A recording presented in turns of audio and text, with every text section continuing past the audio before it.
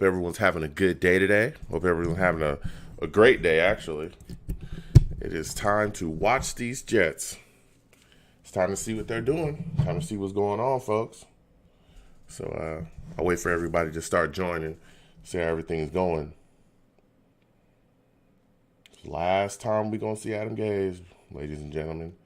The last time. It's over. Said and done. Finito. Finished. Ooh. Time to move forward. The Jets are doing their thing. Mac, what's going on, my man? How's everything going with you? I hope everything's going well for you today, Mac. Happy New Year's to you and your family as well. Hope everything's going all right with you, Mac. Hope everything's going all right. SG, salute to you. What's going on, my friend? What's going on? Good to see you in here. How's everything going with you? Happy holidays to you and your family as well. Yeah, it's time to finish. Hopefully we finish strong. That's what I want to see today. I want to see the Jets go out there and really finish strong. You know, finish the season, you know, showing dominance. I'm hoping that Sam Darnold can go out here today and really put some things together. I know a lot of people are down on him. A lot of people are ready to move on from him, so on and so forth. But, you know, I want to see more. I want to see more. You know, I want to see some things get going. Portwait, what's going on with you, my man? How's everything going? Hope everything's going well. Salute again to you. You know, you and your family. Happy holidays as well. Hope everything's going well for everybody, man. Today's the day, folks. Today is the day. Let me tell you. Oh, I'm hoping, man. I'm hoping. I want to see Sam just finish today strong. That's what I want. That is what I want. For sure. Yep.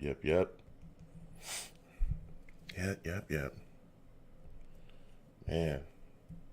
What does everybody think about our running game today? Anybody think we'll really be able to get it done? Really be able to run the ball hard? Man, I'm hoping we can.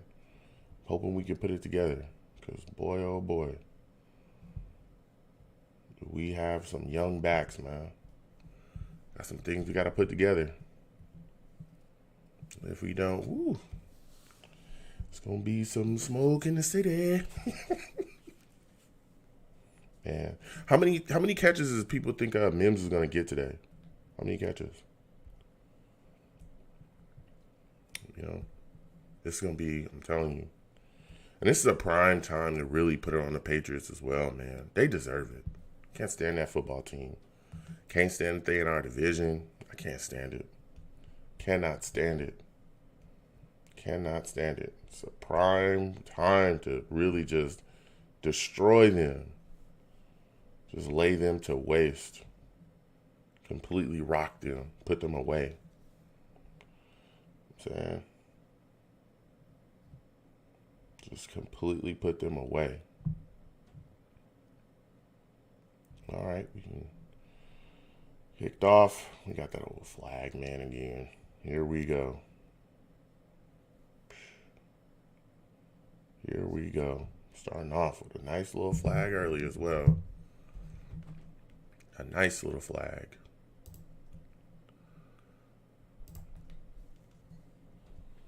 Somebody in the wind down. Uh-oh. Man. SG says Mims will get his first TD today. We'll see, man. We'll see. We'll see if he gets a TD. See what he gets today. It's gonna be it's gonna be something else. It's gonna be something else today. Boy, oh boy. It's gonna be something else. Here. And again, we're going to do a little live radio show after this. Oh, of course they run a screen and get a first down early off a screen, man. This is crazy. This is completely crazy. SG says, I need Ty Johnson to go over 100 yards on the ground. I'm hoping he does, man. I don't, I mean, nothing's really going to get in his way today. So, we all know, Gore's not going to play, but I also want him to get the opportunities in the passing game as well.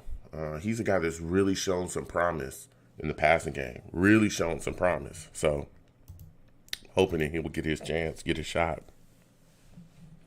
So, we'll see what happens. But I'm telling you, he's got some scoot to him, man. Seriously.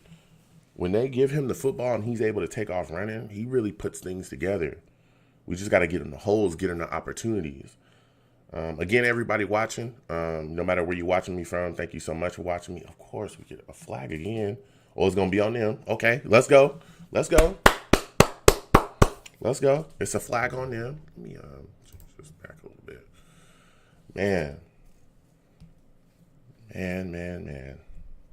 We will be having a live radio show after this game is over as well, just to talk about what Jets did today against the Patriots. Vegas 702, yo, salute to you, Vegas. Good to see you in here. Vegas says 60 minutes till the Gaze era ends. Facts. It's almost said and done over here with him. Almost out of here. Man, what a bad coaching hire. What a bad decision. Whew.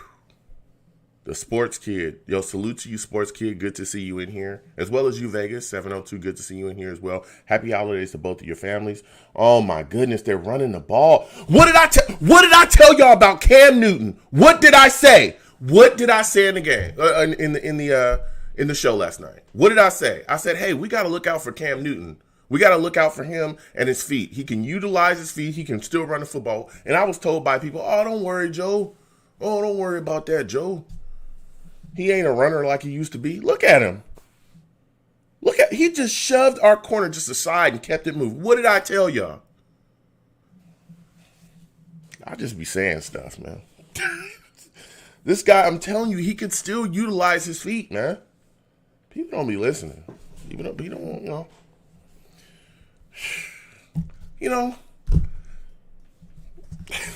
I be trying to tell people Cam can still move, bro. Like, he's not 40. Like, he's not 45 years old. Like, he can still move. This is insane. Man, they are dicing us up on the ground right now, just running the ball heavy. Sony Michel. I'm going to come right back to the chat in a second. Good goodness. This was supposed to be just a swell day early. Oh, you fell down. Let me get back to the Savages, man. Oh, my goodness, man. What is going on? Sports Kid says this is Sam's last game in a Jets uniform. You think so, Sports Kid? You think so? I know a lot of people are feeling the, they love, Trevor or Fields or, Zach Wilson as well. Which quarterback do you like, Sports Kid? Who do you like the most there? Who do you want to replace Sam with? Cam Newton dropping back and throwing. That was so easy, bruh. That was such an easy touchdown. Just an easy pitch and catch to White. And we talked about him last night. I talked about him. I said, I'm very worried about these backs coming out the backfield catching the football. So far, all of my fears, right, that I had are starting to come true. I said, I'm worried about Cam and his feet. People said, don't worry about it, Joe. Oh, Joe, don't worry about that. Oh, Joe, you just being scared of a bunch of nothing. Oh, Joe, don't worry about those backs. we got that under control. We'll just destroy them too. I'm telling you, man. I'm telling you. If you're watching me, you're not watching the game.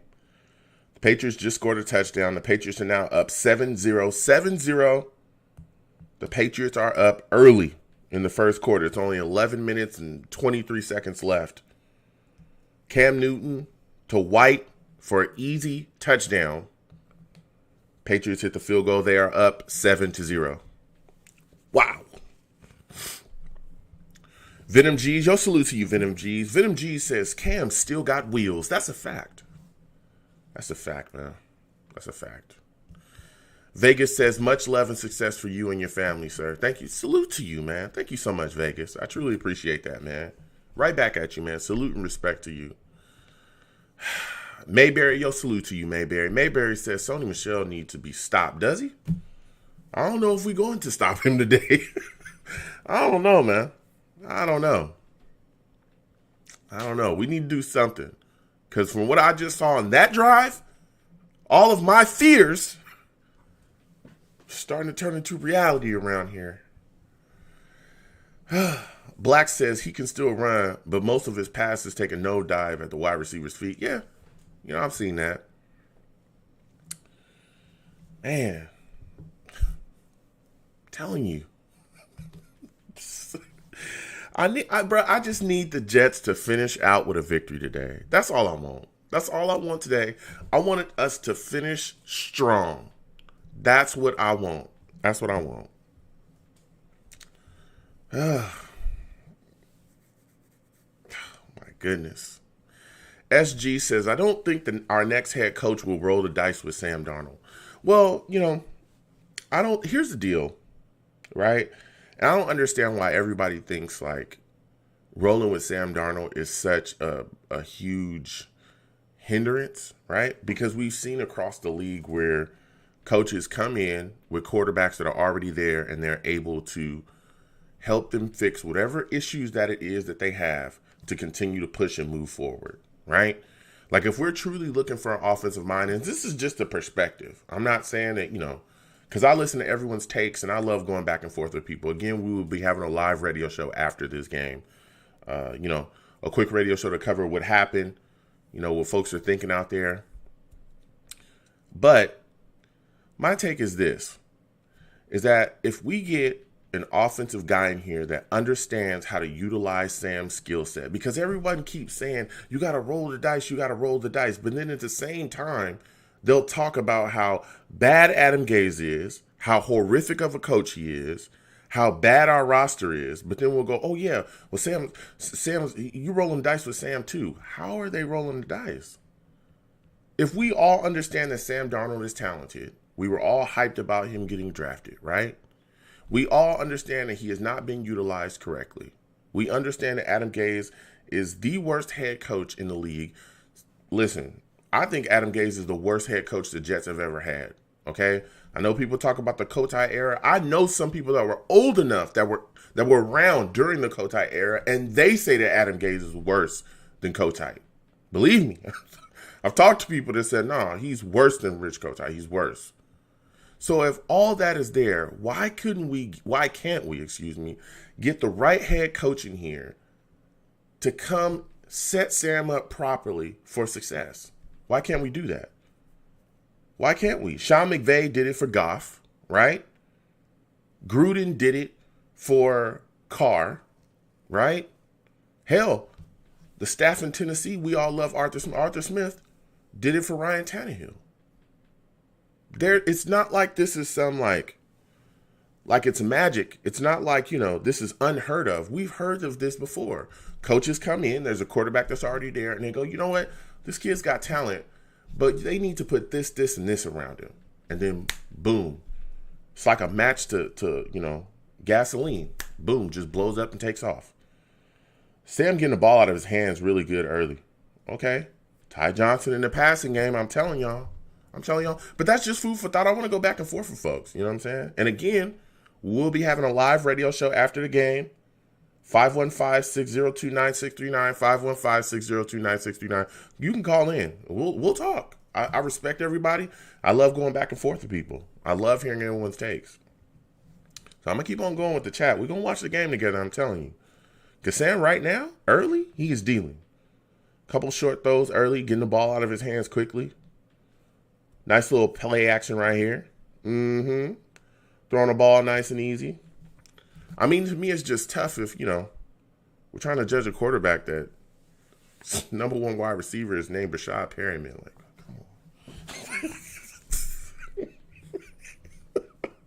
Come on. Rafael Gonzalez says, "What's up, Long Beach Joe? Hey, man, no matter what happens today, we made it. The Gaze era is over. Salute to you, Rafael. You know, good to see you." Rafael also says, "Let's rejoice. In Joe we trust." Yes, yes, yes. Salute to you, Rafael. Good to see you in here. Happy holidays to you and your family. And Happy New Year's to everybody. Happy New Year's to you as well. Ty Johnson is running. That was a damn good run right there. Mayberry says, "I want the Jets to perform good, whether they win or lose or tie." Yeah, yeah. Mayberry says, "Adam Gase is the worst head coach ever." That's a fact, man. I've never seen a guy so inept. I've never seen an offensive coordinator that was branded an offensive genius inept. As inept as he is. It's insane. Do y'all remember when we were literally like, hey, why don't you utilize the future Hall of Famer Le'Veon Bell? Do y'all remember that? Do y'all remember that? Seriously. We got a Patriot down. Do y'all remember that? Let me know if y'all remember that in the chat. Because I remember us literally sitting there being like, hey, why don't you utilize Le'Veon Bell? Like, he could really help this team offensively. And Adam Gase was like, nah, I'm good.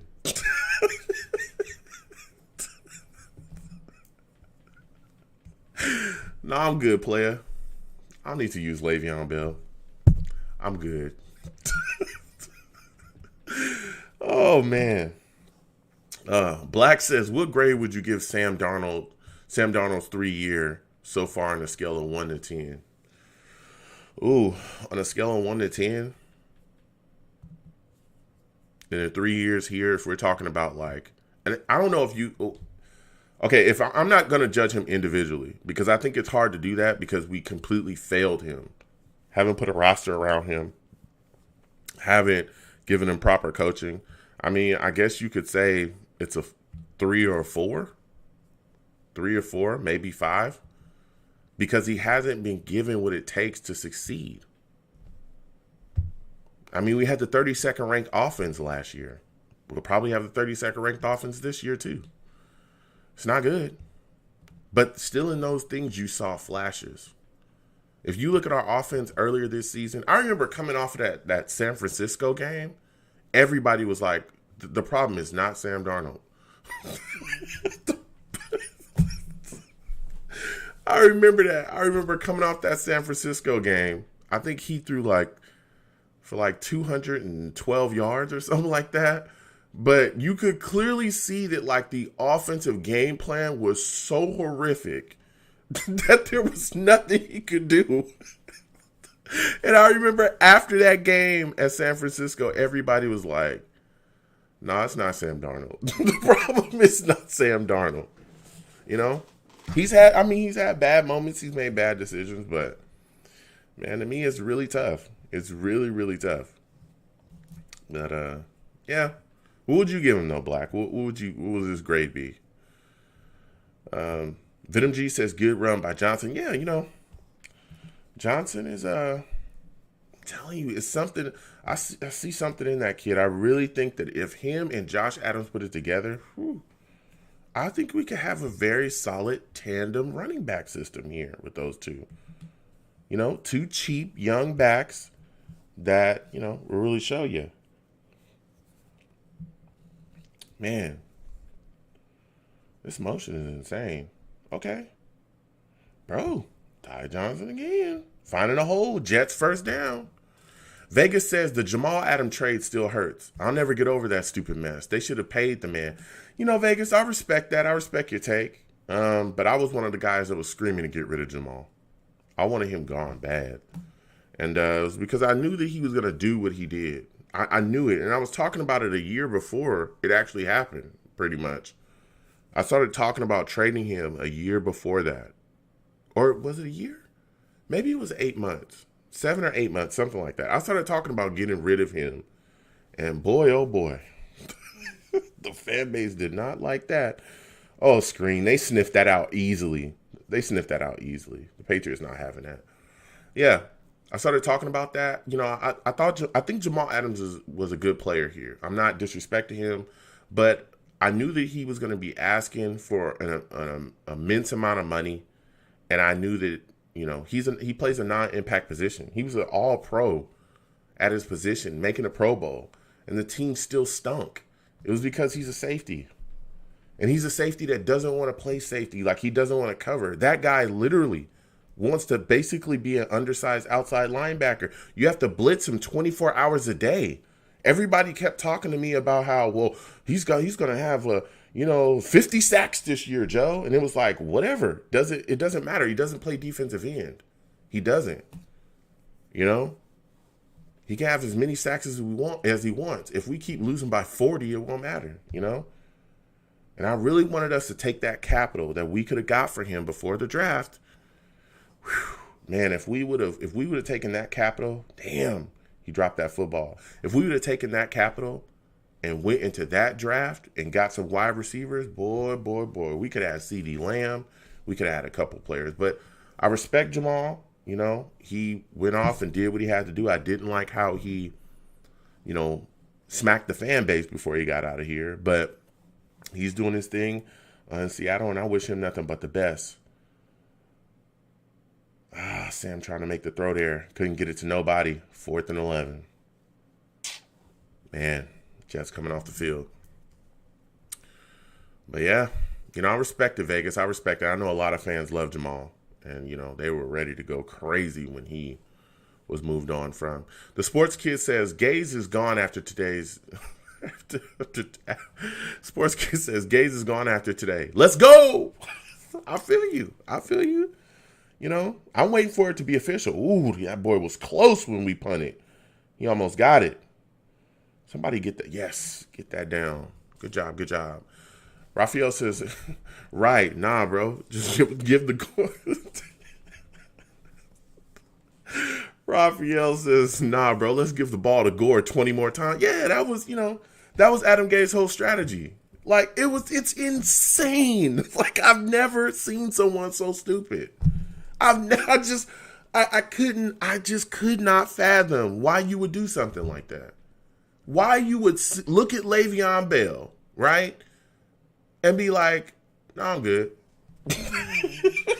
On a team that is damn near void of talent at pretty much all positions. You have no playmakers. You are struggling offensively. And you got a Hall of Famer, You looking at him like, you still around? You still here? Hey, get up out of here, man. I ain't calling no plays for you. Go sit down. What? This is insane. He used to literally write him out of game plans. It's insane. It's insane. He'd rather give the ball to Frank Gore 40 times before he get a ball to Le'Veon Bell. Unbelievable. It's unbelievable. I couldn't believe it. I never seen a guy so inept. But he's an offensive genius. Offensive genius. I don't know. Vegas says Sam is a bust. Okay. I respect your take, man. I respect it. I don't agree, Vegas, but I will respect it. I'll respect it. Mayberry says I give Sam Darnold a 6.5 out of 10. Okay. I respect that. Vegas says, I'd rather we kept Jamal Adams and traded Sam. Okay, well, here's the deal about that too, though, Vegas. Jamal Adams wanted $20 million per season. Were you truly prepared to pay I'm not going to say that. Were you truly prepared to pay a box safety $20 million a season? I'm just asking. Were you prepared to pay a box safety $20 million a season? Because that's literally what he wanted. I'll wait for your answer. Black says, SG says, I'm really glad I found your show. Salute to you, man. Thank you so much. Thank you so much, man. I'm glad you're here. I enjoy talking to people. This team is tough. It's tough being a fan of this team sometimes. We're back on defense. And the Patriots are, we got a couple yards there. But, we're going to stick together. We're going to stick together and we're going to make it through. I'll be doing shows all throughout the rest of the year as well. We're going to continue to, I'm probably going to watch playoff games with y'all too. We'll figure that out because I got, my schedule is kind of crazy, but I'm going to try to do that with y'all as well. And I got other content coming too. Again, this is the Long Beach Joe show. You know what I'm saying? So this channel is all going to be about entertainment. It's about the Jets. That's going to be a segment of my show, but I'm going to start adding other stuff too. As most of y'all know as well, some of the people that have really been around for quite a bit of time also play games here too. So we're going to get back to doing that as well. But again, I'm just trying to sort that out because of my schedule and all that other stuff. So, the radio shows, the live reactions with y'all, having fun watching the games, that, takes time. So I just got to figure it out, but we definitely going to get into it. So, got a lot of stuff coming up and I'm telling y'all going to have some fun. Y'all going to have some fun. We're going to have some fun. We're going to have some fun together for sure. Man. Insane. Vegas says Teddy Bridgewater would have won more games. Okay. I don't know if Teddy Bridgewater would, have won more games with this roster and this coaching staff, but, if you believe that, I respect it. Venom G says you can't grade Sam with a cast around him. Yeah. That's why, I just think it's really, really tough. I think it's really tough. And I think, again, coaching plays a huge part into this. A huge part. What I don't understand is, people act like, especially a lot of Jets fans now, for some reason, they'll act like coaching doesn't matter. And what blows my mind about that is we've all seen that coaching matters. It makes an extreme difference, right? If you look at it in our division, let's push Josh Allen out of it. Let's push what's going out there in Miami, how well they're being coached. Let's push that out the park as well. Let's talk about the Patriots. How do you think the Patriots have gained and established their dynasty? How do you think they did that? It was literally off of coaching. Do you think that any other coach would have won as much as Belichick won up there? No. That's why he's one of the greatest coaches ever. Because guess what? He could take players, put them in a scheme, right? And utilize their skill set to the best of their ability. And they look completely different there than they did anywhere else. That's a fact. And we saw it time and time and time again. Time and time and time again. We saw that over and over again. Come on, Jets. Jeez Louise. Mark White says, hi, Joe and Savages. Happy New Year to all. Salute to you, Mark. Welcome in, my friend. Happy New Year to you and your family. You know what I'm saying? I hope everything's going well with you. And happy holidays to you as well. Man. But, you got to take that into account, man. You got to. When you talk about what's going on here, you got to take stuff like that into account. You got to. I just don't understand how people don't. I really, really don't. I don't. SG Black says, bro, Jamal Adams is a player, but he's also a character. He is, He definitely, he's definitely, he has his own ways. He does his own thing. Vegas says, I have to respect your take. I'd bet you he'll be a Hall of Famer when it's all over. I mean, you can say that, but here's the deal. Jamal's got to, there's things you got to do to get there. We'll see what happens. But at the end of the day, he may be a Hall of Famer there, but listen, we need it more than Jamal. We just do. Like, we need it more than Jamal Adams to win here. Sorry, but we do. Like, there's nothing, it just is what it is there. It just is what it is. We need more than Jamal. And we needed more than Jamal. We had major issues here. Major issues. Major issues.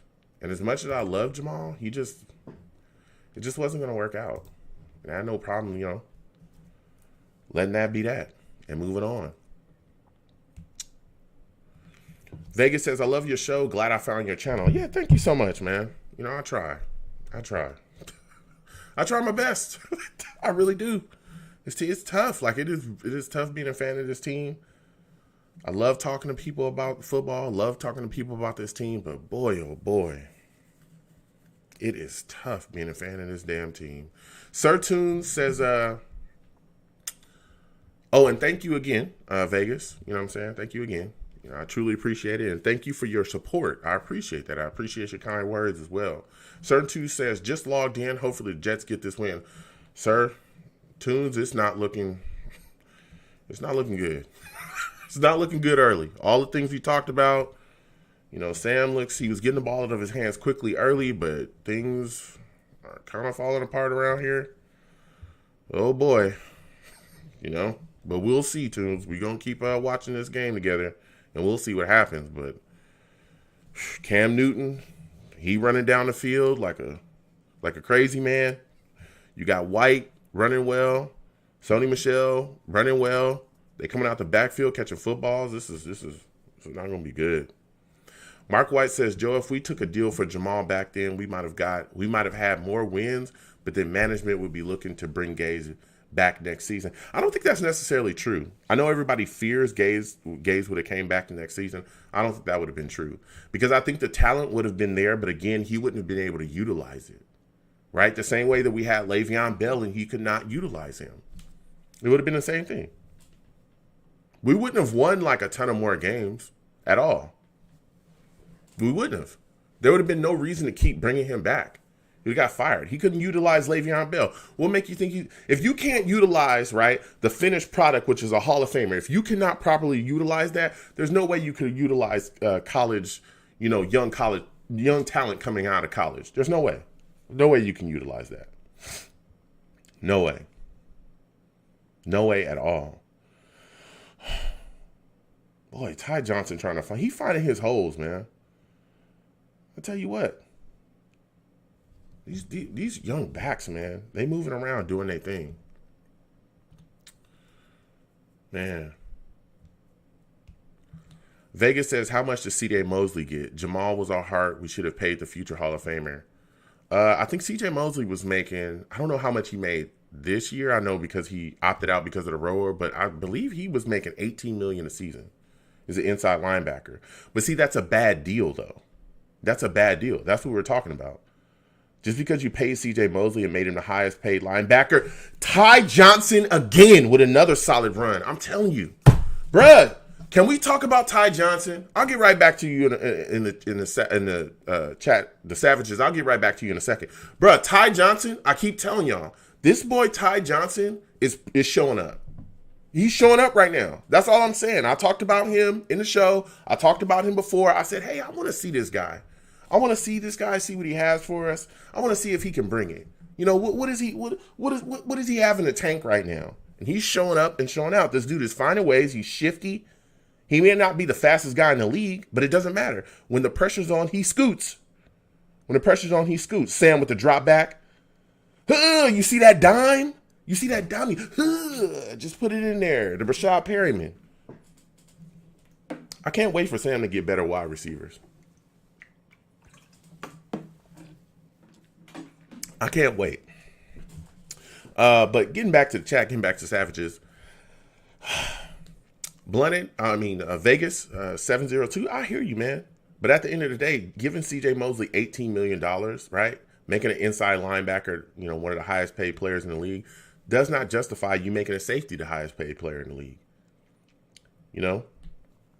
That's not good. When you're paying positions of non-impact top money, right? When the highest paid players on your roster, if we would have gave Jamal Adams that money, $20 million, the highest paid players on our roster would have been Le'Veon Bell, that's a running back.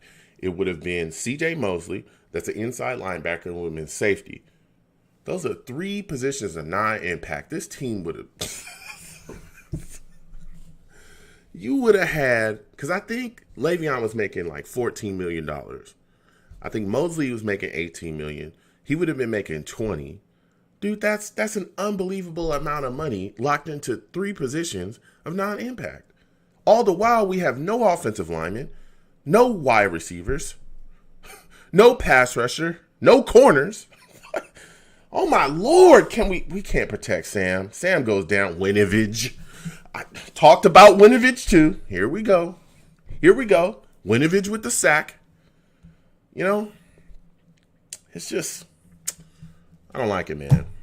I don't like that sack, but I also don't like paying, players that much money. And I respect Jamal, and I like Jamal. I do. I think he was a good player. Jamal just was not, it wasn't going to work out here. It wasn't. And it wasn't about the money with Jamal, too. People keep forgetting that. It was not about the money with Jamal. He did not want to be here. He didn't. And I mean, people can try to blame the organization for that, dude. He did not want to be here. He didn't want to lose anymore. He didn't want to go through the process of rebuilding. He did not want to do that. That's why he told those players in Dallas to tell Jerry Jones to call the team and trade for me. And then when he found out that Jerry Jones did in fact do it, he then went off and got mad at the Jets for picking up the phone. You told him to do that. It was all set up by Jamal. All of it. He did not want to be here. And I think a lot of fans lose sight on that too. As especially the people that love Jamal, they continue to forget that he didn't want to be here. End of discussion. He didn't want to be here. But salute to you, Vegas. I understand. I respect your take. Max says, hey, I'm a sap, but bring back Sam. Trade down. Stock up. Would like to see him play with an actual coach and roster. They did him dirty. I respect that, Mac. I respect that. I've been talking about that, The Sports Kid says, would you say Belichick is the greatest coach of all time? In my opinion, yes. In my opinion, yes, he is the greatest coach of all time. And a big reason for that is, and I'm not disrespecting any coach, Landry, any of those guys. I'm not disrespecting anybody. But let me tell you something. I've never seen a coach do what he's done in a period of free agency. Do y'all understand like how hard that is to keep players? To not only to keep players, but to get different players and make them play like that? That's extremely hard. I've never seen a team so well coached in my life. I've never seen it. And I hate the Patriots. I can't stand them. All right? I cannot stand them. I don't like anything that they do. Oh, we got a little screen going on here. Well, Braxton Berrios trying to get outside. I can't stand the Patriots. Can't stand them. Don't give a damn about them. But let me tell you something. When they stepped on the field, you knew that they were going to be better coached than the team, whoever they were against. They were going to thoroughly outcoach you. That's how it was. Even if they weren't talented. We back to punting again. Back to punting, couldn't get anything going. Good Lord. That team, I mean, the teams he put together, some of them weren't even like the most talented in the league. They weren't. But they were so well coached. They were so spot on. He knew exactly where players are supposed to be, what they were supposed to be doing. They knew their assignment so well. They did such great film work that they knew exactly where your plays are going. I'm telling you, like, it's crazy. I remember Danny Woodhead. Remember when we, got rid of Woodhead and he went over there and they used him and he was effective over there? And we were like, oh, what? What? It's insane. Like he's done so much. He's revolutionized football as well. They used to run formations that nobody else in the league was running. Because don't get me started on Belichick. The way that he's utilized rules. He did that. I think it was it early? I think it was earlier this year. No, it was last year. When they go through rule books, like they go through rule books and find loopholes. He was doing that last year where he was doing these false starts and running the clock out, where he did that to us. Y'all remember that? Let me know if y'all remember that, where they ran the clock out against Adam Gase and he was laughing on the sidelines because Adam Gase was so stupid and didn't realize what he was doing. Attention to detail is unbelievable. The attention to detail with the Patriots is unbelievable. They don't like anything, any little thing, any little string that they can pull to just take everything apart. They do it. Belichick, I'm telling you, he's the greatest, dude. He's the greatest. And I don't like him, and I don't like the Patriots, and I don't like anything they do up there in Foxborough. I respect them, but I don't like them. But man, looking at what he's done, it's hard not to say that he isn't the greatest. It's hard not to. It's hard not to, man. It's hard not to. You want to talk, and you know what? I respect Tom Brady, and they, Tom won a lot over there, but they had guys like Matt Castle over there throwing 300 yards a game. There was a point in time, dude, when it just looked like it didn't matter. It didn't matter who was over there. They were going to spank you. If they showed up, they were going to destroy you. In the discussion, yes, I consider Bill Belichick the best coach, the best head coach of all time of the NFL. Absolutely. Don't get me going about the Patriots. I hate them, but I respect what they've done in this league because it is hard to do those things. I don't respect the cheating. That's what I don't respect, though. I don't respect the cheating.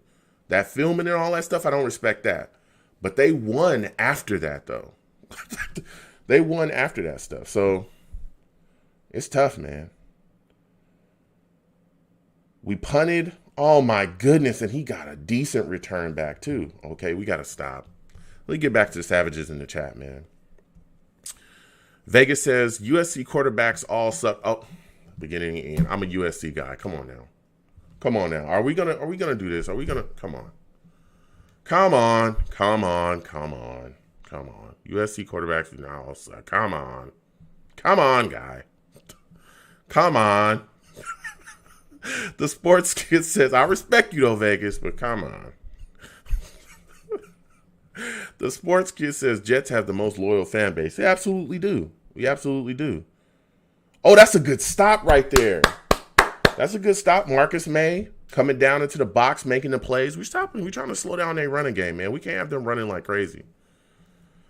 SG Black says, I'm surprised Justin Herbert had a big rookie year. I wasn't high on him coming out of Oregon. Shout out to him and his QB coach, Pep Hamilton. Yeah, let me tell you, that kid Herbert, he is something else. He is slinging the rock out there with the Chargers. They're really, doing their thing. But again, if you look at what the Chargers have, they have solid coaching, and they've got weapons around that kid too. Keenan Allen is out there, Mike Williams. They got a solid offensive line. The problem with the Chargers, they just, there's no disrespect to them, but they play so stupid. They always find a way to lose, I feel like. I feel like the Chargers, they just invent ways to lose. They can't finish. But again, that's a sign of a team that's trying to get it together. But man, they lose in such stupid ways. It's insane. The losses I've seen them encounter this year has just been like, why would y'all, like in the clutch, they just make the wrong decision and then it costs them. But Herbert, oh man, that kid's amazing. He's gutsy. He's got moxie. He just does what it takes. Good arm. I've seen him take shots. He gets right back up. Like he really puts it together. 2nd and 6 with the Patriots right now. We on defense. Can we get a stop? They just shifted. Can we get a turnover right here? That's what I want to see. Can we get a turnover right here on 2nd and 6? Can we do that? Can we do that? Okay, we got a little stop. He got 2 yards. That was nothing. All right. Vegas says Justin Fields over Sam. Okay, I respect that. Vegas says you speak with knowledge. Thank you so much. I go facts over feelings. That's my thing. I love Sam Darnold. I do. But, I go facts over feelings, but also, bring in the total picture. I don't take things out of context. We try to get a rush. Cam Newton got outside of it. Ball gets knocked down. Okay. 4th and 5, ladies and gentlemen. 4th and 5. 4th and 5, we get a stop. Sean, salute to you. Good to see you in here, my friend. Sean says, Joe, what's going on, my man? How's everything going with you? Happy holidays to you and your family. Happy New Year to you as well. Good to see you in here. Joshua, good to see you in here as well. Happy holidays to you and your family. Joshua says, per Adam Schefter, the Jets are supposed to make a big trade this offseason that might involve Sam. We'll see. We'll see what happens. There's some trades that could definitely benefit this football team. I don't know if they'll involve Sam or not, but we'll see what happens. Because there's a lot of things on the table. The Jets got a lot of options. Sir Toon says Maccagnan made those signings to save his job and get the Jets fans' hopes up. You know what? Sir Toons is speaking facts right now. Sir Toons is speaking facts. I didn't want to go all the way into it like that, Sir Toons. Because we watching the game, but y'all, you know what I'm saying? Y'all gonna get me going, bro.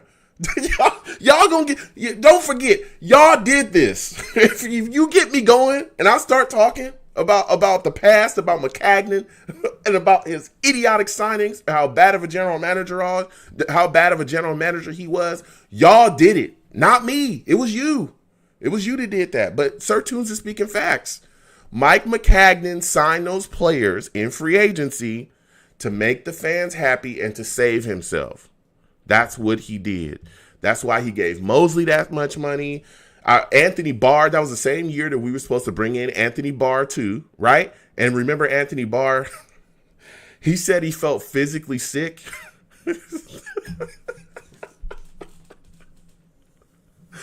He said he felt physically sick coming to play for the Jets.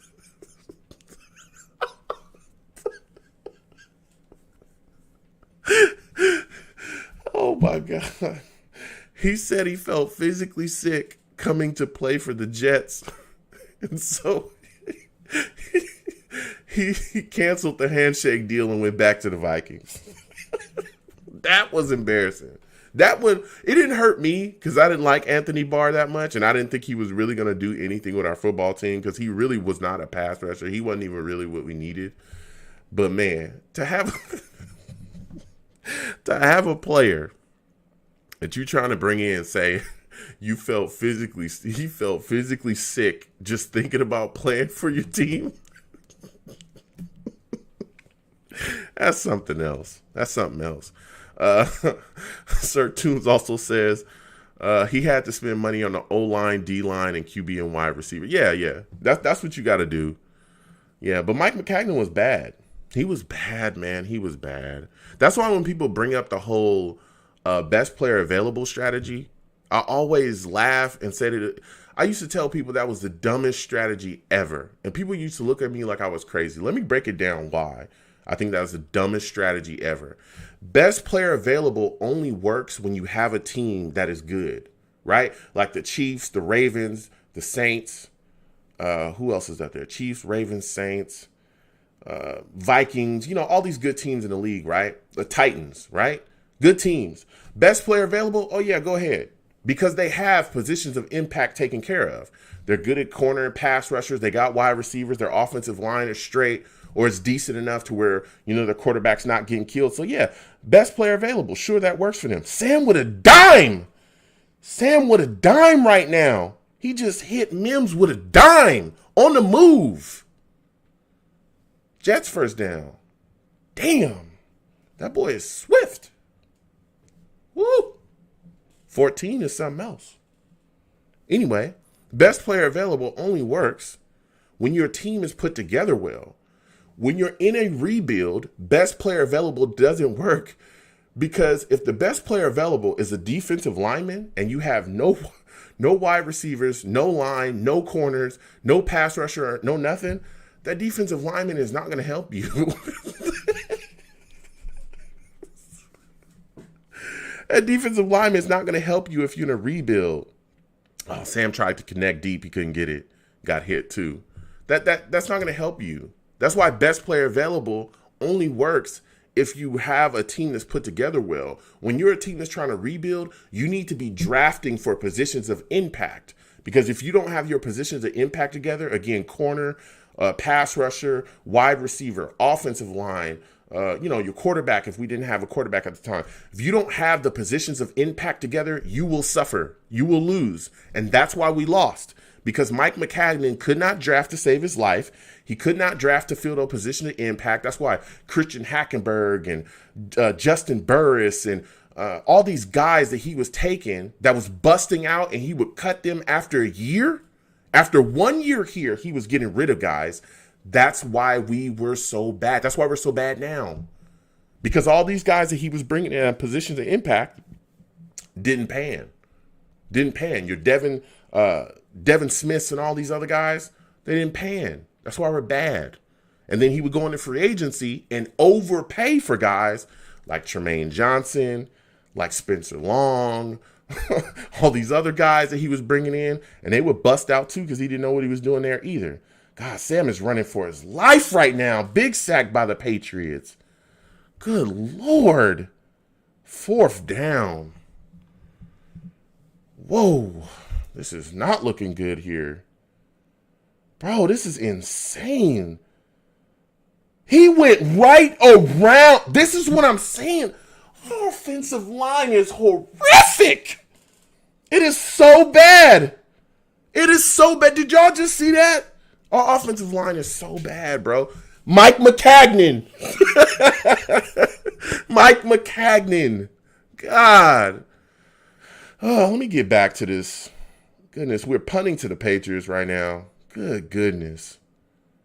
Ooh, that was a shot. That was a shot right there. I like that hit. Oh, Raphael says, bro, do you see how uninspired these guys are today? It doesn't look like the Jets showed up. We don't look good at all. We don't look good at all. The offense looks like poop. Simply Awesome said, Sam's last game as a Jet. Salute to you, Simply Awesome. Good to see you in here. Happy holidays to you and your family. Man, we'll see, man. We'll see. Goodness gracious, man. The only thing that you could, as a Jets fan, you just got to look towards the future. To be honest, let's pipe it up. Let's ramp it up. Let's look towards the future. Let's get happy. Let's get hyped about that. We got some picks. We got some cap coming. Some solid cap space coming. We're gonna be all right. We're gonna be all right. Come on, turn that frown upside down. Come on. The sports kid says, "Yeah, I remember that. It was a tough time, sports kid." Omar says, "What's up? I'm at work. We'll miss the game, but how does Sam look right now?" Sam does not look good right now. He's being harassed in the passing game. Can't get away from the pass rush. There were some throws that he's missed, but he's been hit. Early, he looked all right. He was getting the ball out of his hands well. Ty Johnson was running well, but things are not going well now. So we'll see as the game continues on, but, it's just not much there. And that offense, I think that was Elfin that got beat like that. Our offensive line is terrible, Omar. Jeez Louise. So bad.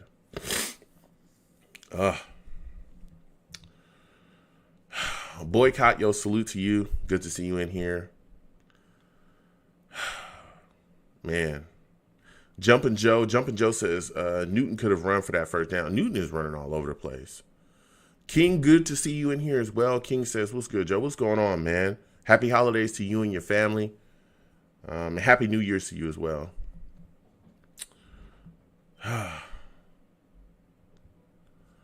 Yeah, Josh, we got you, man. We see you. We see you. Oh, man. Boycott says the only reason Herbert is this successful is because they have a good team. Oh, well, they got a solid team out there. And salute to you as well, Boycott. Happy holidays to you and your family, and Happy New Year's to you too. Yeah. They've got, but that's what you have to do. Like, what I don't understand about Jets fans primarily, I feel like anytime you talk about a QB, well, it'll be like, yeah, he's only good because he has a good team. You're supposed to surround your QB with talent.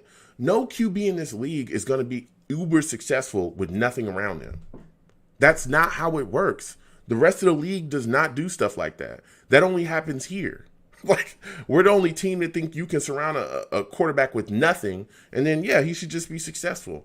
That's not what it should happen. That's why our historically, our offenses, as a franchise, our offense has always been archaic. That's why we have franchise records offensively set by Ryan Fitzpatrick. It's because our offenses stink. Because we don't do what it takes to properly build the roster, to better the football team, to get it to where we need to. You have to put talent around young QBs, especially in this league. This is an offensively driven league. If you're not doing that, what's the point of drafting them? What's the point? Makes no sense. People don't remember that. Everyone brings up guys like Deshaun Watson and Andrew Luck. Listen, there were times when I remember when Deshaun Watson didn't have protection around him and people were talking about, ooh, he hit Cam Newton something crazy right there. Big sack. Big sack right there. We got a sack on Cam. I remember when people were talking about Deshaun Watson, he was getting hurt quite a bit, all the time. And people were wondering if he was ever really going to be good because he was getting hurt so much. It was because he was getting hit a lot because there was not enough protection there. So guess what they did? They bettered the team around him. They went and got him protection. You have to do that. Andrew Luck at one point in his career, oh, Cam Newton tried to get it downfield. I think he got it. He might have got the first down too. Andrew Luck at one turn. I know people don't like to talk about this for some reason, but there was a point in time where people were talking about how Andrew Luck was a bust. Go back and look it up. People were talking about, oh, we think he's a bust. He's never healthy. He's never going to achieve, what he was supposed to achieve. He's never going to achieve the high ranking that we all thought he would be. This guy's a bust. And it was because he was getting hurt all the time because he was getting hit. He was getting picked up and slammed. This is when you could really just go crazy on quarterbacks. This is, Andrew Luck was getting crushed. Like, I saw him take some hits before where it was like, whoa. Guess what they did? They went and got Quentin Nelson. They went and bettered the offensive line, got him protection. Honestly, but by then it was just too late because his body, he had taken way too many shots. But we saw him start to turn around and improve and get to, where everybody thought he would be because they bettered the team around him. If you don't have a good team, if you're not going to better the team around your young quarterback, you're going to lose. And he's not going to look good. That's how it works. Like, that's kind of how it works, You got to do that. I'll keep coming to the Savages, man. We going to talk. We going to talk about this Jets game while it's on, too. And again, for everybody watching me, if this is your first time watching me, I always forget to do this. Please like the stream. Give me a thumbs up, please. Also, if you click exclamation point links in the chat, it will bring up my link tree. That's a link to all of my YouTube pages. Also has a link to my social media as well. Please go down there and, subscribe to my YouTube pages, turn on your notifications. Please follow me across my social media pages too. If you can, go to my iTunes. The show we do here goes up as a podcast as well. So, you can listen to it on iTunes. It's the Long Beach Joe Show. Please go there, give me a 5-star rating, and, write me a little something. Hey, I like the show. I really like Joe. Or, I like the football knowledge. Or, I like Joe, but I don't like Sam Darnold. Or, hey, I love Sam Darnold. And I think Joe's cool too. You know what I'm saying? Give me a little rating if you can. But that's a link tree to has a link to all of my content. Please, go ahead and do your thing there. I'm going to get back to the Savages in this chat, man. Mikhail Edwards says, and salute to you, Mikhail. Good to see you in here. Thank you for joining us. Happy holidays to you and your family. Happy New Year's to you. Says, is the Jets trade for Wentz? I'm done. Look, I don't think the Jets will trade for Carson Wentz. I don't think we will. I can see some other teams in the league doing that, but I don't think we'll trade for Carson Wentz. If we're going to move Sam Darnold, if it's going to be some huge trade and all this other stuff, then I think that, and I know people are throwing Sam's name in the mix just in the chat as well. If anything, if we're gonna take a quarterback, it's going to be in the draft. I don't think we're going to trade for one. Not at all. Vegas says either draft Justin Fields or Penei tackle. Can't lose either way. After last night, how do you feel about last night's game? Justin. How do I feel about Justin Fields after his game at the Sugar Bowl? I like Justin Fields. I think he looks good. I thought he looked good. Showed moxie, showed grit. Went out there with what people say is broken ribs. And, we all saw him take that shot. Went out there and really put it on the line, man. To me, the kid looked phenomenal. I know a lot of people that were calling him trash just a week ago stopped calling him trash. I do know that. Those takes be flying. Them takes be flying, okay? Jets Twitter, them takes be flying. Let me tell you. Okay, that's a good stop right there. That's a good stop by Lamar Jackson, tackle. Yeah, they got the first. Jets got to pick it up, man. We got to pick it up. But yeah, them takes be flying. But everybody's pretty much turned around on Justin Fields. I'll tell you what, if he plays well again, I'm telling you. But that pick right now, that number 2, just what he's done right now, that pick has real value now. People are not talking about it being, a completely, unvaluable pick, and it don't matter. We got a flag. Please let it be on them. Goodness gracious. It's got to be holding. Venom G says this O-line sucks. That's a fact. That's a fact, man. Good Lord, man. People really think that the Jets can get by with just duct tape and chicken wire as an offensive line. And every year it burns us. And then when you talk about getting offensive linemen, right, in the offseason, if you talk about drafting an offensive lineman, people call you an idiot. Every time, man. Every time. Venom G, salute to you. Good to see you in here as well, man. Happy holidays to you and your family, bro. It's insane. Man.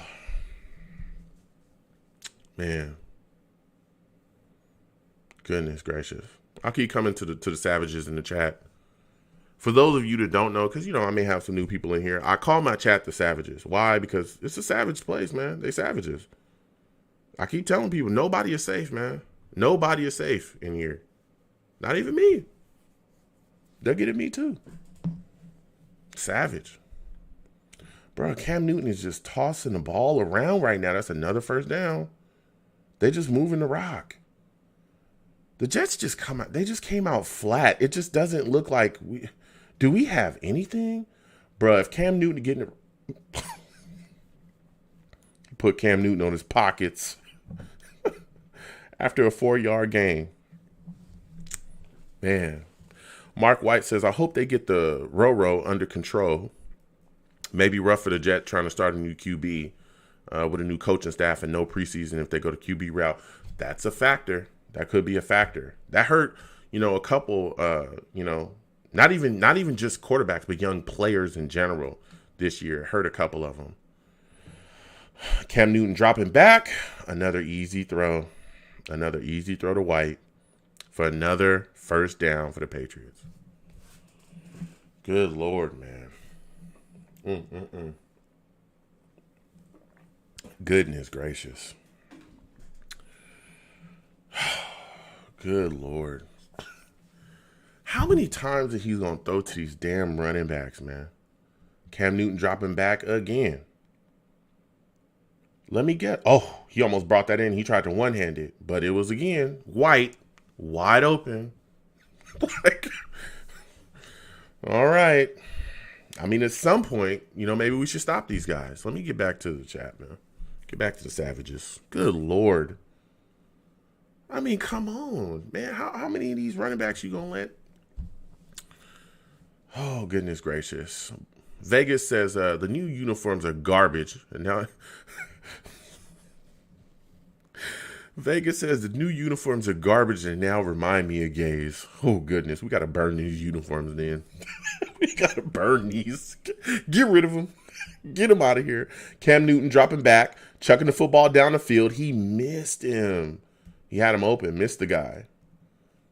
He knocked it out too. Okay, Lamar knocked it out.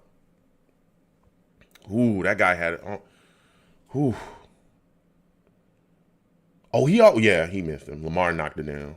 Ooh, if he would have put that ball down, if that ball wasn't that high, that would have been an easy catch right there for that kid. Man, I'm telling you. You know what's really frustrating about this as well? There's no pressure on Cam Newton at all. Like, really. He's just sitting back there kind of coasting. Just doing his thing. We got to get in his face and harass him. All right, right when I say that, easy sack. That's good stuff right there. Let's go. 4th down, we get a stop. Right when I said that. They heard me. You know what I'm saying? Talk to me, I'll talk back. Yeah, Vegas, we got to get rid of these uniforms, huh? Max says, always got sucked in by best player available. You are totally right. Yeah, Best player available. I used to tell people how idiotic of a strategy that was, and people used to laugh at me. I used to say that's the dumbest damn strategy you could ever have.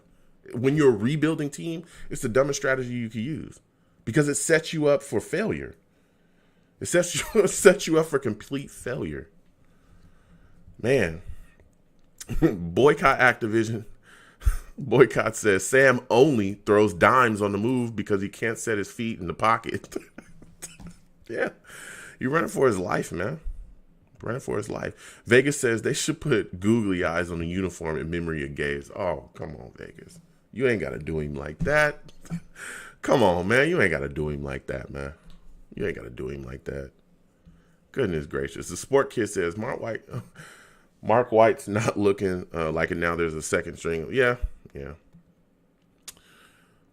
I hope I'm pronouncing your name correctly. Ara, salute to you. Good to see you in here. Happy holidays to you and your family. Happy New Year's to you.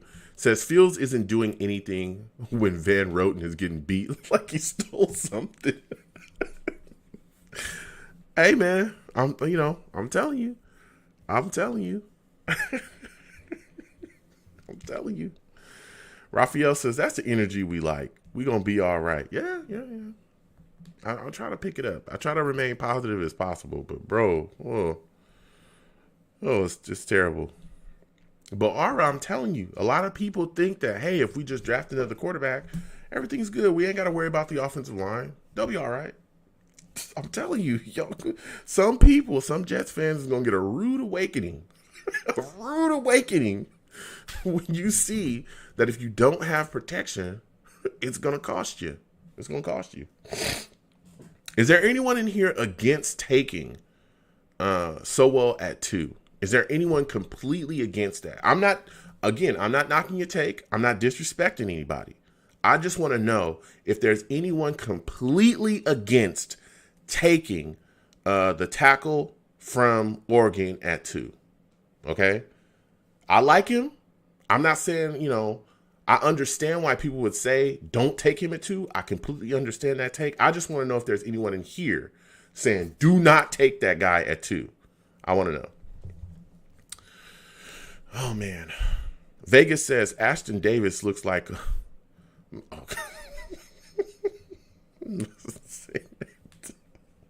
Ashton Davis looks good. Ashton Davis is, dealing with what he's dealing with. But Ashton Davis, when he was playing out there, he looked good. You know what I'm saying? He looked good. The Sports Kid says, who do you want to be the new coach for us? I'm big on Eric Bieniemy. I like Arthur Smith. I like Brian DeBoe. Although I don't think Brian would come here simply because he's dealing with the Bills. At least I don't think he would be a lock to come here. Okay, we got a solid little run. All right. I like DeBoe. I like Arthur Smith. I like Bieniemy. And I know a lot of people don't like Greg Roman, but I like Greg Roman. He's not my number one. That's for sure. He's not my number one, but I do like him. He's like my 4th. And so I understand that people want Matt Campbell, and I do understand that some people want Bill Cowher, even though I have questions about Bill Cowher, and I'm not talking about his resume. That's not what I'm saying. What I'm saying is he hasn't coached in 14 years or something like that. I think it's it might be more than 14 years, but he hasn't coached in over 10 years. Let's just say that. He hasn't been in the NFL in over 10 years. So the game has changed quite a bit. And I just wonder if he'll be able to, get it together with what's going on right now currently in the NFL. That's all. I'm not disrespecting him. I'm just saying we've seen in the past where you get these older coaches and they come back and it's just things just ain't the same. They just don't have the same thing. Okay, Jets pushing the ball. Okay, we get a good first down on 3rd and 1. So, but I would really like Bieniemy. That's who I want. I don't understand why people don't want him. I don't get it. I mean, he's a part of the mastermind, is one of the best offenses in the league, if not the best offensive in the league in the Chiefs. He's in those meetings. He puts those game plans together along with Andy Reid and the other brain trust. If you look at the offensive minds that come out of the Andy Reid coaching tree, Doug Peterson. There's other guys as well that have come out. Matt Nagy. Like those guys, they've gone on and won. They've won. Doug Peterson just won a Super Bowl. You know what I'm saying? They also show ability to adjust as well. God, he's running for his damn life. He threw that off his back foot and it coasted. He almost had the guy. Oh, go back in the huddle and get it together. Oh man, but so that's who I want. I like Eric Bieniemy, but I know people want college coaches. Some people talk about Matt Campbell. I know there's other coaches that people bring up, but I really would like a guy that's already currently in the NFL because they get it. They've been here. They've guys that have shown to be successful. I also want to stick with Sam Darnold, so I would really like to bring in a guy that has shown an ability to groom, mature, and have a young quarterback produce under them. Especially Arthur Smith, I like him because he was able to fix, Ryan Tannehill, and really shake some of the stuff that Adam Gase had done to Ryan Tannehill out of him. And boy, you look at what Ryan Tannehill is doing out there with the Titans. Whoo, he's putting up numbers, boy. He's putting up numbers. So that's what I want. Man. Mark White says, Joe, do you think the O-line improves with the new coach? Yes. And I think partly because the play calling is going to be better, but I do think I think the offensive line talent will improve too. I don't like Pat Elfin.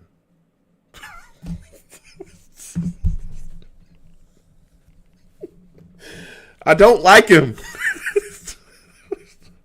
And I don't like Fant. I don't like George Fant either. He's not a good right tackle. I wish people would stop trying to shove these journeyman ass offensive linemen. I don't like Greg Van Roten either. I didn't want him brought in either. Let's go get some real talent. Like, why is it that when we talk about the offensive line with a lot of people in this fan base, they just think, hey, we'll just get this guy that was a backup, for the last 5 years with the Redskins. Just bring him in. He'll be all right. He'll be all right. Go ahead, yeah. Get him, and then get this other guy who, he's been with 4 different teams in the last 2 years. Yeah, bring him in. We can start him at right tackle. You'll be fine. Like, what? Come on, man. Come on. Yo, Sam Darnold dealing right now. Okay. Dealing, that was a really nice throw to Griffin. That was a really nice throw.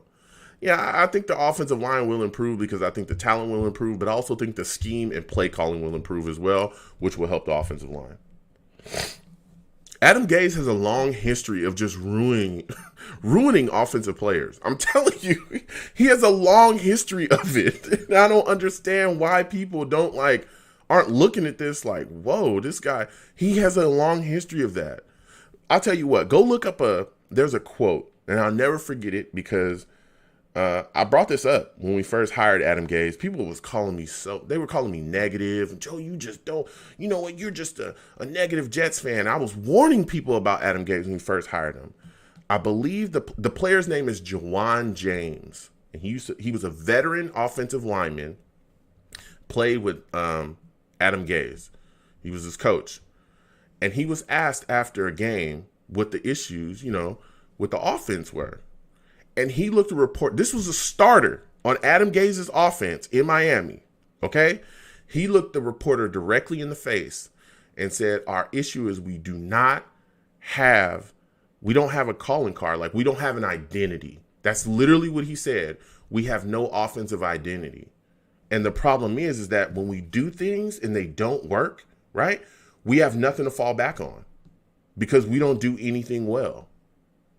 That's literally what he said. This is a veteran offensive lineman, right? Telling a reporter, we don't have an offensive identity. We don't do anything well. So when we're out there and we're trying to throw things at a team and they seem to be able to bounce back, or they figure out what we're doing, we just collapse. Because we don't have anything else. We don't have no identity. Whew. Look that quote up. I'm not lying. Jawan James, that was his name. He said that. I can't remember the year, but he said that to a reporter. If that's not eye-opening to you, I don't know what is. I don't know what's gonna open your mind, open your eyes. I'm telling you. Whoo. I'm telling you. Oh man. Y'all going in on Carson Wentz. I'm not getting into the Carson Wentz. Y'all respect Carson Wentz. I'm not even. Y'all going in on Carson Wentz. Mac Levin says Quentin Nelson beast. Fit him in for a gold jacket from my hometown of high school. Yeah, Quentin Nelson is something else, man. Something else. Something else, dude.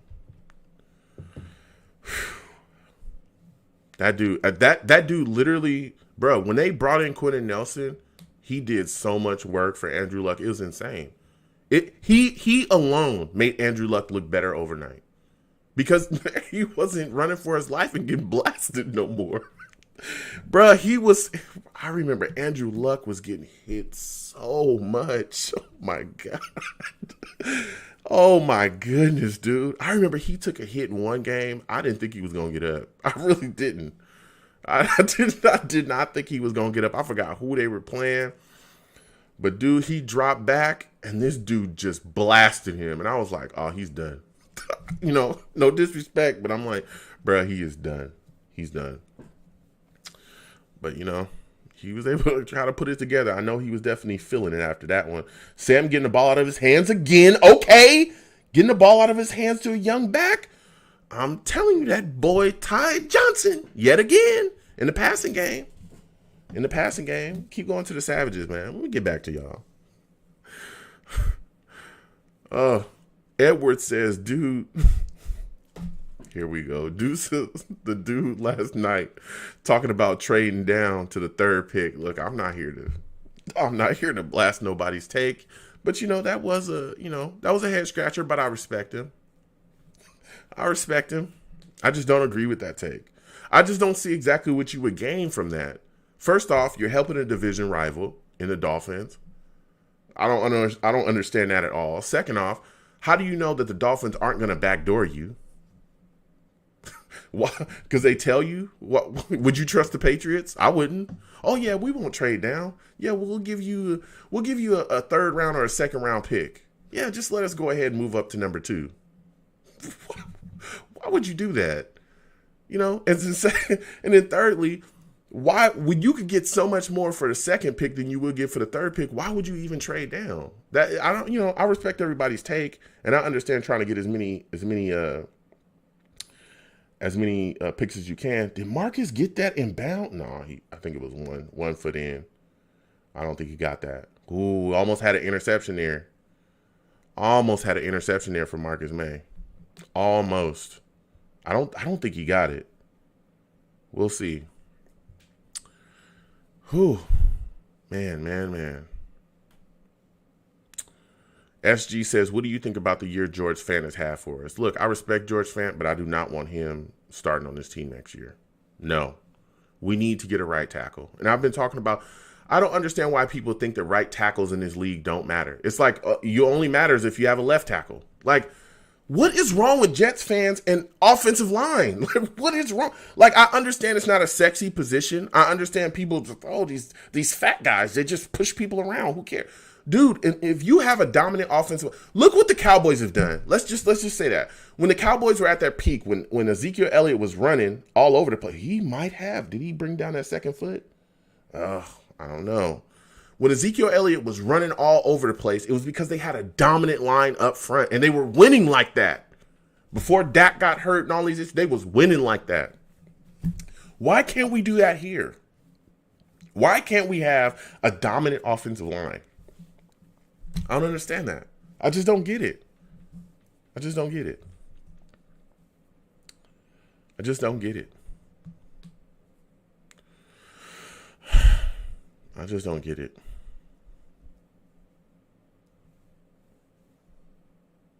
Man. Yeah, call stands. Yeah. Yep. Oh, yeah, he didn't get it. They didn't give it to him. I thought he had got his feet in bounds. It just didn't happen.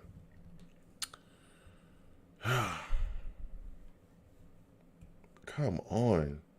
Can we get... I'll get back to the chat in a second. Sam dropping back. Chucking the rock. He missed that. Looks like he missed that one. He's trying to let it go, man. He's trying to let it rip. For real, for real. Jeez Louise. Edward says, hell no, we need all the big uglies we can get. That's a fact. That's a fact. And I don't understand. I don't understand why people don't think that we need to be, addressing the offensive line. I've never understood this. I've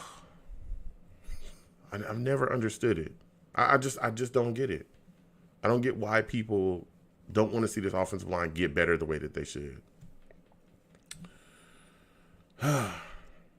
Blennon says, I want to see Sewell in a New York Jets uniform.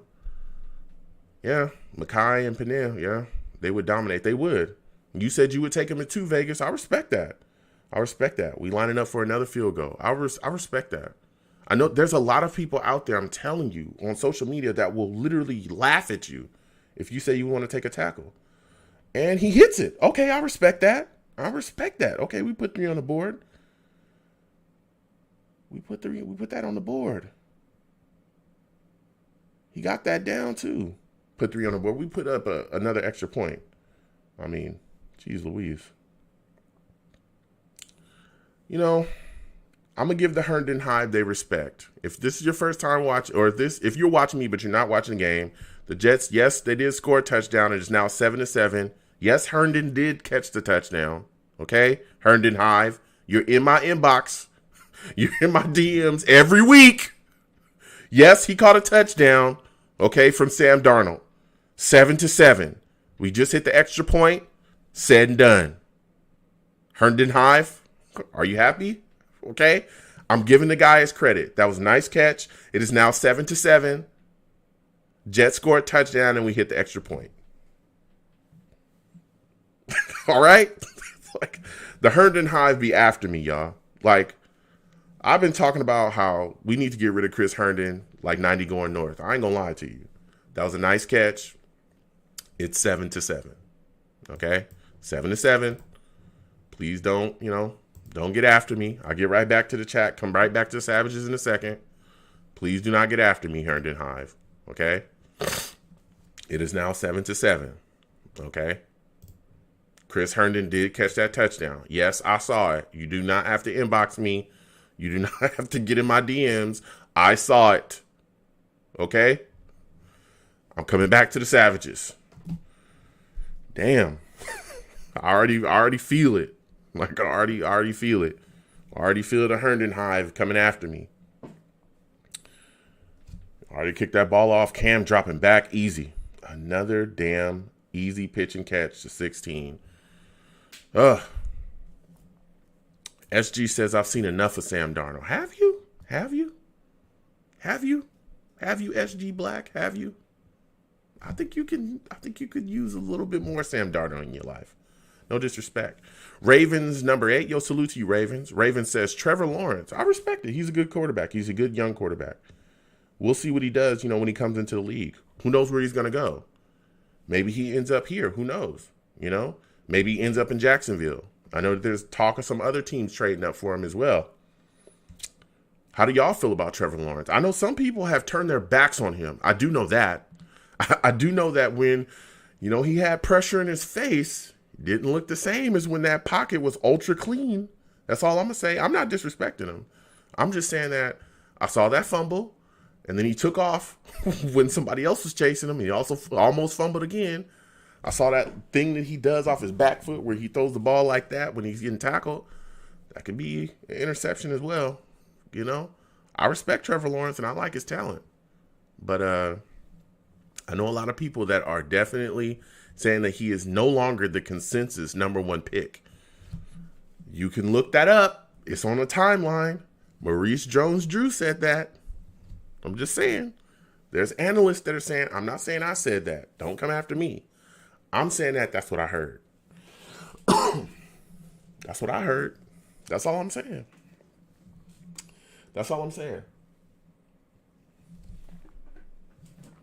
lot of people saying a lot of things. Some people saying we should trade down to 3.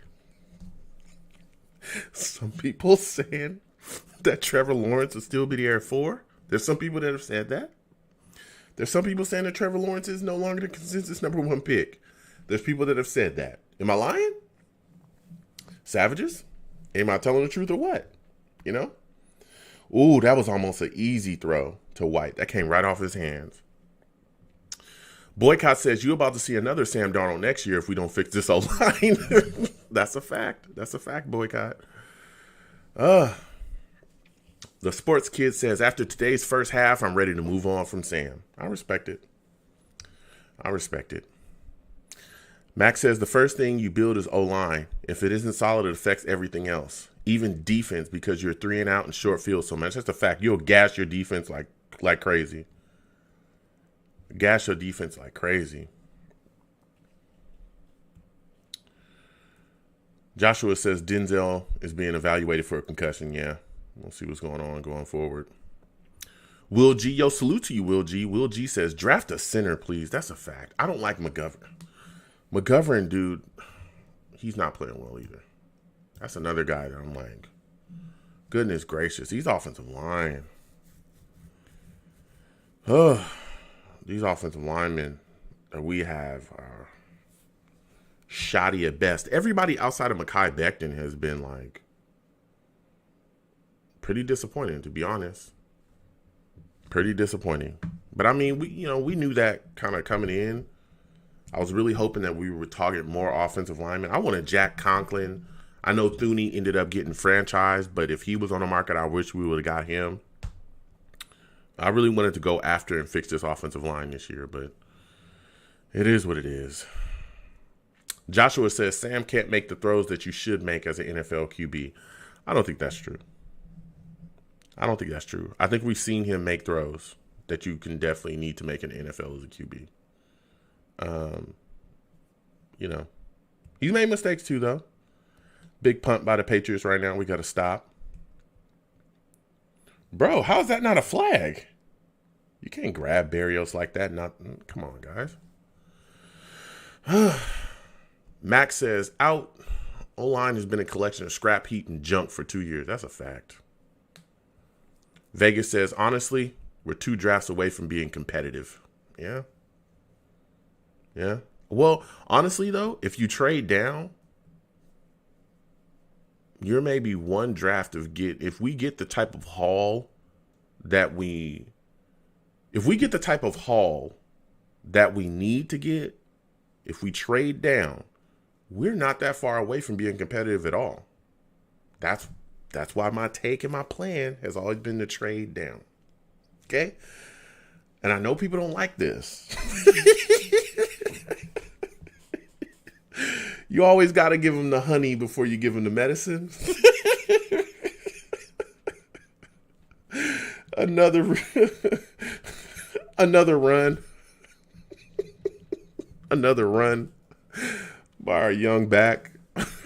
You always try to give the people the honey before you give them the medicine, But I've been talking about trading down for a long time to garner the type of capital and picks that we need to better this football team all around. I understand people want Trevor Lawrence. He's phenomenal. I understand people want Fields. He's phenomenal too. This team is trash. This team's trash. And we're going into halftime now. This is perfect. Before I finish my take, if you're watching me but you're not watching the game, the score is 7-7. 7-7. It is tied up. 7-7 going into halftime. New York Jets are in New England, and the score is 7-7. Chris Herndon caught our touchdown. I believe it was James White that scored a touchdown for the Patriots. The score is 7-7 if you are watching me, no matter where you're watching me from. And I also want to thank you and appreciate you for watching me or listening to me, wherever you're watching or listening to me from. Here's the deal, is that if we can trade down and get the type of haul that would come with trading down for now Lawrence or Fields, right? We're guessing at least 2 first-round picks. I remember way before, like a month or 2 months ago, before the Sugar Bowl, people were saying that Trevor Lawrence, if the Jets got the first pick and they had Trevor Lawrence, they could trade down and probably get 3 first-round picks, a bunch of second-round picks, a bunch of third-round picks, a fourth, and so on and so forth. If you get that type of capital in a trade, that's basically giving you like 2 trades in one. 2 drafts in one draft. So we would have so many picks within the top, 2 rounds, it'd be ridiculous. You would get an unbelievable amount of talent. And that's just with just one trade. We're not even talking about the ability to trade down within those picks themselves, right? Like we did last year. Remember, we were at, a certain point in the second round and we traded down, gained capital, and then still got Mims. Stuff like that. Better us fast. Okay? We need impact. We need positions. We need positions to impact field across, various personnel groups. Various position groups, various ones. Our offensive line, we just talked about the trash. You just saw that guard just let that guy go. Just let that guy go. I mean, we need a right tackle. Look, we need a new offensive line outside of Mekhi Becton. Let's keep it real. Come on, let's keep it funky. Damn. Like, I didn't want to say it, but damn it, I'm going to say it. If you ain't going to say it, I'm going to say it then. Damn. We need an offensive line outside of Mekhi Becton. Mekhi Becton is good. Everybody else, trash. Wide receivers, we got Crowder, we got Mims after him, trash. Also, you got to think, too, most of these guys are on one-year deals, right? Pierre Desir, he's trash. We all know he's not even playing. All those guys like Pierre Desir was on a one-year deal. Perryman's on a one-year deal. Jordan Jenkins is on a one-year deal. Those are just guys that come to my mind. There's other guys that are on one-year deals too. Poole was on a one-year deal. These guys are not going to be here for the future. Poole's a slot corner, so we're going to need a slot corner because he's probably not going to be here if we don't bring him back. Jordan Jenkins right now, was one of our starting, outside linebackers. He's probably going to be gone in the offseason. We're going to need somebody of him. You know what I'm saying? Perryman is our number 1 wide receiver. He has no business being our number number 1 wide receiver, but he is. He's going to be gone. You need to replace these guys with somebody. You've got to. And you got to get better. Because if you want to bring in a young quarterback, you need to give him weapons. Because if you don't, you're just going to turn him into what Sam is right now. Right? And that's just like 3 positions. We haven't talked about pass rusher. We haven't talked about cornerback. Do you want to talk about that? Do y'all believe in Bless Austin? I'm not disrespecting Bless Austin. I like him. But do you think he's the number 1 corner? Can I ask y'all a question? Can someone please name me the Jets' elite pass rusher? I'll save y'all the time. Don't even look up the stats. We ain't got one. So like all these issues that we're talking about, whole new offensive line, we need multiple wide receivers, we need corners, we need a pass rusher. You know what I'm saying? Oh, yeah. Marcus May as well. Marcus May could be a free agent this year too. So if he walks away, what you going to have as safety? Want to be able to draft somebody? So, like, there's a lot of issues here. A lot of issues. And I will be doing the radio show all throughout the offseason. You know what I'm saying? So I'm going to try at least once a week. We're going to talk about this team. Various positions. All right? Again, the number is 515-602-9639. 515-602-9639. We will be doing a live radio show after this game. After this game that we are watching goes off, we'll be doing a live radio show. And you can call in and talk to me and give me your takes on this football team. Okay? I respect everybody's take. I may not agree with your take. I will challenge you respectfully. Okay? I will challenge you respectfully. But your take will be heard. And I love going back and forth with people, especially my Jets fans. Now, again, even if you're not a Jets fan and you call in, I respect you too. I have, non-Jets fans that call in all the time and talk about the Jets. No issues. No issues. But, you call in, you respect me. We go back and forth, have a respectful debate. That's what it's all about. And do not call into my show cursing. That's one of my rules. Do not curse on my show because I will get you out of here fast. Faster than Adam Gase can ruin young offensive talent. That is fast. That's fast. I'm telling you, that's fast. But people need to start looking and thinking about the draft and how to utilize the draft to better this football team. And also, just to throw this in here as a caveat, I'm going to give away some of my takes really early. People need to stop thinking that we're going to go into free agency and just buy a bunch of free agents. Because guess what? The Jets, this franchise is not a destination for free agents. They don't want to come here.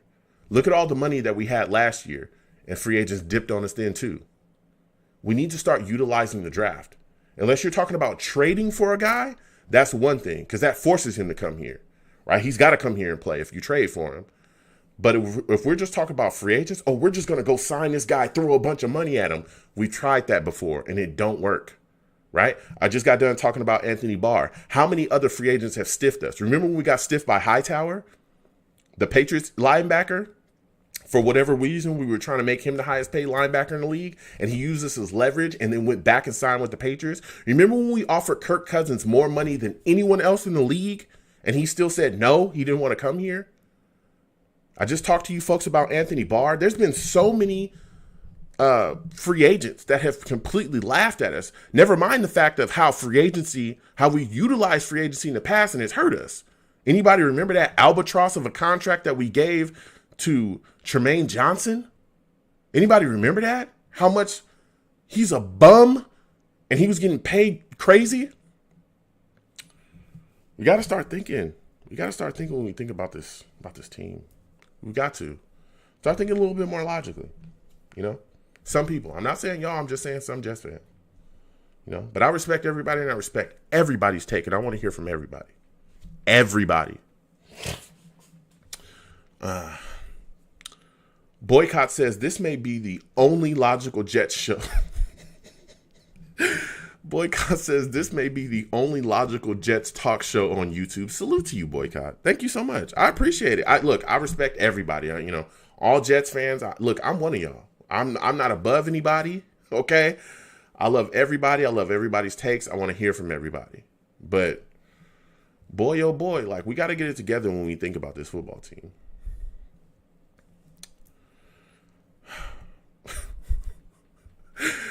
Shaq in the chat, yo, salute to you, Shaq. Shaq, I don't want to say it, but you put it in the chat.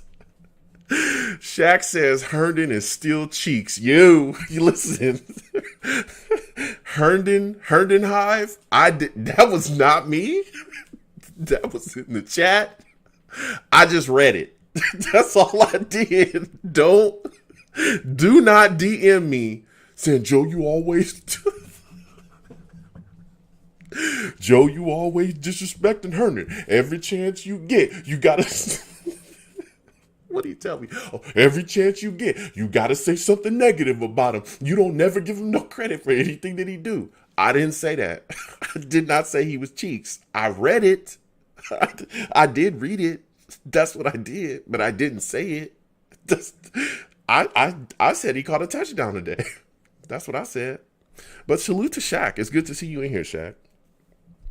You know, happy holidays to you and your family. Happy New Year to you and yours. Edward says Herndon disappears for like 14 games, though. Oof. You know how I go.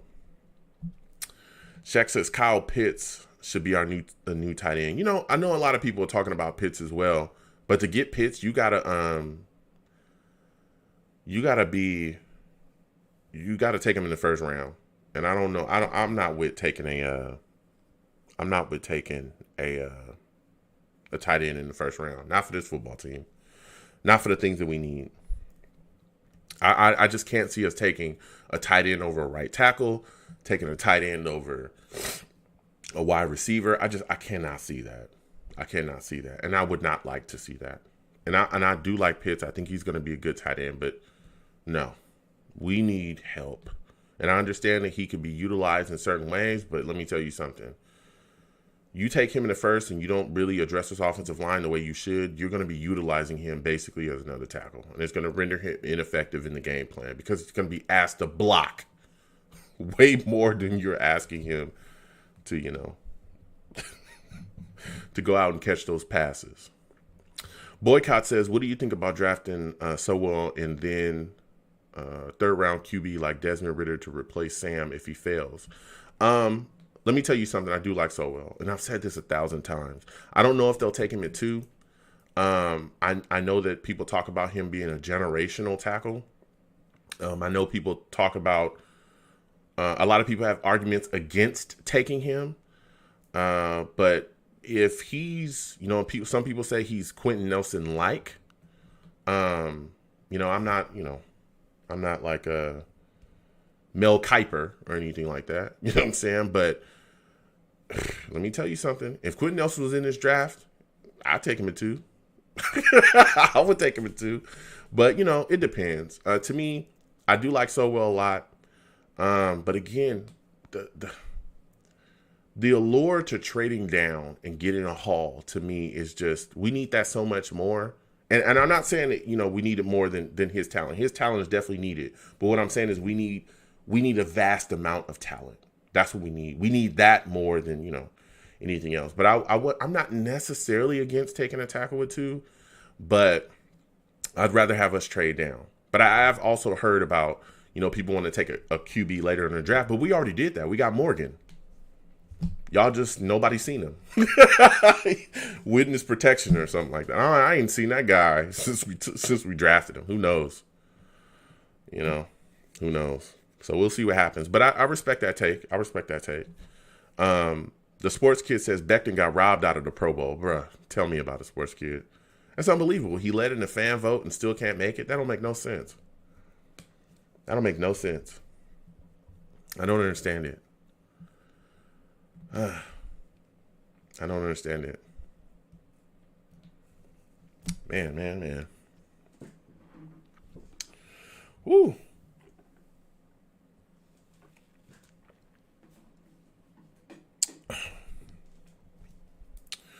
Oh, Shaq getting at everybody. Yeah, people like that PFF stuff. I respect them.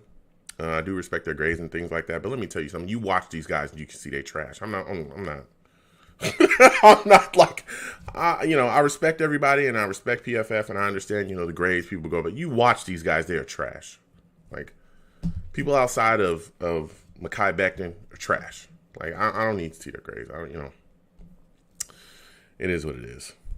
But I respect everybody and I respect that take. I do. I respect it. I'm telling you, I respect it. I'll keep coming to the chat. I'm going to keep going down, talking to everybody in the chat. Salute to all the savages in the chat. Shaq says, I like Joe Burrow, but he got hurt because of bad online play. That's a fact. And Joe Burrow is something else. Let me tell you something. I know everybody's, been impressed by Herbert. I was impressed by him as well. But let me tell you, when I first watched Joe Burrow, I said, whoa. This dude is insane. He was smooth, cool, calm, collected in the pocket. Just felt like he knew everything that was going to happen before it happened, Sliding out of way of stuff. Just making throws. Making everything. Joe Burrow made things look so easy, it was scary. I was like, maybe Cincinnati has finally got it right. You know what I'm saying? They finally got it right. They had the nerve to actually use their brains. They actually got better, So, yeah, but Joe Burrow's something else. I'm wishing him the best. I hope he recovers from that injury. And, goes out there and continues to play well. But, he was something else. Salute to Shaq, man.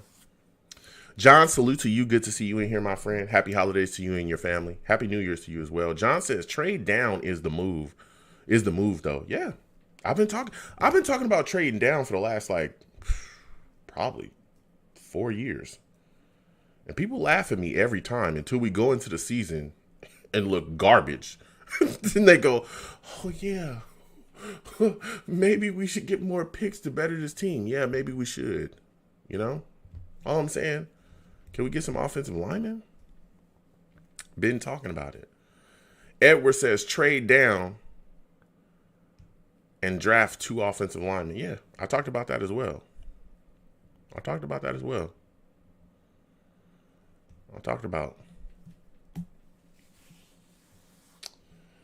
Sam on the play action right now. He trying to chuck this ball. Oh, that's a nice catch and throw.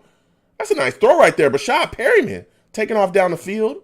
I'm telling you, Sam got it, man. Sam got it. Coming out after the half. Nice throw.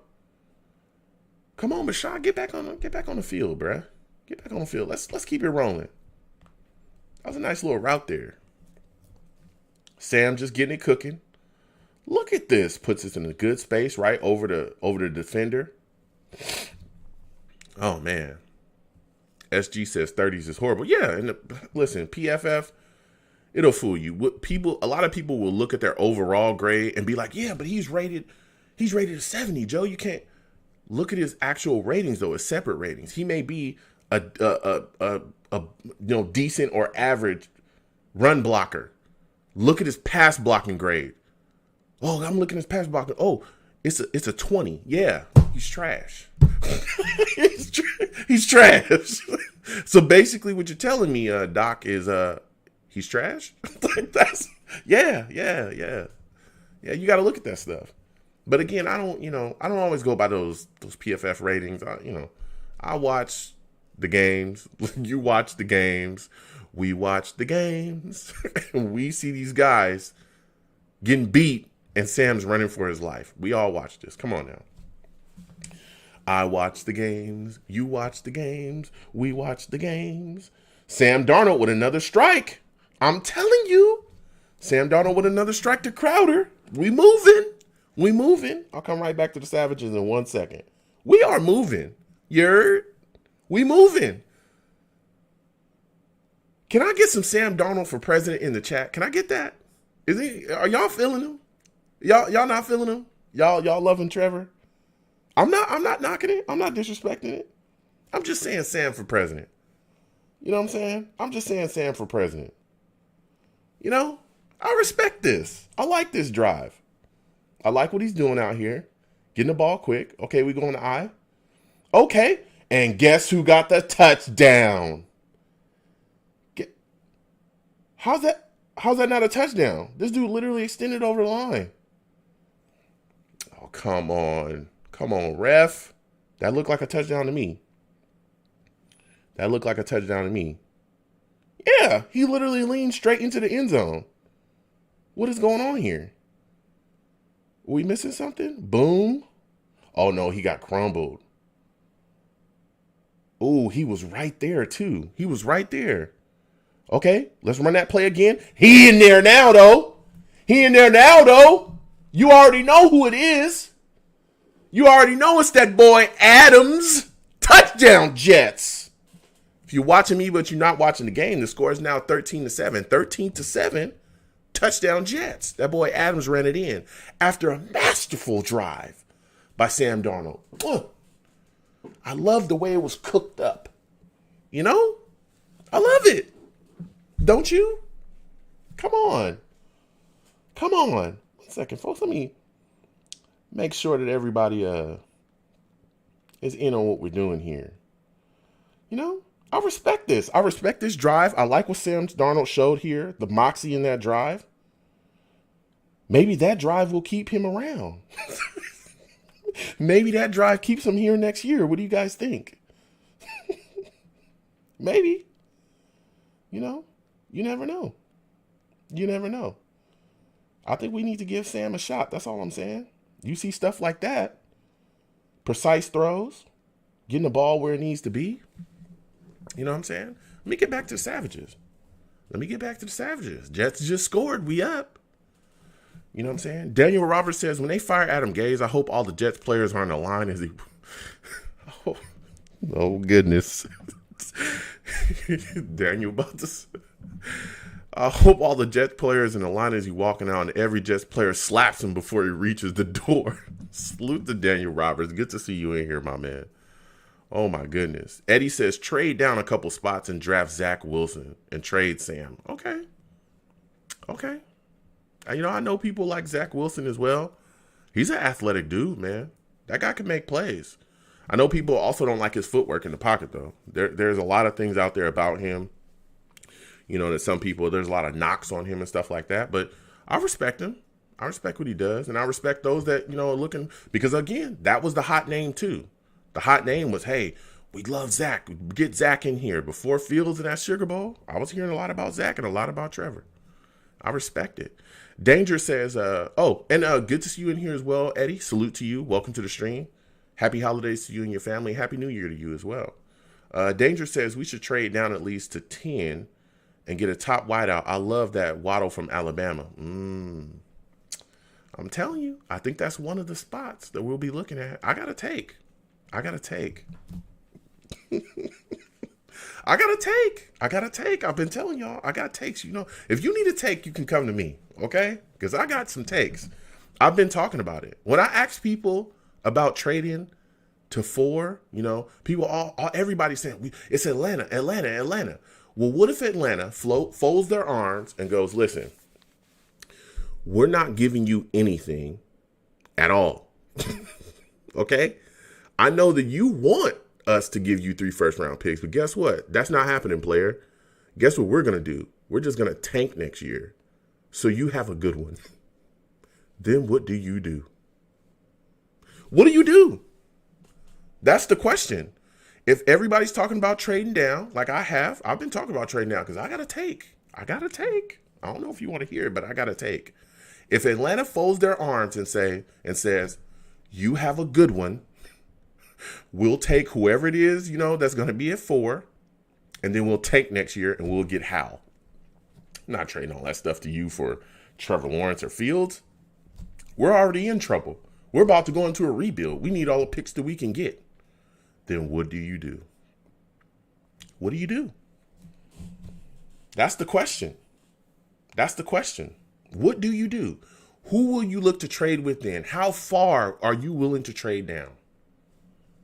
It's a lot of questions. But I like your thought there, you know? I like that guy from Alabama as well. Boycott says, hit the like button. Let's get this logical message. Boycott said, hit the like button. Let's get this logical message to Metagastic Jet fans who like to get QBs killed. Salute to you, Boycott. You know, listen, like I said, I respect everybody. I understand it. I'm a Jets fan. I get it. I know everybody wants to be good now. They want to be good right now. We're all tired of losing. We've all been here together. We've all seen the nonsense that's gone on. You know, we're tired of it. I understand. But let me tell you something. There's a process. And the reason why we're in the situation that we are in right now, we're going into yet another rebuild, is because the foundation from the last rebuild, it wasn't put up correctly. Okay? The foundation, it was shaky at best. Oh, that's a big tackle right there. That's a big tackle right there on that return. I like that. I like that kick return team getting down there. So we've got to clean things up. And the way to start our rebuild is to address positions of impact today. Do whatever we can to get as many draft picks as possible, right? So that we can address this team and get vast amount of talent in one draft. That way it speeds up the process. That's what it does. That's one of the reasons why I want to stick with Sam as well. Not only because I believe that he has the talent, I just believe he hasn't been given the opportunity to really showcase that talent. But if we stick with him and get this haul that we could get, it speeds up the process. You draft a quarterback, and it's no disrespect. I have no disrespect for people that want to take a QB. But you take a QB, this rebuild is going to take at least 3 years. At least. And that's if all the picks hit. At least 3 years. At least. At least. And I ain't even talked about all the opportunities that we could have with trades with some of those picks that we could get in the haul. Whew. Man, let me tell you, I've talked about some stuff in these past shows. I've given some takes, I'm telling you. But salute to Boycott. Thank you again, man. Thank everybody for watching, no matter where you're watching me from. I truly appreciate y'all. I always forget. If you hit exclamation point links in the chat, it'll bring up my link tree. My link tree has the Shaq says, Joe, stop speaking common sense. You know, I respect everybody. I'll get to everybody. Oh man, come on. This guy's catching the football around. Please go to that link tree though. Has all my YouTube pages on there. Has all of my social media as well. Please follow me across my social media. If you want to talk to me, I'll talk back. No issues whatsoever. Also, please subscribe to my YouTube pages and turn on your notifications as well. And if you watch and stream, no matter where you watch me from, please give me a thumbs up. Really helps the stream. You know, Really appreciate it. Seriously. Let me get back to this chat. Get back to these savages. But that's my take. I'm telling you, we got some good stuff. I really like the situation that we are in. You know, I know people don't want to talk about, people wanted to really dump on us having a number 2 pick. There's nothing wrong with us having a number 2 pick at all. At all. We're fine. It's a pick with gives a lot of flexibility. You know what? I'm tired. You know what? Here's the deal, right? Here's the deal before I keep going on about this roster. If I see James White or Sony Michel catch another damn ball coming out the backfield wide open, I'm just going to lose it, bruh. I can't take this anymore. Bruh, that's all they have. Like, why can't we cover anybody? Cam Newton just coasting in the pocket. Dude, I'm so tired of it. I'm just so tired of that already. Damn. It's like, how many times can you throw to a running back coming out the backfield? How many times y'all gonna let that happen? They coming out wide open, too. Jeez Louise. Good Lord, man. I'm just so frustrated by this. So tired of. We talked about this in the show. Come on. Jeez Louise. Mark White says, whatever the Jets do, please get a QB coach or a veteran QB to help the starter. Bro, you know what's crazy? Did they just do a reverse? Are you serious? The Patriots are just pulling out all the stops. They're just doing anything and everything. Any trickery they can do, they're doing. Good Lord. But Mark White, you bring up a very interesting point. Somebody went down. Oh, it's a Patriots player down. Oh, he took a shot. But Mark White, you bring up a very interesting point. Do y'all know that Sam Darnold was never allowed to have a QB coach? I'm not making that up. Just for some of y'all that may not know, I'm not making that up. He was not allowed to have a QB coach. You understand what a QB coach literally helps you fix mechanics. And I know a lot of people bash Sam Darnold and his mechanics, right? But that's what QB coaches do. They help you fix your mechanics. They help you fix your play. They help you, when you're uneven or you're not throwing the ball correctly, they sit down with you and, figure out mechanically, hey, look, this is what you need to do. They fix your technique. That's why Josh Allen is so good now, because he fixed his mechanics. Not lying to you, you can go look that up. He literally talks about it. He talked about how he fixed his throwing mechanics, right? He fixed his release as well, and that's why he's getting the ball out so fast this year. That's why he looks so much different. It's the little things that will make you look so much different in this league. And I remember I called him a glorified running back. I stuck to that take. I said it. Bills fans that came in and got after me, I respect y'all. I even had Bills fans try to recruit me and say, hey, Joe, you need to come on over here. I'm good, player. Okay? I've made my decision, and I'm wearing green. All right? But I called him a glorified running back. A lot of people bashed him as well. Said he wasn't a thrower. He'd never be accurate in this league. He is now an MVP candidate. And he is lighting this place up. He's throwing the ball all over the place. Proper coaching. I'm telling you, the world's different. And Mark White brought up a great point. Get a QB coach in here to help. If we stick with Sam, get a QB coach in here to help him.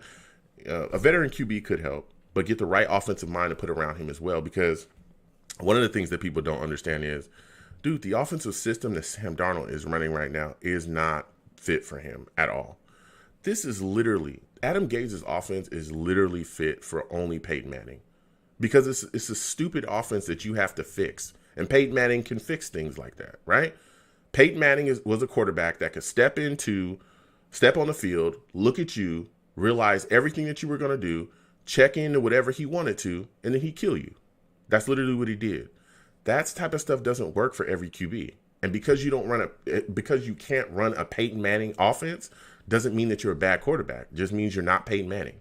If you ask Lamar Jackson to be a statue in the backfield, just stand there and throw the ball, he wouldn't be as electric as the Lamar Jackson that we know. Lamar Jackson is electric because he will torch you with his feet, and he can also throw the football. And then you also work off of that. That's what great offensive minds do. That's why they run that RPO stuff so well. That's why when you go up against the Ravens, they can run on you, because when he comes out of the backfield with the ball in his hand like this, and he goes like this, You bite on it, and he burns you for 30 yards and a touchdown every time because you're afraid of him. And then when you don't, and he chucks the ball, and whoever the running back is that he chucked it to burns you for 40 yards, that's why you got done like that too, because you're scared of him. That's utilizing offensive personnel and their skill sets effectively. We don't do that here. That's the problem. Mark White, bringing up yet a good point. Salute to you, Mark White. Salute to you, my man. Salute to you. John says Lewis is good though. Greg Lewis. Alex Lewis is. No, he's not. I don't like him. I thought he was okay. What was it, last year? Before we brought him back, he was okay at best. He's a guy kind of a hold the fort guard. He's not a guard that you want around. Like, we could be better. That's the point. Like, we need better. We need guys that push the pocket. We need guys that hold up the pocket. We need guys that are road graders. And we can get better than that. I don't want to stick around with Lewis if we don't have to. And we do not have to. Not with the capital that we have. And we must invest effectively in the offensive line. Danger Cobra says we need a Pro Bowl guard. That's a fact. We need a Pro Bowl guard. We do. SG says we need to get Chris Godwin or Corey Davis. You know what's crazy? We actually could have had Chris Godwin in the draft, and Mac passed on him. I think that was the year he drafted our Darius Stewart. I'll look that up in a second, but oh my God, Sam just took another sack.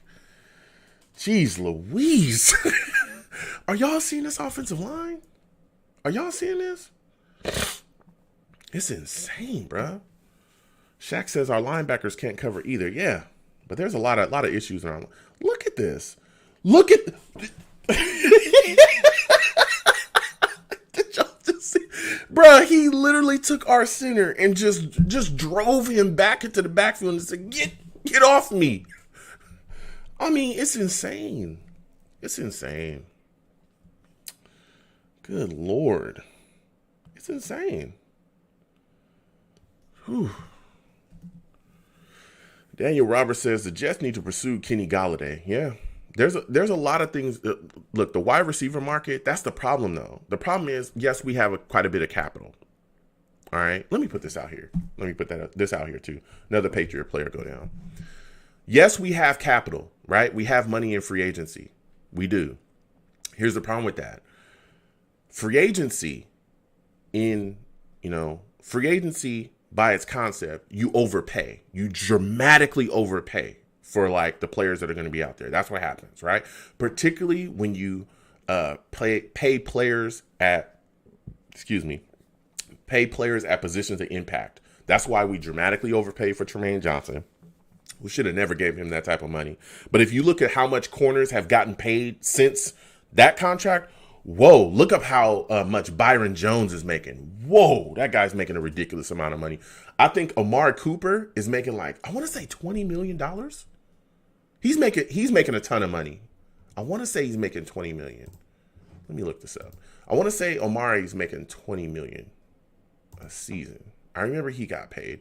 But either way, right, as I look this up, Amari paying wide receivers in free agency is going to be extremely expensive, right? We have cash, but you guys also got to think that the cap is coming down. That's what a lot of people are not talking about just yet. The cap is coming down because we're dealing with the Roro. We all know that. Don't want to talk about it. YouTube is tripping, right? I don't want YouTube bothering me.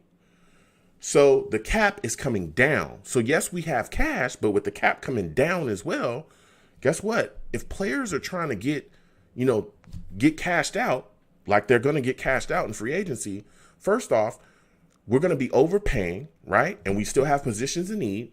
But here's the deal as well, too. You got to also think we're going to pay the Jets tax, right? Because we're not a desired destination. We're not winners, right? So, and also depending on who we hire, some players may not want to come here because of who we hire. We saw that. We had issues like that with Adam Gase. You know, when you're a franchise that has a history of dysfunction, players don't look at you and be like, oh, yeah, that's definitely the place I want to go. No. So you're going to pay the Jets tax. So we're going to pay more. So if you're going and you're looking for all these players in free agency that you want to pay and bring in, guess what?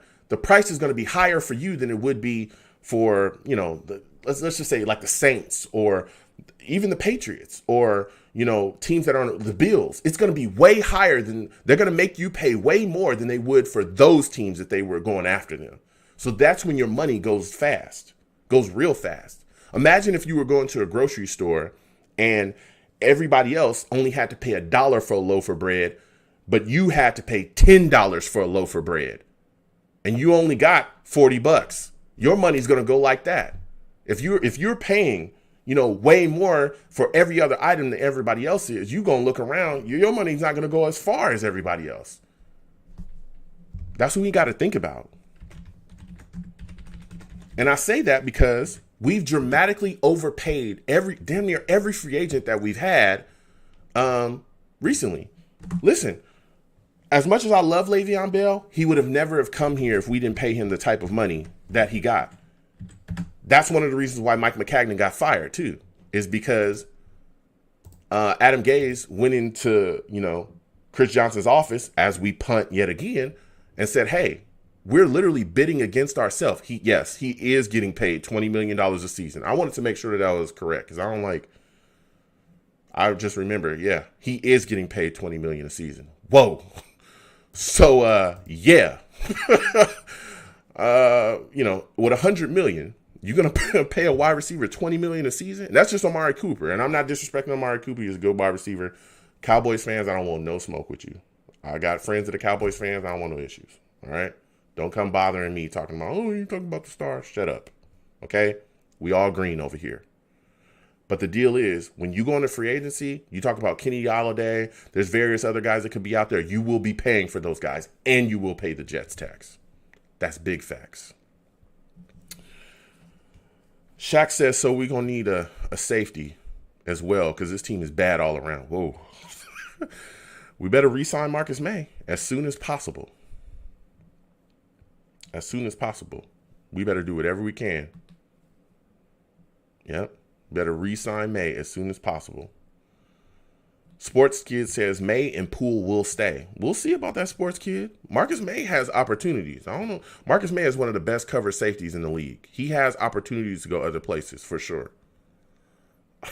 Shaq said Anthony Barr. Cough, cough. Boycott says, are you doing call-ins after the show? Absolutely. We will be doing a live radio show after, if you're watching me, we will be doing a live radio show after this game goes off. 515-602-9639. 515-602-9639 is the number to call into my show. I will let you know when the lines are open, okay? And listen, I have rules on my show. Do not curse on my show. I will get you out of here. I know, I may have some new viewers. Don't curse on my show. I'll get you out of here fast. I'm telling you. Respect me. I respect you. Let's have respectful debate. Let's talk about the Jets. I understand they're frustrating. I understand it's frustrating being a fan of a football team that performs the way that we do. But do not curse on my show. I will get you out of here fast. I'm telling you. Real fast. All right? And I'll let y'all know when the lines is open. For sure. And everybody can call in, and I will give everybody their time. Also be patient because I do, get callers. Jets fans, we all love each other. We want to talk. I want to make sure I respect everybody's time. So just please be patient. I will get to everybody. All right. Shows generally like 2 hours. You more than likely won't be waiting on the line 2 hours unless you call in, pretty late. Because I do get a line of callers. And again, I want to let everybody get their takes, and I want to hear from everybody. Bro. Okay. We just got to him again. My guy Basham getting after Cam Newton. NY Sports MC, my guy, what's going on with you? Salute to you, my friend. How have you been doing? I hope everything's going well with you. Happy holidays to you and your family. Happy New Year's to you as well, you and your family. You're asking me what I'm going to do at number 2. I was talking about that earlier. I'm trading down, Sports MC. I'm trading down, man. I'm trading down. I like Fields. I think he shows a lot of moxie. There's people talking about Trevor Lawrence could be there at 2 now. Some people are talking about the Jags taking Fields at number 1. A lot of things can happen, but I am trading down, and I'm getting the haul, and I'm bettering this football team. Also, I want to say this as well too. My plan on trading down is almost fail-proof because you got to think we have 2 first-round picks next year as well. If we trade down and we get another first round pick in next year, we got that 3 first round picks, right? This is Sam Darnold's 4th year. So if you roll with Sam Darnold, you get a draft. You get basically 2 drafts in one. Then next year you get a bunch of picks as well. If Sam Darnold stinks it up, I'm a Jets fan first, okay? I cheer for the name on the front of jersey. I don't give a damn about the name on the back. I love Sam Darnold to death, but if he stinks and just is not going to work, you have the capital next year to move up and get whoever the next, big quarterback is. And again, everyone's already talking about how. You have the capital to move up and get him. You'll have 3 first round picks plus more. You could offer a team whatever. It's fail proof. Like I'm telling y'all, it's fail proof. I've talked about this, but we'll continue to talk about this going into the offseason. I don't want to give too many of my takes away. You know what I'm saying? We got a lot of stuff to talk about. I love going back and forth to folks. So again, 515-602-9639, 515-602-9639. That is the number, 515-602-9639. This boy Cam Newton, they doing screens, they doing everything. Damn, we couldn't get the tackle. Okay, made the tackle Old May. It's now 3rd down. We're trying to get him off the field, man. We're trying to get him off the field. Mark White says, Joe, do you think we get a coach that can draw free agents or a coach that can win?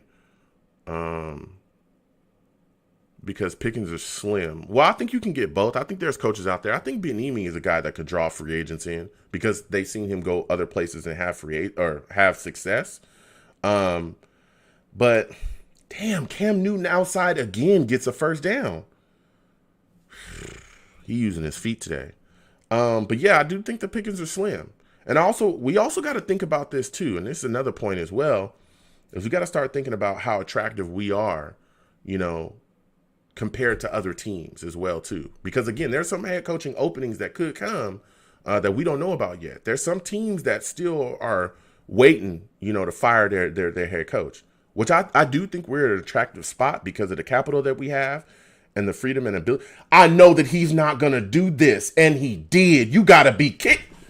Oh, my God. Oh, my God, bro. Did they just do us like that? If you are watching me, I am embarrassed. If you are watching me, but you are not watching the game, the Patriots just did a bunch of McTrickery. And they tossed it back, and it looks like, I think it was a wide receiver, chucked the ball downfield to a wide open Cam Newton. And he ran in for an easy touchdown. Wow. The score is now, oh my goodness. The score is now 14-14. It is now tied after a Patriots touchdown. Oh my Lord. Wow. I just can't. I can't, dude. I can't.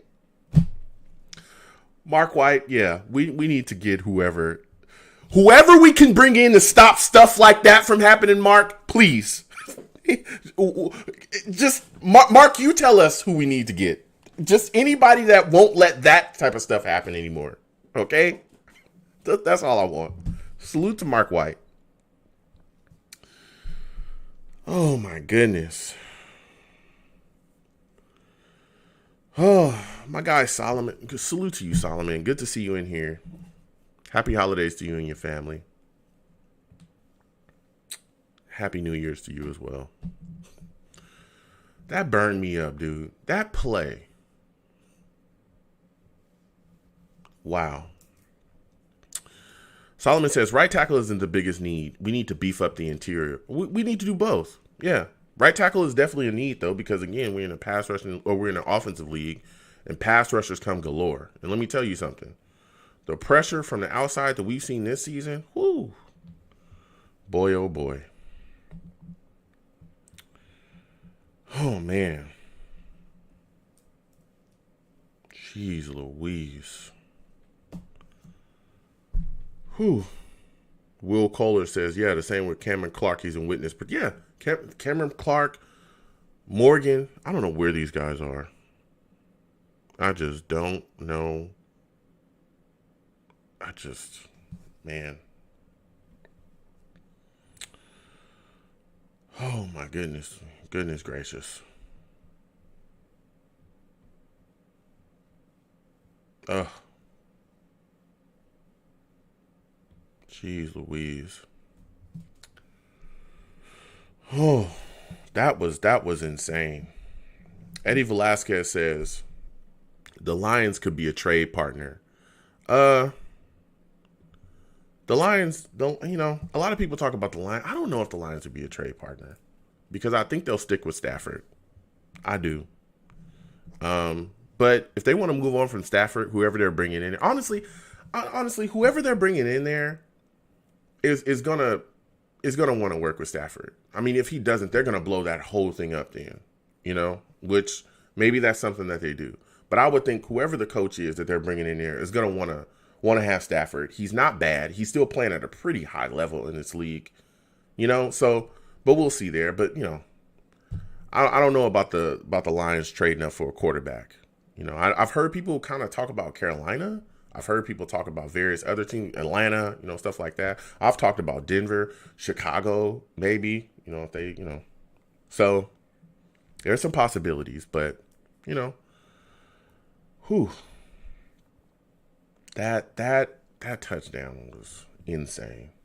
I just don't, man.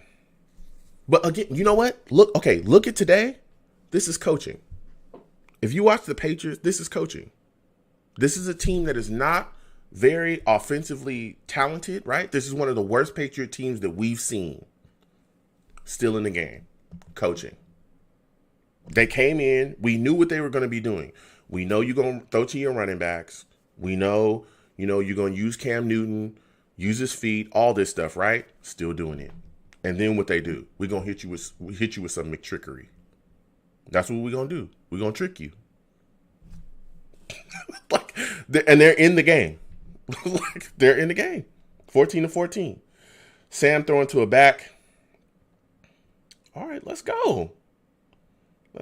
Actually, that was to Herndon. Sam throwing to Herndon for a first down. Val Outlaw, salute to you. Good to see you in here. Happy holidays to you and your family, Val.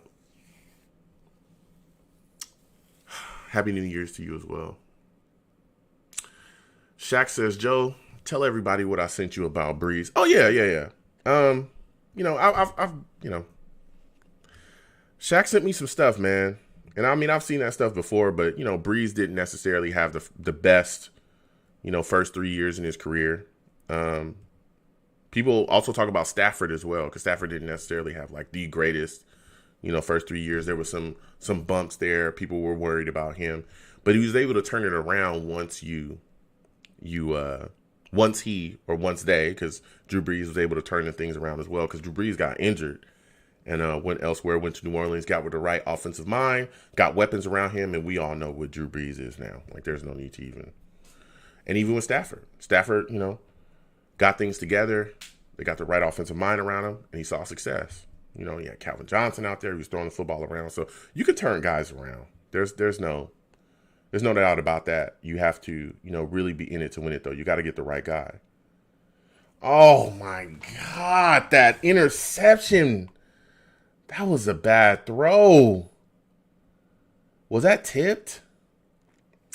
Damn, he missed him.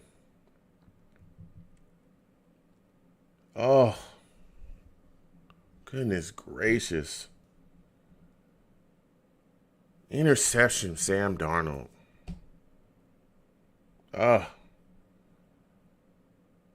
Comes back. Yeah, he just saw it. Oh, that was just off. That was an off throw. Oh, my goodness gracious, man.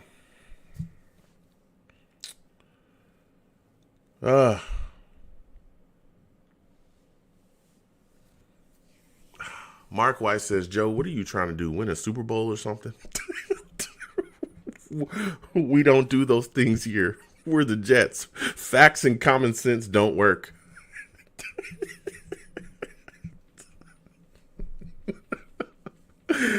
Oh, man. Oh. I do not like that throw by Sam Darnold. That was off. That was an off throw. He should have brought that ball down. That's just. Becton's not. I don't think Becton's out there either. Yet. He's not back yet, at least. Oh, this is just. 515-602-9639. We'll have a radio show directly after this game. I'm going to keep going to the Savages, man. Salute to everybody in here. I'm going to keep talking to y'all because this game is insane. Vegas says our number one issue is head coach. Yeah. Yeah. Mr. Magic, yo, salute to you, Mr. Magic. Good to see you in here. Hope everything's going well with you and your family. Happy holidays to you. That throw was terrible. I want to throw something right now. That throw was terrible. That was a terrible throw. Mr. Magic says we need to draft another offensive tackle. Becton is always hurt. You know, people are starting to talk about that. They're starting to talk about, you know, the time that he misses. You know, and they're worried about him, you know, in the long haul. Because he does, you know, he's missed games this year. He's missed time, that shoulder issue, stuff like that. He's missed time. What else did he have? He had an issue with breathing this year. Some type of issue he had with breathing, and he missed a game as well. So we'll see what happens going forward. I mean, I hear your take, though, Mr. Magic, and I respect that because it is, you know, you start to wonder. But, you know, yeah, we could take a tackle. We need a right tackle. I know that real bad. Vegas says, well, before the sports kid says, I say we trade C.J. Mosley for a first or a second. I don't think you'll get a first or a second for C.J. Mosley.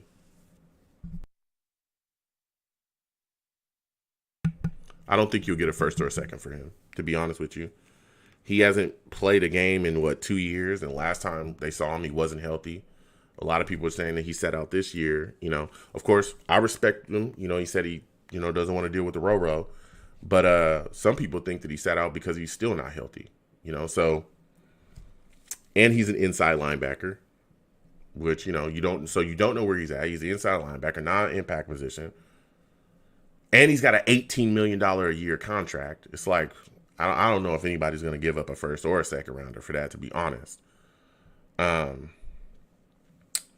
It's tough, but that was Mike McCagnon. He did that to save himself. He literally signed that guy to quiet the fan base and save his job. That's the reason why he signed C.J. Mosley. Because even going into that offseason, nobody said that we needed to sign an inside linebacker. Everyone was saying the exact same thing. Hey, we need help at corner. Hey, we need help, you know, along our offensive line. And my goodness, we need offensive playmakers. We need a wide receiver. These Patriots running backs is running like crazy. I think that was White with another decent game. Goodness gracious. Vegas in the chat says, who the heck thought Gaze was a good hire? Boy, let me tell you something. You can go back to those times. There were Jets fans literally caping for Adam Gaze. I'm not lying to you. I'm not lying to you. It wasn't, you know, Gaze. Oh my God, another touch. Wait a minute, he dropped that.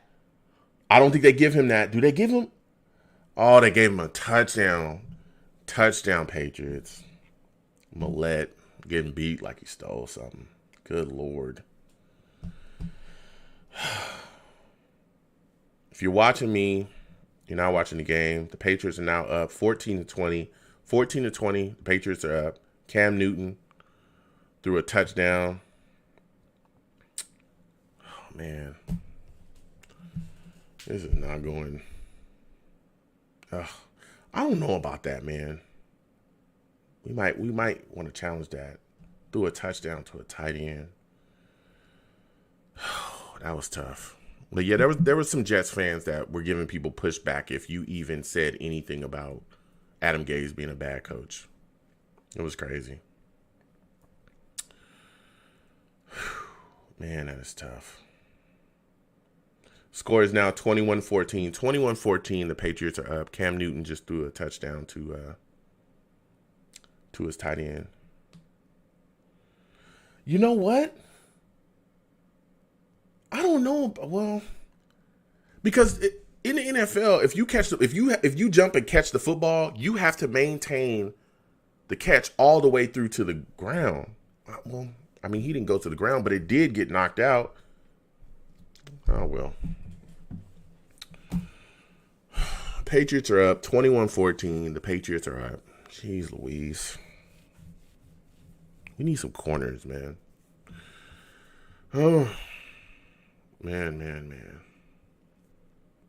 Mr. Magic says, give Mosley away to Detroit for a sleeve of golf balls. Damn.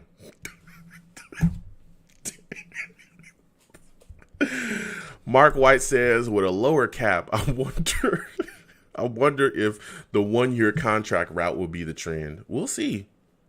You know? Whew, man. This is crazy. Damn, he just... All right, we got to battle back. We got to come back. Sam's got to come back. He's got to come out. He's got to get it together. We got to keep rolling offensively. That was a bad throw. That was a bad interception, and then it led directly to points. I don't like that. I don't like that at all. But yeah, Mark White, I don't know. You know, with the cap lowering, there's so many things that could be coming. You know, we'll see what happens. But like you said, that 1-year contract stuff, or contracts that are, you know, 3 years, but they have an out. They have clauses where you can have an out. I don't pretend to be like some contract guru. I'm not an NFL agent. You know what I'm saying? But there's, you know, definitely Mac used to do that. Mac used to sign guys to like 4-year deals or 5-year deals or whatever. But after the second year, if things weren't working out, he'd be able to cut you and not owe you anything, you know. So maybe it's something like that. We draw something like that up, but it's tough, man. Max says the jet tax is real. It will go down if JD displays competence this year. Yeah, it's gonna be crazy to see how he handles it, you know. And honestly, even last offseason, I don't think he's like big on spending at all in free agency, because we didn't go after we didn't get none of the top guys, and we had cash. Like, we had cash and we had needs. Okay, we didn't get Jack Conklin. We didn't get any of those guys that everybody was just, you know, yearning for the Jets to target. We didn't get any of those guys. Whew. That touchdown upset me. Val Outlaw says, we cannot stop the run at all. Tell me about it. Okay, that's a decent return. Let's get something going. Let's get something going offensively. Let's get something going. Come on, Sam. Let's get it together. Oh, man. Man. Mark White says, we need to get an identity, Joe. We need to get it back. We have been a joke for many years, and we need to get a coach to bring us the identity, respect, and a place that players want to come to play. Yeah, play and win. Yep. That's exactly what we need. And that's what we should have thought about before hiring Adam Gase. That's what we should have thought about. We had no business trying to tell Matt Rule who to pick as a staff. That was so stupid. That was so dumb. But you know what? Again, that was the impact of keeping Mike Maccagnan. Because what Mike Maccagnan didn't want to do was, he didn't want to hire a guy that was going to come in and say, listen, I understand you already got a GM here, but I want to have say on the roster. That's why he hired Adam Gase. He didn't want to have a guy that was going to come in and be like, bro, listen, I understand you're the general manager, but, you know, I'm the guy making the meals. So if I tell you to draft a guy, you're going to draft him. He wanted to save his own job, and that's why he brought in Adam Gase. And what's crazy is Adam Gase costed him his job.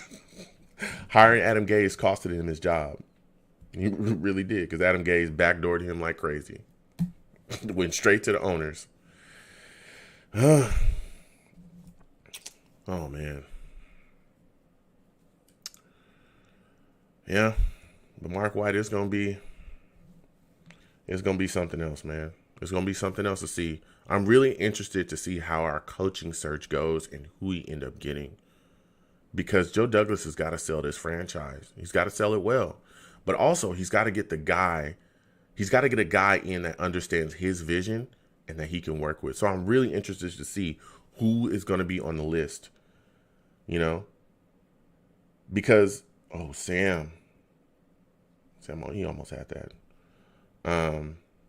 Because even the year that we hired Gaze, I remember there was a lot of guys that we were targeting that were declining our interviews. I forgot, it was one of the guys that, that was with the Vikings that we wanted, and he declined our interview. There was a couple other guys that we wanted too. They were declining our interviews left and right. We got a player down. Oh boy. This game is ugly. This is ugly. This is not good. Val Outlaw says, I think we definitely need to get a good backup left tackle because Becton does look like he'd be a little injury prone. But hopefully he shakes it off because his body is still maturing. Yeah. Mark Star Hero, salute to you. Mark Star says, what's up, Joe? This game has been very ugly. Salute to you, man. What's up? What's going on with you? It has been ugly, Mark. Very ugly. And I've sat back and watched the whole damn thing. I'm watching the whole damn thing with y'all. We here miserable together. Yay. Right? Everybody happy? Oh, my goodness. It sucks. But I hope everything's going well with you, Mark Star. Salute to you. Happy holidays to you and your family. And Happy New Year to you as well. Steve, what's going on? Salute to you, my man. Steve says bad pass on Darnold. Yeah, that was a bad interception. That was a bad interception. Whew. Ted Quinn, yo, salute to you, Ted Quinn. Good to see you in here. Ted Quinn says I'm all for what Joe Douglas wants to do. Yeah. Yeah. It's tough, man. It is tough. I really want Sam to play better than he has today. Good. Jeez Louise, man. This game is ugly. This game is ugly, man. Salute to you, Ted Quinn. Happy holidays to you and your family. And Happy New Year's to you. Oh, man. This offense, just this entire team just makes me exhausted. I just want the season to be over. Right? I mean, am I the only person that feels? I just want the season to be over, man. Can we just get the lead and just stop the game then and they just give us a win and then we just fire Adam Gase immediately, man. Just immediately, bro. Like, Mark White says, Joe, what if the Jets sit back and let other teams pick their free agents and then take the best available needs without having to overpay and get players at our price? Here's the deal. That's I hear what you're saying with that take. But what happens when you do that, right? If you just sit back and let all the, you let the top guys go and then you pick from the scraps, you get what we got this year. Right? Because like guys like Van Roten, Fant, who else did we bring in that was like scrap? Van Roten, Fant, even Connor McGovern. Like those were the scrap guys. Those were the guys that, hell, we called George Fant. You can look this up. We were calling George Fant to try to sign him. He wouldn't answer it. He wasn't answering his phone. He literally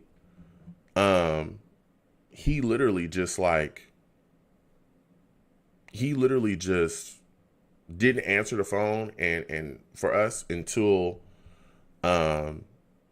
basically nobody else had offered him something. And then he eventually answered his phone and then we were able to get a deal done with him. So when you get scrap guys, when you get those guys, and again, I'm not against bringing in guys that are solid players at certain positions, getting those role players. But if you're going to go in free agency and you see, like Joe Thuney is a great example, right? Joe Thuney is out there. You look at our offensive line, it's terrible. You got to get him. I wouldn't want to sit back and let a team attack while we're sitting back like everything's good. Bro, Cam Newton is just chucking the ball around. What is going on? Flag. Here we go, man. Here we go, man. Oh, my Lord, please. Personal foul? Roughing the passer? Again? Again.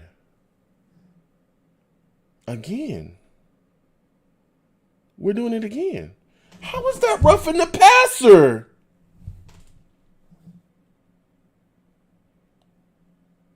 Oh my Lord. What is going... Bro, they always give Fatukasi like a whack-ass flag every game. Oh my Lord. Again, dude. Again? Really? Easy touchdown? Again! Another running back coming out the backfield catching the ball. Again. Again. For an easy touchdown. Dude, we just laid down today. That's what happened. We just laid down today, dude. If you're watching me, but you're not watching the game, the score is now 27-14. 27-14. The Jets are up.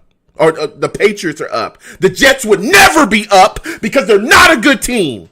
They'll never be up. Ever. Again. Ever. They will never be up in a game until we get rid of Adam Gase and until we get rid of all these garbage players that we have on this team. We will never be up again in a game. Ever. Ever. Oh my God. The plan was simple. We knew what they were going to do. We know that they don't have the talent. We know that. We know. We know that they have running backs. We know about James White. We know about Sony Michel. We know that Cam Newton is mobile. We know how they utilize them. We know that. And still and yet, we're getting cooked. Still and yet, these guys are coming out and doing whatever the hell they want to do. Still coming out the backfield, catching the football, wide open, running right past you. You're just on your Sunday stroll. Oh, nothing happened. Oh, James White taking off. Oh, well, he just scored a touchdown. Everything's good. This team is disgusting. This team is on all levels.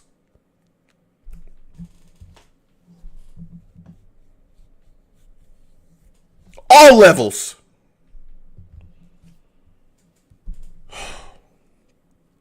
You got a chance to finish strong, and you come out like a bozos, and you're getting your butts handed to you by a team that is untalented. This is the worst Patriots team we've ever seen. Are you going to get swept by this Patriots team? If you can't beat this Patriots team, then damn, what Patriot team can you beat?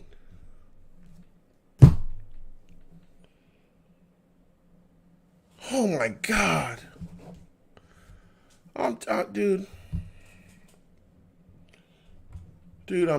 I'll come to the Savages in a second. Just, oh hey, I'm just out here chilling. Oh look, James White just caught the ball. No problem. Easy touchdown for him. I'm not worried about it. I'm on my stroll. I'm getting some water. I'll come to the chat in a second.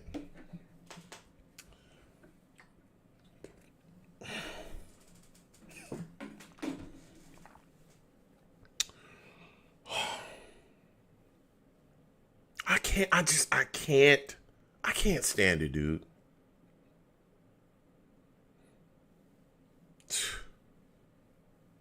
I can't stand it. I cannot stand being a fan of this team.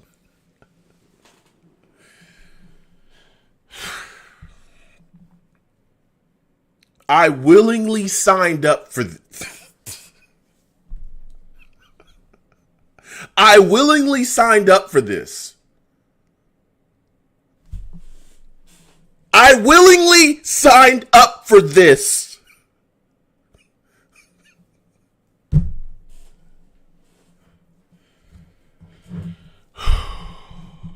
I love the Jets with all my heart and soul. This team is an embarrassment. This is a complete embarrassment, dude. It's just an embarrassment. Sam Darnold dropping back. Easy throw to our running back for a good. That was a good throw.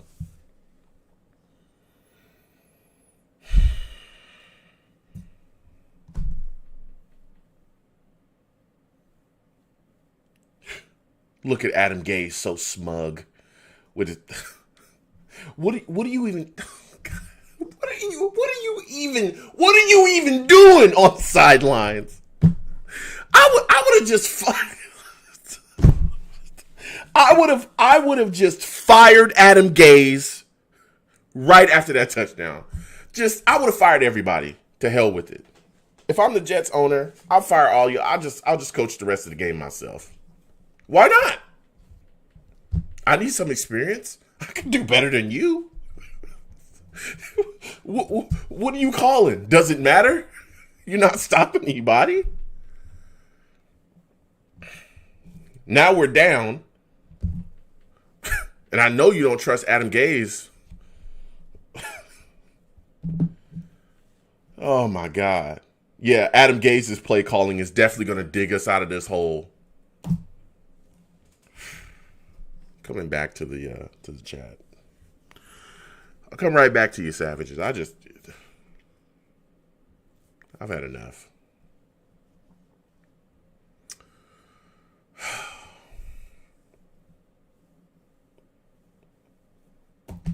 Dude, this team is...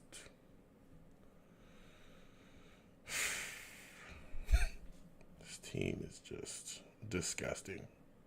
This is the worst Patriot team I think I've seen in years. We can't do nothing with these guys. We cannot stop them. My Lord. Sam just running for his life. Just make it stop. Make it stop. Boycott, salute to you. Boycott says,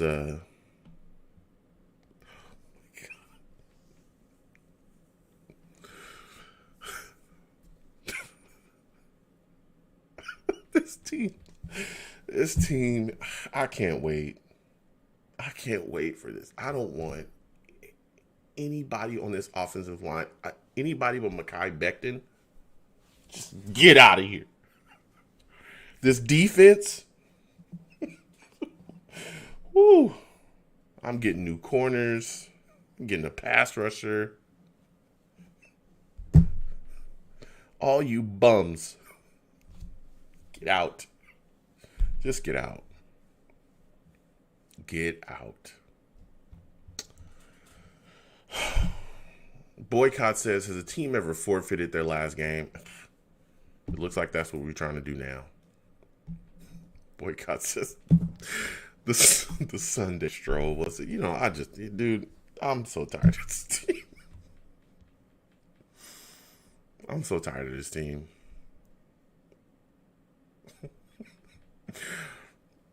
Mark Weiss says, Joe, calm down. The snow got on my clipboard, and I missed that one.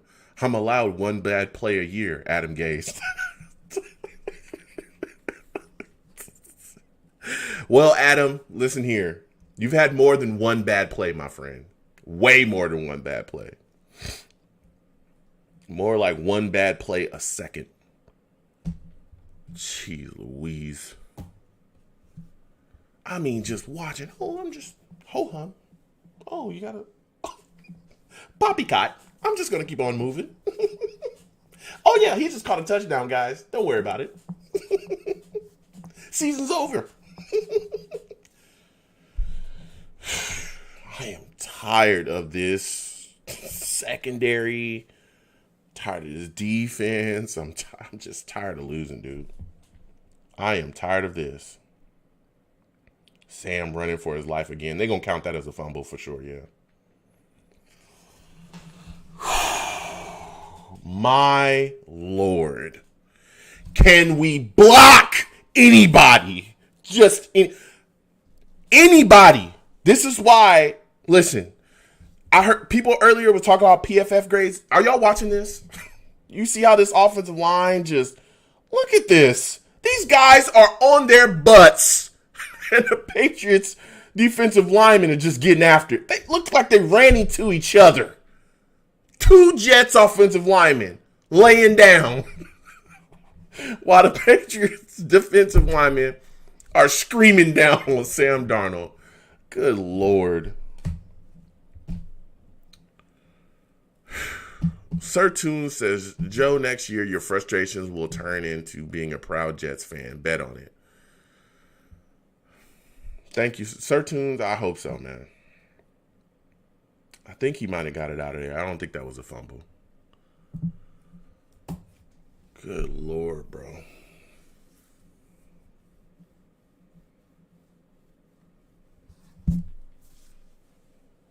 This is just, it's so bad.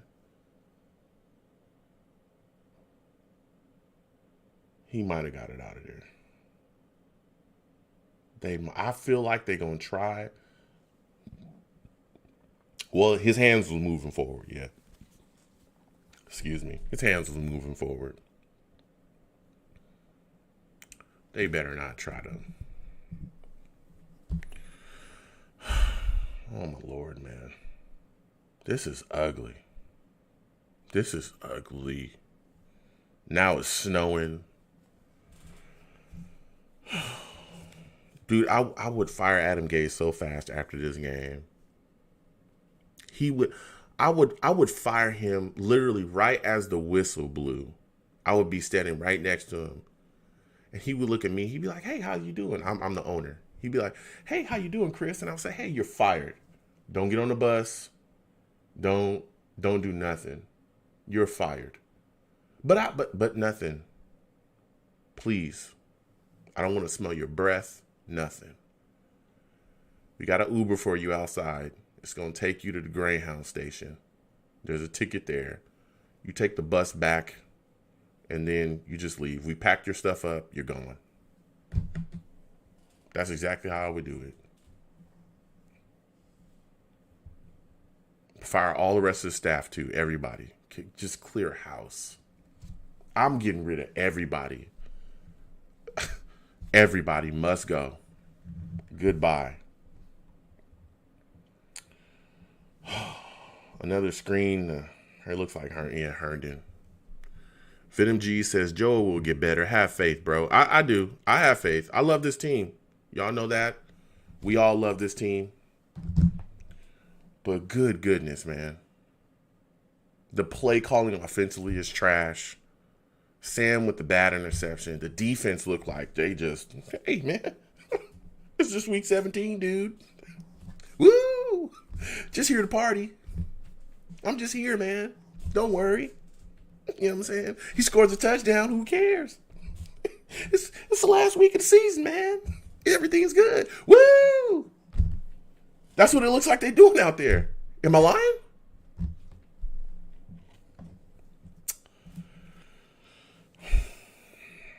Trying not to slam something. And I usually don't get like this, but the Jets are taking me there. Sam taking shot after shot after shot.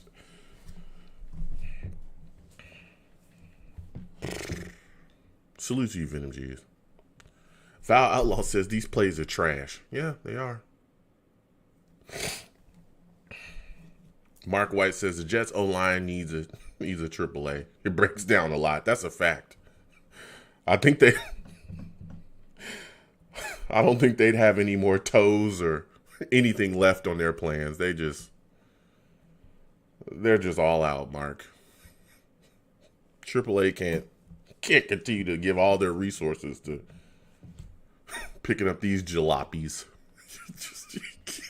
This team is so bad. This team is so damn bad, man. So bad. SG says I've been a Jets fan since '96. Whew. Oh yeah, I think somebody asked me earlier in the chat. I'm sorry. Salute to all the savages. I think it was SG. How long have I been a Jets fan? I've been a Jets fan since I was young. Since I was like what, 14, 15, maybe younger than that. I don't really remember. It's a really dark memory. The day you decide to become a Jets fan, you got to endure this. Those are days you don't want to remember. You push that stuff to the back of your brain and you just try to forget it. Well, I've been a Jets fan since I was young. And yes, I live on the West Coast. I became a Jets fan just watching the Monday Night Miracle. That was the first game I ever watched. First football game I ever watched in total. Watched it from the first quarter until to the end. And I was just amazed by the New York Jets. And I fell in love with football and fell in love with the Jets. And it's been a tough relationship ever since. I'm not gonna leave. I keep praying it's gonna get better, but I don't know. Boycott said this dude had him gaze. Oh, this dude! I'm telling you, this dude Adam Gay, he's crazy, man. He's a nutso. Sir Toon says they need to fire Gaze after the game, have him find his way home in NY, back on his own. Yeah. Jack, salute to you, Jack. Good to see you in here. Happy holidays to you and your family. Jack says Long Beach, NY. No, Long Beach, California. That's where I'm from. I'm from Long Beach, California. I do know people, I have met people, from Long Beach, NY, though. But I am from Long Beach, California. I grew up on the West Coast. I've always lived on the West Coast. Dude, this team sucks. Trying to move the ball down the field. It's 3rd and 7. I'm going to try to pick it up, folks. There's still some time left. We only down 2 scores. I'm going to pick up the energy, but good goodness. Sam Darnold, another interception. In the double coverage. Double coverage. Double coverage. Not uno, dos.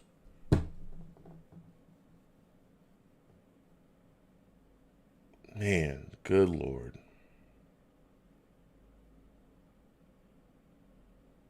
Uno, dos.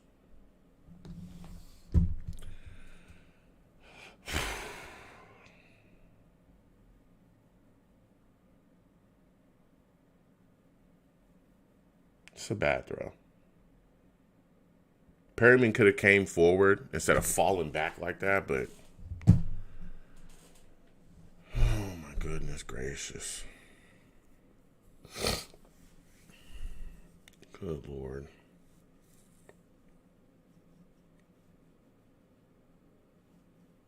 This is just that play. Even the play call is trash. Everything is just bad, man. Everything is just bad. Sam's pressing, throwing interceptions. The O-line sucks. Oh my goodness, dude. It's insane.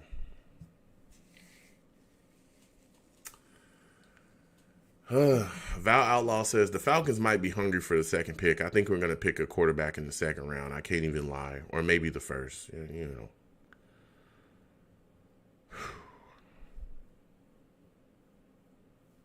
Good Lord. Will Kohler says, I say we trade our number 2 pick to the Dolphins for both of their first round picks. I mean, I don't understand that. Like, I respect your take, but no. I don't know why the Dolphins would do that. Nelson L., salute to you. Good to see you in here today, my man. Welcome to the House of Pain. eternal sadness. That's all that happens here. Happy holidays to you and your family. Happy New Year to you. Nelson L says, elite O-line. Nelson says, even the refs feel bad for us. Yeah. Angel Reed says, don't be sad, Joe. Gaze is gone tomorrow. Yeah, well. Dude, what? This dude, Cam Newton, is just jogging out there, and guys are falling down. He's just picking his spots. Oh, look, there's a hole right there. Oh, yeah. I'm just going to run through here. Mm-hmm. Oh, yeah. I'm good. Nobody's going to tackle me. They're laying down on the ground right now. Mm-hmm. That's exactly what he's doing.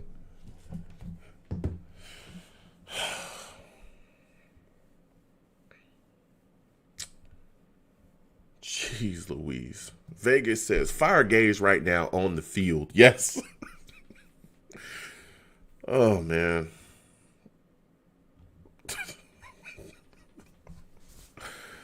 Dude,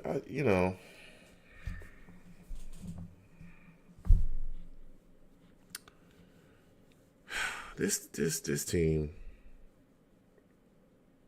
this is embarrassing. It's disgusting. It's disgusting.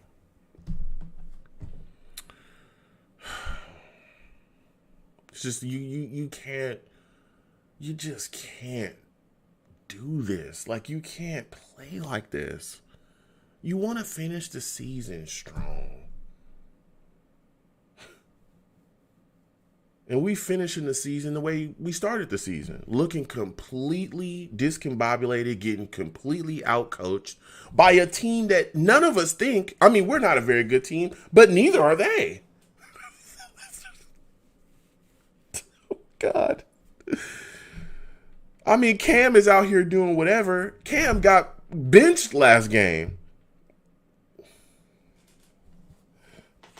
Dude, he just ran for 9 yards with every Jets defender on his back. Boy, they they can't wait to get up out of here, bro. Nelson L says, you're fired. I have an Uber for you and your staff. Yeah, that's what I would tell him. Honestly, if I was the owner, I wouldn't even want to talk to him. I would pay somebody that, like a vendor, or I would pay somebody on the sidelines to tell him, I'd pay the Uber driver. That's exactly what I would do. I would go out to the Uber and I'll tell the Uber driver, listen, this guy over here, I don't even want to talk to this guy. I'm going to bring you in here, come upstairs. Here's the guy. I give him a picture. This is what he looks like. I know you don't know what he looks like because he's stupid. Here, he's going to get fired. You're going to know what he looks like tomorrow. He's going to be on SportsCenter. Take this, go down there, look for this guy. Tell him that I said he's fired. Tell him you're the Uber and to get his stuff and go. And if he says anything like, well, do you tell him, yeah, you're fired. Just say, yeah, you're fired. And then wait for him because he's going to get his stuff and go. It's insane, man. It's insane. The way that we play, bro, it's insane. This is ridiculous. It's a full-blown embarrassment. Cam Newton out here smiling. Oh, yeah, I'm having a great old time. I'm finishing my season the way I want to finish it. Yes! 515-602-9639. When the game's over, we're going to have a radio show. Do not call into my show cursing. I know I may have some new people seeing my stream. I appreciate everyone that joins my stream, everyone that is sitting here dealing with all the misery that we are having to deal with here. 515-602-9639. I'll let you folks know when I open the lines. You can call in. Again, I respect everybody and everyone's time. Please be patient. I will get to everybody. It's a 2-hour show. I'll let you know when the lines are open so you can call in. The earlier you call in, earlier you'd be on the show. And I'll listen to everybody's take. Even if I don't agree with your take, I'll listen to it. You know, just be prepared to defend your take. That's all I'm going to say. This is a show that is about debate, respectful debate. And I want to hear what you got to say. Also, if this is your first time watching me, exclamation point links in the chat. Brings up my link tree. Has the links to all my YouTube pages. Please go down there and subscribe. Turn your notifications. Follow me across my social media as well. It has the links to all that stuff. If you talk to me, I'll talk back. You want to tweet me and tell me that Adam Gase is trash and he should be fired right now? We can talk about it. Wow. Jeez Louise. It is, whoa. Oh, man. Zach Hall, salute to you. Good to see you in here. Zach Hall says the Jets are a total mess. Yeah, they are. It's just, this is bad. Whew. Sir Toon says Sam is not helping his case this last game. I feel sorry for him, yeah. Yeah. Those 2 interceptions. It was bad. Those are bad throws. Zach Hall says, I'm a Titans fan. Oh, salute to you, Zach. Salute to you. I know I have people that watch me from all across the board, you know, and I respect every fan, you know. If you watch me and you're not a Jets fan, I respect you. And you can call into the show as well. And I want to hear your takes from the outside looking at how you view the Jets. I love talking to people that, aren't Jets fans as well. It is tough. Oh. But salute to you, Zach Hall. Happy holidays to you and your family. And Happy New Year's to you as well. Angel Reed says, Joe, I hear there was the first Adam Gase many years ago. His name was Rich Kotite. Oh, dude. I know Jets fans that talk about Rich Kotite that was around during that time. I know a Jets fan. I know more than one that says that Adam Gase is worse than Rich Kotite. That he's worse. Val Outlaw says, Sam Darnold's decision making is bad and it's not getting any better. You can say it's the coaches, but I would have to put Sam Darnold as well. Yeah, you're not sold on Sam Darnold being that guy. I respect that. I respect that, Val. I respect that. I'm not, This was bad. It's a bad game. I mean, everything looked ugly. The defense looked ugly. Jeez Louise. I mean, nothing looked good. Nothing. Val Outlaw says Cam is having fun out there. He is. Angel Reed says, wow, Miami got destroyed by the Bills. There goes their playoff. The Bills are serious. You know what's crazy? Here's like the real bad thing, right? Everyone's like, and I understand why everyone's so positive and has a positive take, but you also got to think our division is actually tougher now than it's damn near ever been, right? You got the Dolphins, who maybe they won't go to the playoffs, right? But they're still competing to be a playoff team. And they started a rebuild way after us and got better than us faster. They got good in like 2 years and competing for a playoffs. We've been in a rebuild for 7 years. and we're worse. We almost had an over season. You know? They're competing for playoffs. We're competing for the first pick in the first round. So you got the Dolphins that are competitive. The Bills, everyone was, before the season started, Joe, don't worry about the division. We got it. We got the division, Joe. The Patriots are done. They're not very good. We got everything under control, Joe. The Patriots are trash. And then the Bills come up and just smack you. Come on, man. Now the Bills are good.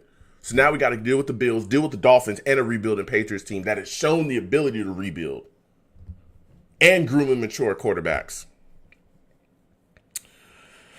Whew. Jeez Louise, man. Omar says, it's over for Sam here. Time to come to terms with it, Long Beach Joe. Yeah, well, Omar, I understand your take. Curvin, salute to you. Good to see you in here. Happy holidays to you and your family. All right, game's over, folks. I'm about to, give me 1 second. Give me 1 second. Got to get this together. Again, we'll be doing a radio show. Let me change this. This team is a damn embarrassment. And a complete and utter embarrassment.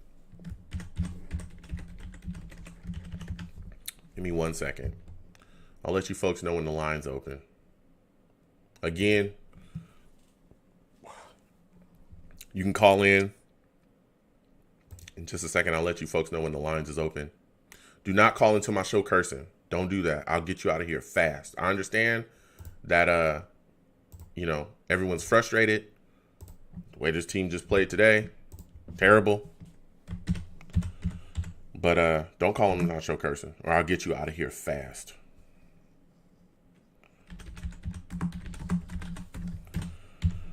Oh, my goodness. Jeez Louise. That was terrible.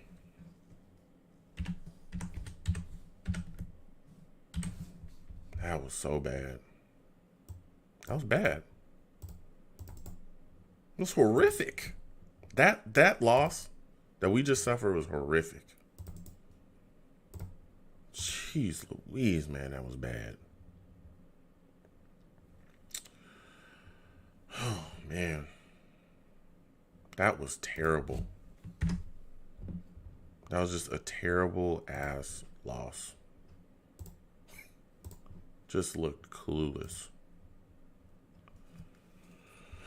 Oh, and Adam Gaze. Good Lord.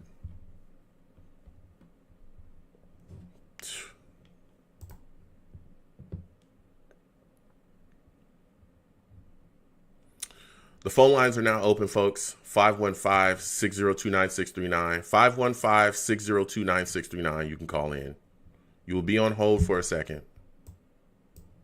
Still got to fix some stuff, so you'll be on hold for a little bit. But the lines are open. The earlier you call in, the earlier you get on the show. This team's an embarrassment, man. This team is a full-blown embarrassment. It just never ends. Just constant embarrassment. Over and over and over and over and over and over and over and over again. Lines are filling up. I'll get to everybody. This team just a damn embarrassment. Everything about this team is embarrassing. It's disgusting. Hold on a second, folks. I got to connect the show. 1 second.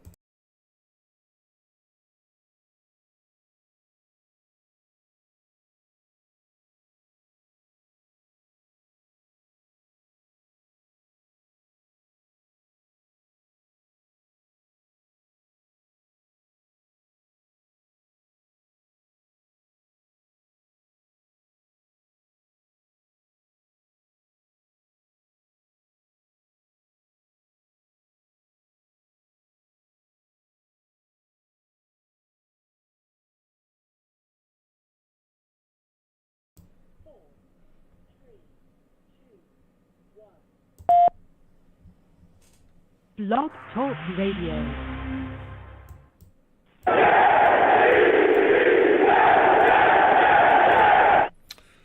Well, hello, everyone. It's your boy, Long Beach Joe. Back at it again. Your favorite Jets fan. Here to sit down and talk to you folks today about the Jets finishing real strong against the Patriots. So strong, they got their butts whooped 14-28. Destroyed. Nothing looked good. Nothing. The offense looked trash. Sam Darnold threw 2 interceptions, 23 or 34, had 266 yards. He threw in the double coverage today. Interception. Threw another interception that led into points as well. Goodness gracious. We just couldn't do anything. Could not do anything. The offensive play calling is trash. So glad that this is Adam Gaze's last game. He showed you exactly what he had. The defense got ran all over. What did we talk about before we came into this game? The Patriots, they had issues. We all knew. Running backs coming out the backfield. Cam Newton using his feet. We were all concerned about that. And they did everything they needed to do today to take the game. Listen, I'm the man of the people. I'm here for the people. Let me shamelessly promote my Facebook page. Everyone go on Facebook. Search The Long Beach Joe Show. Like that page. My content's up there. Go ahead and give it a listen. Message me. I'll message you right back. I love going back and forth with folks about this football team. Also, leave me some feedback. I love hearing about what you folks think I do here on The Long Beach Joe Show. Without further ado, folks, I'm ready to get into the show. I'm fired up. I'm also on iTunes as well. Everyone, please go on my iTunes. Search The Long Beach Joe Show. Give me a 5-star rating if you can. You know what I'm saying? Listen to me on there. Subscribe to me on there as well. Also, my YouTube page, Long Beach Joe Jets. Please go to my YouTube page. Subscribe. Turn on your notifications for that as well. It's greatly appreciated when you folks do that. Let me tell you something. You weren't embarrassed to be a Jets fan. You were today. This was embarrassing. We literally laid a complete egg against a Patriots team. This is the worst Patriots team we've probably ever seen. And they destroyed us today. Completely destroyed us. And when they weren't running the football effectively, because we couldn't stop them from doing that, when they weren't throwing to their running backs coming out the backfield effectively, because we couldn't stop them from doing that, they were tricking us. Flea flickers. All kinds of stuff. A bunch of McTrickery, and we were just caught with our pants down. They literally threw a flea flicker, and Cam Newton was able to catch a football, a bomb from, I think it was a wide receiver, and he literally waltzes into the end zone. And everybody on defense is just out for a Sunday stroll. Hey, we're just hanging out. Last game of the season. Everybody's feeling good. Everything's going, oh, Cam's going in for a touchdown. No problem. It's just the last game. This is an embarrassing display. I'm embarrassed to be a Jets fan. Completely embarrassed. To finish the season like this. Now you got people calling for Sam Darnold left and right. It's going to be tough. It's going to be tough. I'm going to get to these callers because the lines are lit up. I'm going to get to everybody. Salute to everybody for calling in. If this is your first time listening to me, I also have a chat I call the Savages. Why? Because they're savages. They go after everybody. Nobody is safe. Nobody. Especially not Adam Gaze. So I'm going to go to my lines. 347, I'm coming to you. Again, everybody, I have a lot of callers. Please be patient. I will get to everybody. 347, I'm coming directly to you. Thank you for calling in. Happy holidays to you and your family, and Happy New Year's to you. Please give me your thoughts about what you saw today, the Jets facing the Patriots. How do you feel about the Jets losing this football game? Okay, this is Dwayne from New York again. What's going on, Dwayne? How's everything going with you, my friend? I've been watching the Jets for a very long time. Yeah. And I understand we've made some bad choices. But the worst thing about the Jets is the Jets fans and the Jets media. Every year they run stupid narratives about who we're going to pick, the coach is bad, and if we do the same thing every year, we do not build the team. Or this quarterback is going to save us. Or this, you know what I'm saying? These stupid, we get DPs every year in the draft. Mm-hmm. We don't get any corners, It's like every year they're running a presidential election for one person that's supposed to save this team, and they're doing it again with Justin Fields. Mm. Every time. They do not want to build the offensive line. Obviously, if you watch the Jets for the last 15 years, the problem with this team is the offensive line. And the last time the Jets was good was when we had a great offensive line. That's a fact. And that is the worst part about being a Jets fan. They want some of the stupidest draft picks. But you really think about it, the Jets are known for being at the draft chanting for some stupid picks. And now we have a reputation where we're a laughing stock, so we can't even get any free agents now. Yeah. Yeah. So the media and the fans are just killing us. We look like a joke.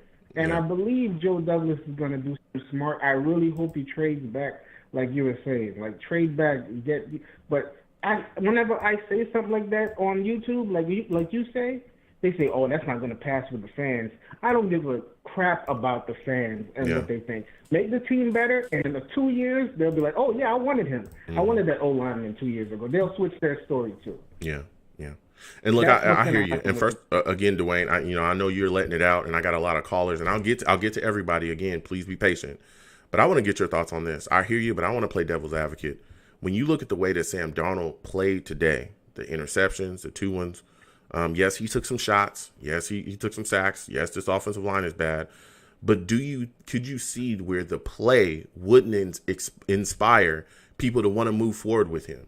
Because he did throw in the double coverage, the second interception, and then the first one, he just pretty much missed the guy and kind of threw it long, and the defender was able to get under that. So how do you excuse his play today? This is what I've seen from the Jets. The same thing you say about Sam Darnold today, you could have said about Mark Sanchez 10 years ago. Because there's a common denominator with this team that we're never addressing. Yeah. So I'm guessing Mark Sanchez wasn't talented. I'm guessing Sam Darnold and whoever we're drafting, I guess none of them are talented. I didn't want Sam Darnold, but the worst thing about getting Sam Darnold was mortgaging the future that we could have used when we gave those picks up to the Colts, because no quarterback is saving this team. There is none. Trevor Lawrence, none of them are saving this team. You saw what happened with Trevor Lawrence when he was getting some pressure. Fumbling, interceptions, close interceptions. This offensive line has to be built first, and Joe Douglas is the guy for it. But the fans in the media, they're going to threaten this guy and kill this guy if he trades back and gets an offensive lineman, or if he drafts Penny Sewell, or, you know what I'm saying, or builds this offensive line, and we missed we missed Justin Fields, and we missed this and that. And they might go out and be successful on a team that's actually good, and they might say, see, we could have got Justin Fields. No, Justin Fields would have sucked if he came here. Yeah. Justin Herbert would have sucked if he came here. They all would have sucked. Yeah. And that's what I can't stand about this fan base. They fall into the hype all the time. Yeah. Quarterback is so hyped. I get it. You know, he's very important because of the mistakes he can make, but not what he can change about the team. It's about building this team. You know, Joe Douglas, I hope he goes into this and puts two fingers, you know what I'm saying, to this Jets fan and say, I'm going to draft who I want to draft. I'm going to trade back. Go ahead, complain. You could complain, but I'm going to do what I got to do, and in 2-3 years, we'll see how this team looks. That's what I hope he does. Yeah, I hear you. And my last question for you before I let you go, because, again, I got to get to these calls. We got quite a bit, is, were you surprised with how bad the defense played today? I mean, it was atrocious. What were your thoughts on the Patriots just being able to throw the running backs out the backfield with ease and run the football on us as well with ease? Now, Joe, me and you've been watching the Jets for a long time. We've had really good defenses, but we see games like this a lot with the Jets. Their offense is so inept. It's like it either demoralizes the defense or they're tired of being on the field. Eventually, the defense just burns out. And I promise you this defense is not as bad as it looks. A corner can't be covering for 40 minutes in a game every year, in every game all year, man. Yeah. I get it. They're not top tier corners, but like some of our corners, if they have to cover, they didn't have to cover 40 minutes every game, they might look good. Eventually, they're going to be like, all right, we've seen so many patterns of this corner doing this. All right, so we're going to change this up and burn him. That's going to happen. Yeah. It starts with this offensive line, and I feel like if we get an offensive line, put whoever behind the offensive line, we'll play better than we're playing right now. Yeah. Yeah. Listen, Dwayne, I got to get to these callers, man. Salute to you and thank you for calling in, my friend. Next time I have a show, I want to hear from you. We're going to continue to talk about this throughout the offseason. I'm going to have shows, and we're going to talk about how to rebuild this football team because today was atrocious. I mean, it was completely atrocious. So you have a good day, Dwayne, or try to enjoy the rest of your day with this Jets team the way that they'll put you in a spin cycle, man. So you have a good one. Great show, man. Peace out. Oh, man. Dwayne calling in with the fire. I'm going to keep going to the lines. Oh, my goodness. 931. I'm coming directly to you. Oh, 931. Today, the Jets lose to the Patriots 14-28. Jets just get stomped. Offense doesn't look good. What are your thoughts about the performance of this offensive line? Because, man, Sam took hits today, and they did not look good at all. They were getting destroyed by this Patriots front. How do you feel about that? So this is Zach out of Tennessee. Oh, Zach, what's going on? How are you doing today? I'm doing good. I watched the same game everybody else watched. It was pretty bad. Everything that could go wrong with the Jets, not even just in this game, just this year, went wrong. Yeah. I fully blame Adam Gase for the entire tragedy of the Jets season, and I'm not even a Jets fan. So, go ahead. What I don't understand, looking forward, looking at the draft, whatnot, I don't understand, there's people saying trade down in the draft, and I don't understand why the Jets don't draft somebody like Justin Fields or Zach Wilson. I mean, yeah, they screwed up by beating the Rams and not getting Trevor Lawrence. So I don't understand. I actually think Justin Fields is the best quarterback coming into the draft. So I don't understand what the issue with drafting Justin Fields is versus trading back in the draft. I think Justin Fields would be. Yeah. Here's and again, first off, Zach, I want to thank you for calling in. I know you're a Titans fan and you calling in again. I respect everybody that calls in that's not Jets fan, because if you're watching the Jets, woo, you could be, you're a Titans fan. You could be watching your team do their thing because y'all are playing very well. But the thing is about I've watched the Titans do that for 10 years, almost 10 years in a row, so I know how it feels.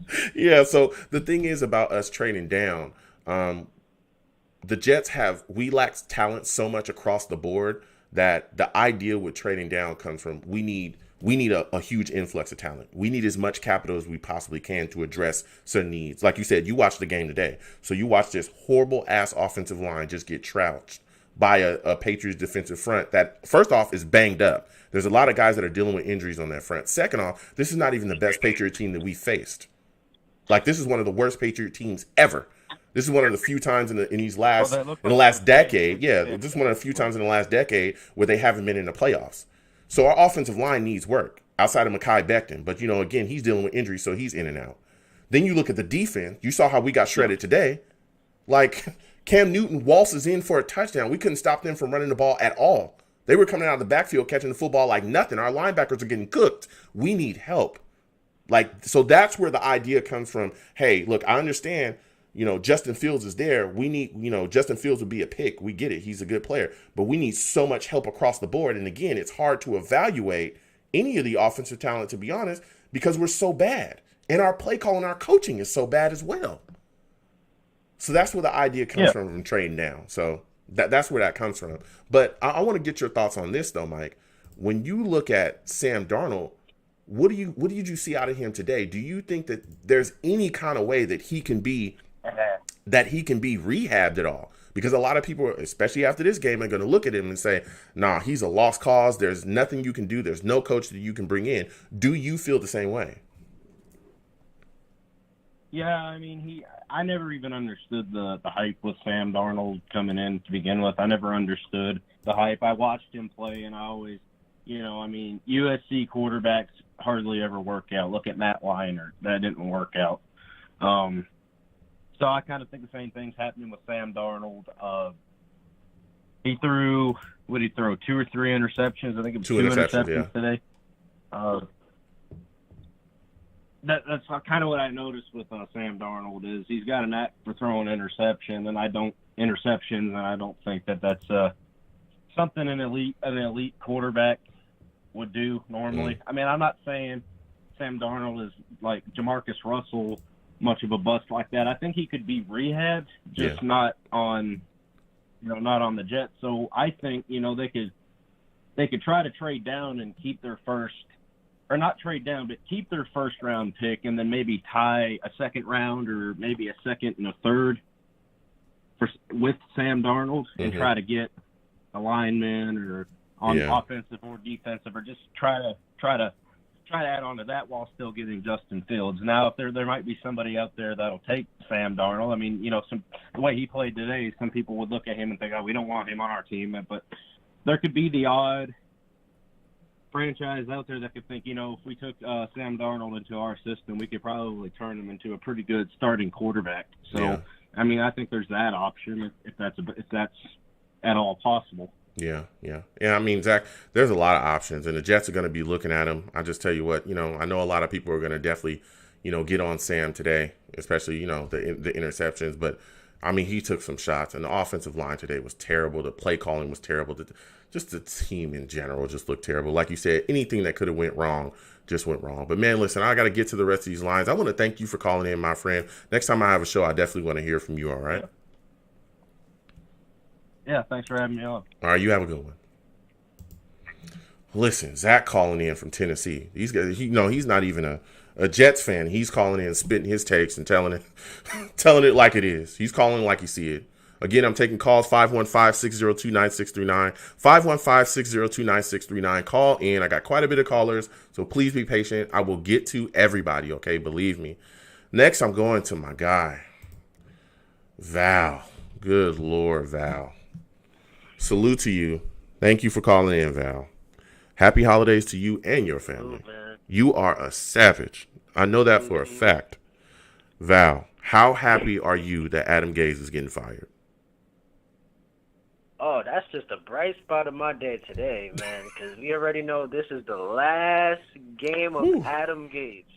That's my happiest, you know what I'm saying? That dark cloud you seen the snow and everything at the game, that cloud that you seen is going to be gone finally. Hopefully we get this coaching right, because this was a hard 2 years of watching the same thing that we just watched today. Halftime. There's always a halftime adjustment. Yep. It's just ridiculous, man. Yeah. Well, but I feel... Go ahead. Go ahead. Oh, okay. I was saying, like, I was hearing the callers, I hear everybody's opinion, about the pick and if trading back or getting Justin Fields. I will say, I'm kind of 50-50 with it. I feel like if we do trade back, that will help us a lot more to get more assets, like I hear you as well, Joe, and to stick with Sam Darnold. But I'm not too sure about Sam Darnold. Like I said, I never felt like he was that guy for us because of the turnover issues. But you could also say, he didn't have no quarterback coach, or he didn't have a real coach to actually guide him. But I feel like it is kind of too late for it, but I feel like he does need a new start somewhere else, and we can actually trade him and get another pick or something. But you never know. Maybe we could use him and stuff, but we have options. That's the thing about this. We have a lot of options. Justin Fields just threw for 6 touchdowns, so his draft stock has just rise. So if we do trade, there's still other quarterbacks out there, but we at least we have some options. But we have to get this head coaching search right. We have to do it. I hope Joe Douglas could pull out another trick in this draft, because this one is very, very important. Because I'm not trying to have another 2 years or 3 years of bad coaching, because, man, this was bad. Like you Beyond said, that. Val, like you said, it was horrific. And you touched on a point that I was going to bring up as well, the lack of halftime adjustments. And we've seen that literally this entire, Adam Gaze's entire time here. There's no halftime adjustments. Yeah. You come out, you look the same way that you do all game, and then you get your doors blown off. You just get beat. And for us to get beat this way, talking about get slammed by a Patriots team that is literally the worst Patriots team we probably ever seen, or we have ever seen. This is the first time within the last couple of years where they have not made the playoffs. It's insane. I mean, Cam was 21 of 30 for 242. He had 3 touchdowns. I mean, he was strolling around. I want to go to the defense with you, Val. Playing around. I'm joking, laughing. It was insane. What are your thoughts about the defense, though, Val? I mean, what are your thoughts about the defense? The fact that we could not stop anybody. We couldn't stop them running. We couldn't stop their backs from catching the football coming out the backfield. What were your thoughts about that, Val? Man, I was shocked because, we just went against the Rams. They played very good against the Rams. They played very good against the Browns, even though they didn't have their 4 wide receivers. But still, you just beat a team that's trying to fight to get in the playoffs and clinch it. So we actually stopped that team. But we just laid down to the Patriots. Come on, man! Like this is a game that you were supposed to come out and at least torch this team, and we didn't even do it. It was just like, man, we're just gonna go back to what we did from the start of the season and just have a good first half of the quarters, and then the second half we're just gonna lay down just like how we always been doing. But I definitely seen a huge change when Mekhi Becton went down. As soon as Mekhi Becton went down, the team was done. Like the offense was shut down. Yep. So that's gonna be something that we have to look at. Like I said, in the chat, you actually read it. Like we're gonna have to have at least a good, I would say a good left tackle, a good backup left tackle, just in case, that happens. Yeah. But I wouldn't be too concerned about Mekhi Becton's health because I would say his body's maturing, he's still young, and hopefully, he could turn that around. Yeah. In due time. Yeah.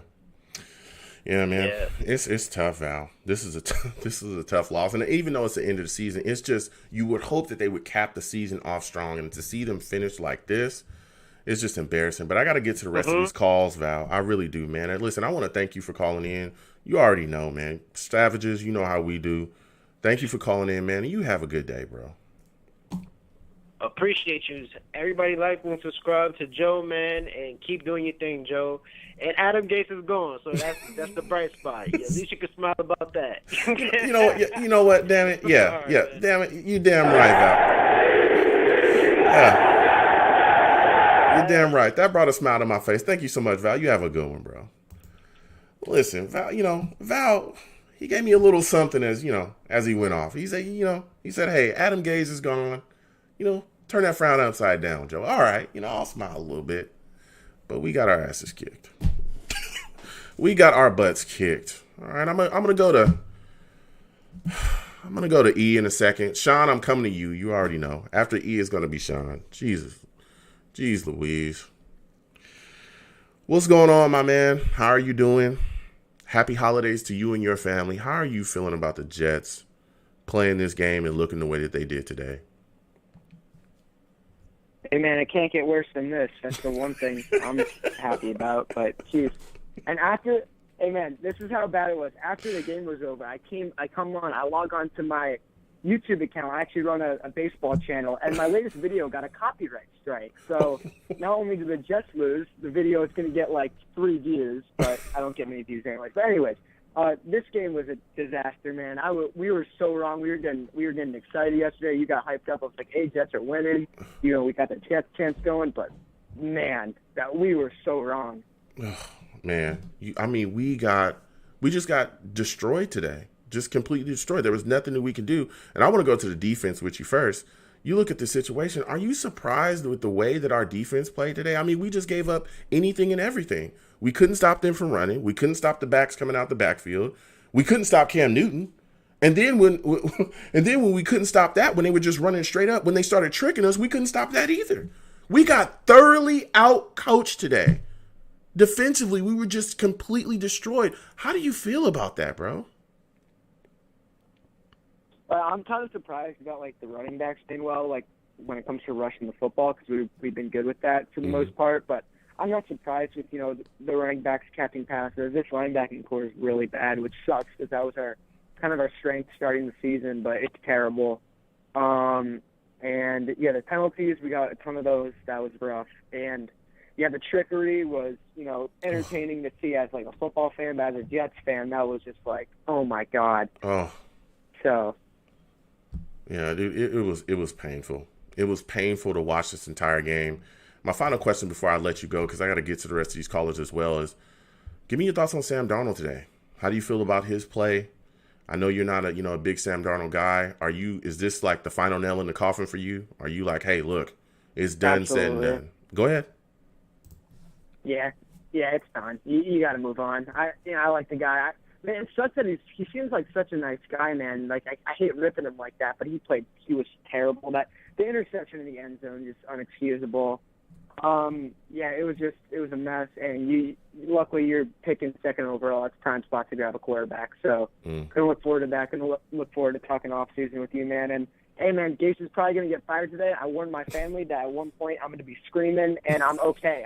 Nothing's wrong. It's just some big news happened. I was like, the guy with the taco eyes at the press conference, that's the guy. He's going to get fired because I showed them the taco video. So I'm looking forward to that. Hopefully it's today. I don't want to wait till tomorrow. But, man, I wish I was on the air with you while it happened because that would be fun, just everyone just going crazy. But that's the one thing we got looking forward to, man, and we got a whole off season ahead to talk about. You can't lose in the off season, really. So I'm looking forward to that, man. So, yeah. Yeah, you can. Well, listen, I want to thank you for calling in, E-Man. You have a good day, and try to enjoy yourself because this Jets team, they'll really destroy everything you got going, man. Thank you for calling in today. Yeah, man. All right, you have a good one. Oh, my guy, man, calling in. We're gonna keep going to these lines. We got a ton of callers. I'm telling you, the Jets just upset you. They just bring you to this point, and it just build so much anger, so much frustration. We were so positive going into this football game. So positive. Adam Gase is going to be gone. The reports are swirling. Adam Schefter talks about it. The Jets are going to part ways with Adam Gase. All right. Of course you don't want to celebrate anyone getting fired. You don't want anybody to lose their job. But, hey, it's time for us to move on from him. We all understand that. We're going to go in. This is a bad Patriots team. We're going to beat them up. We're going to finish off with a win. We're all excited. And we get our butts kicked. Completely kicked. I'm going to go back to these lines. Sean, I'm coming to you. I'm coming directly to you, my guy. I already know Sean's got some hot takes, and he is ready to go. I already know it.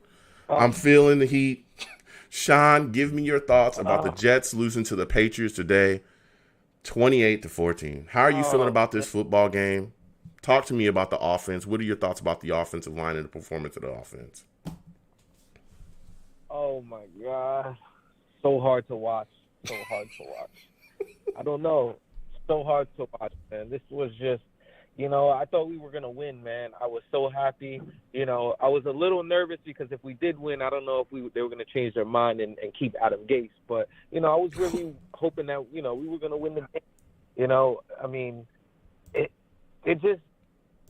for everybody, for this team, we just need a new start, man. We can't go into next year like this.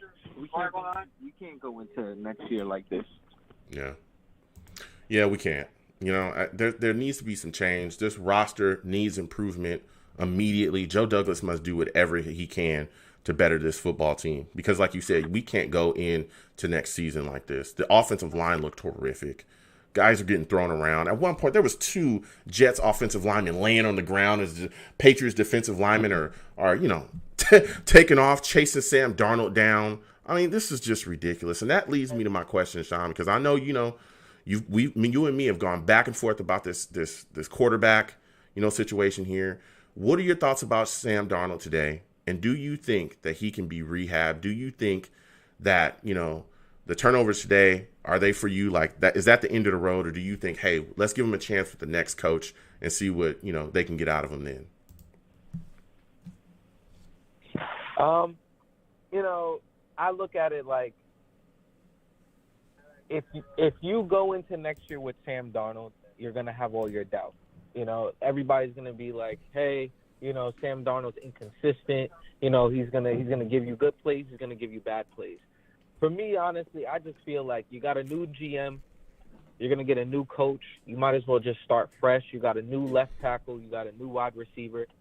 Build for the future, you know, and just start fresh. Because Sam, unfortunately, got into a position where it's not his fault. You know, he had a terrible GM, you know, terrible coaches, and now he has a good GM supposedly, you know, and it's not his pick. You know, it's not Joe Douglas' pick. So I just feel like both sides should just go their separate ways. He should go, you know, maybe he can get a better position in San Fran. If I was him, I would try to go to a different team, start fresh. You know, Wow. It's too much. It's just too much bad vibes. You know, like everybody has mixed feelings about this guy. And, you know, if he misses out on a pick, it's going to be on Joe. If he keeps Sam, it's just too much, you know? Like, I'd just rather just get a new pick, a new quarterback, move on, and plus you also were in the cap. You know, I think by May they have to give him, you know, with his, I think his fifth year. His fifth year option. Well, he's on his fourth year now, and they can make a decision on the fifth year option, but they don't have to sign it. So they could, you know, give him the fourth year and see what he does, and if not, then they can move forward with that. So, but we'll see what happens with that, man. It's he just ain't worth go ahead. No $28 million. You know, he ain't worth, I said he's not worth no $28-30 million quarterback. And that's, you know, he's just too inconsistent. And also this team is very inconsistent. You know, they win 2 games, they get you all happy. And then, look, this Patriots game was atrocious. What were we watching? Oh, man. You know, it's like everybody quits on the coach, you know? Yeah. Like, Gase didn't do anything. Yeah. You know, and, you know, I'm happy Gase is gone. Now we could sit back and finally think that Joe Douglas can actually make a good choice, you know, because we can't continue to keep watching this. Yeah. This is terrible. Yeah, it is terrible. And my final question for you before I let you go, Sean, because I got to get back to these lines. Who exactly is your top head coaching candidate? Like, who is the guy that you want to come here once Gase is gone? Brian Dable, but I don't. When I was looking at some of the things, I didn't even see Brian Dable as a candidate for the Jets. Okay. Brian Dable is, you know, that's the name. He worked with Josh Allen. Or Eric, and then I heard a little bit of a Martindale from the Ravens. Okay. He's more of a defensive guy, you know. Yeah, he's a D coordinator. Really would go well. Yeah, he's a D coordinator, so he's a guy. Yeah, those are some good names. Those are good names, Sean. Well, I got to get back to these lines, man. Again, I want to thank you for calling in, Sean. You know, next time I have a show, I want to hear from you, bro, because we're definitely going to go back and forth about this offseason and how to fix this football team. You have a good day, man. Yes, you too, man. Thank you, man. All right, peace. Sean calling in with the fire, man. Calling in with a complete fire. I'm going to keep going to these lines. 301, I'm coming to you. And then after that, Shaq, you already know I'm coming to you, man. So we're going to keep calling. I'm going to get to everybody. I'm going to respect everybody's time. You know what I'm saying? 301, new caller. I want to get your thoughts about the Jets. Oh, what's going on? What's going on? I want to get your thoughts today about the Jets getting smacked by the Patriots 28-14. I also want to know your name and where you're from as well, my friend.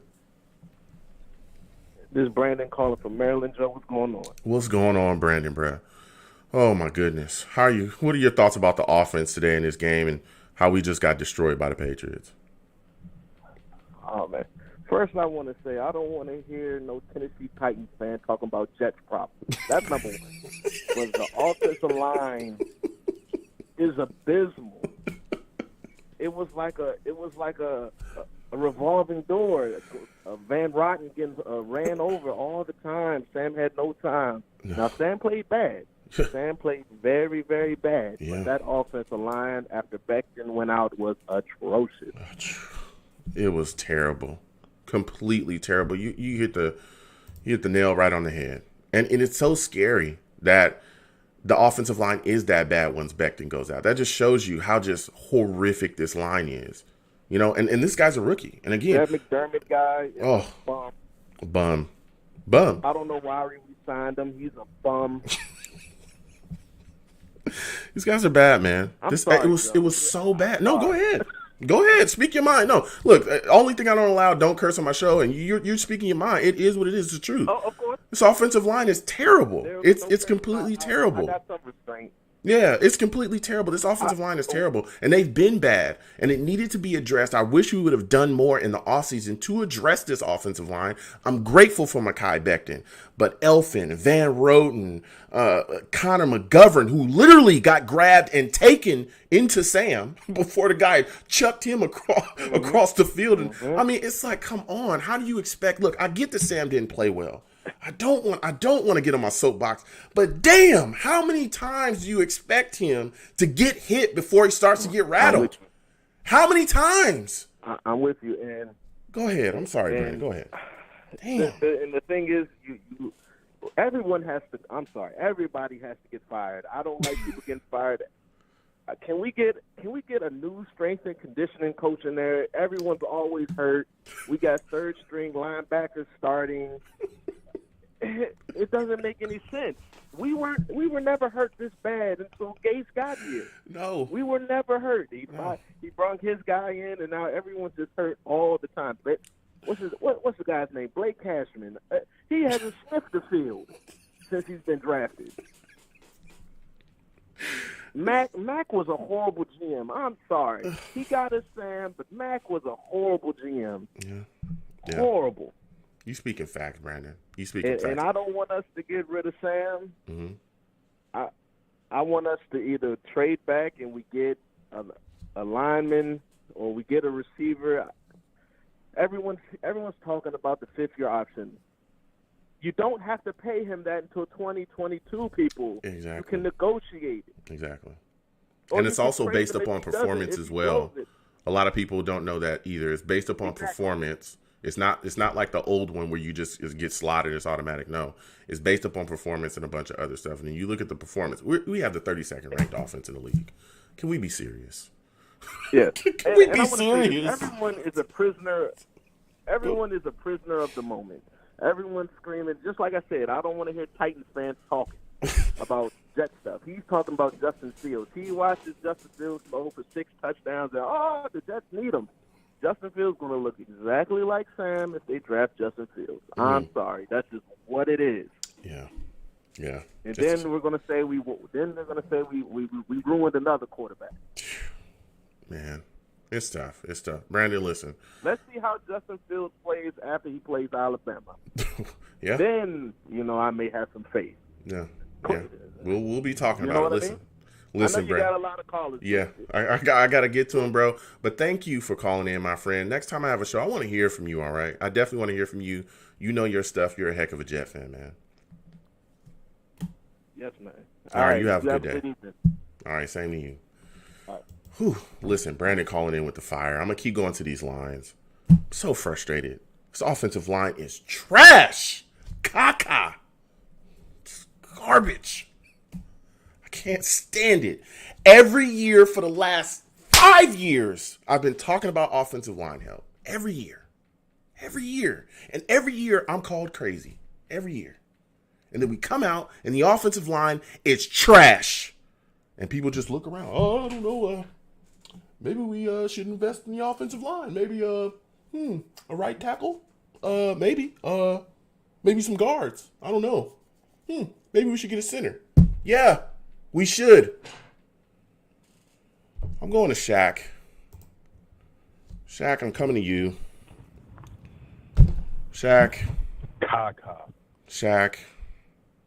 Is there any way we can save Sam Darnold? First off, thank you for calling in. And salute to you. Happy holidays to you and your family. Happy New Year's to you as well. Everything's caca right now. Caca. Yep. What are your thoughts about Sam Darnold? Joe, and same to you. And same to you, man. I don't want you to think, because I usually don't call, he's a fake Joe fan or whatever. No, I just don't like talking about this team every week. It's a disgrace. They stress me out. I sit there and find other things to do on Sundays. I don't even like going out with my girl, like shopping, but I've been doing that because the team is so bad. The only thing I look forward to every game is to see what Sam can do or what Sam's going to do. I don't care about the defense. The defense gets scored on. I'm used to that. I'm not worried about that. I just want to see if Adam Gay is going to open the playbook or Sam going to throw a pick or something or a touchdown. I got hyped when he threw a touchdown to Chris Herndon. I'm like, he's in a groove, man. He's in a groove. And all of a sudden, he seen the snow come down, rain come down. It was like a whole new person. Yeah. A whole new person. Yeah. And I love Sam. And I'm going to always support Sam because I still feel like he got it. Okay. I feel like he can do it. I feel like he just got to find a new scenery and a new coach. So you ready to move on? And say it. I want to hear you say it. Don't tiptoe. Listen, on the Long Beach Joe Show, we do not tiptoe. I want to hear you say it. I want to hear you say that you want to move on from Sam Darnold and you want him to go somewhere else and you want to draft a quarterback or you want to sign one from somewhere else. I want to hear you say it, Shaq. Joe, believe it or not, I'm not ready yet. Okay. I'm not. Let me tell you. Let me let you know. If I was a GM, this is what I would do. Okay. I say, Sam, you got one more shot. You got one more shot. I'm gonna build around you. But if you screw this up, that's on you, and you're out of here. You're out of here. That's just me. I would give him one more shot. One more with actual players, linemen, coaching. Just one more shot. And if he fails, then bam, get him out of here. Because I can't see it. I don't want to see another quarterback be drafted. That's what James Morgan was for. That's what we wasted a pick on for. Yeah. We could have got a receiver. And that's why I don't want to do it yet. And honestly, and to be honest, I like Sam Howell, honestly. I see him as a good quarterback in the draft after this one.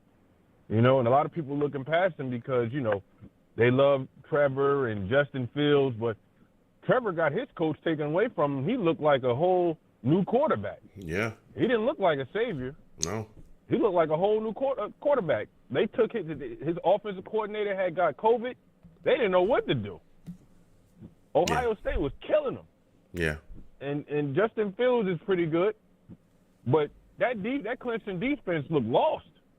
He was taking advantage of just them looking lost. Yeah. You know, so, you know, and players is not going to be 20 yards open in the NFL. Let me tell you that now. You're not throwing 6 touchdowns on the NFL doing that. Yeah. They say Trevor still had 400 yards. I guarantee he's playing bad like that. He's not getting 400 yards in the NFL. That is a promise guaranteed. Yeah. And like you said as well, I heard, you know, I watched the game and people after the game were talking about how, you know, when Trevor gets pressured, things ain't looking so gravy, baby. Like, you know, he had the fumble. Yeah. He threw off his back foot. That probably would have got picked off in the league. He almost had another fumble trying to run away. You know, things are a little shaky. And again, I didn't say I turned my back on Trevor. I didn't say I disrespected him. I think he's a good quarterback. I'm just saying I saw other people that called him a generational talent turn around and then say he may not be the top, or he may not be the number one consensus pick as a QB anymore in this draft coming up. Yeah. Maurice Jones-Drew. I'm just saying, if you want to look, that's who said it.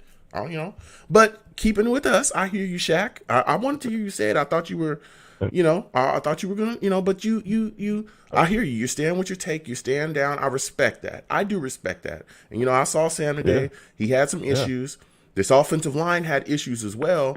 But I also want to get your thoughts on this defense and how they just gave up run after run after run and couldn't seem to stop any running back coming out the backfield. What are your thoughts about that? They made the Patriots look like a playoff team today. They took advantage of the linebackers because they know they don't have sideline to sideline speed. They know that. So they took advantage of all the running backs, all the trick plays, because they knew these fat linebackers can't get around. We can do well stopping the run. But when it comes to us getting spread out and us having to actually cover, that defense can't do it. They can't do it. They can't do it. What's crazy, I like our DBs, not because they're young, but they're growing. You could tell they're growing. I like them better than last year. They're not the greatest, but I like them better than last year. Way better than last year. They're not way better, but they're better than Tremaine Johnson and Darryl Roberts. That's easily said. Easily said. Yeah, but I mean, they're today Millette was getting cooked. I mean, Cam Newton walked into the end zone. I mean, look, we got some issues, but today I wasn't a fan of Millette in the first place. Yeah, I wasn't a fan. Yeah. I wasn't a fan. Yeah, I mean, I like Lamar. I like and I Hall. feel like Yeah, Lamar just doesn't need to stay in man. Man coverage is a little bit too difficult for him. Yeah, because he's a big guy. He's a big guy. Yeah. But, Bryce Hall, he's a physical guy. I feel like those guys do well in zone. They do well in zone.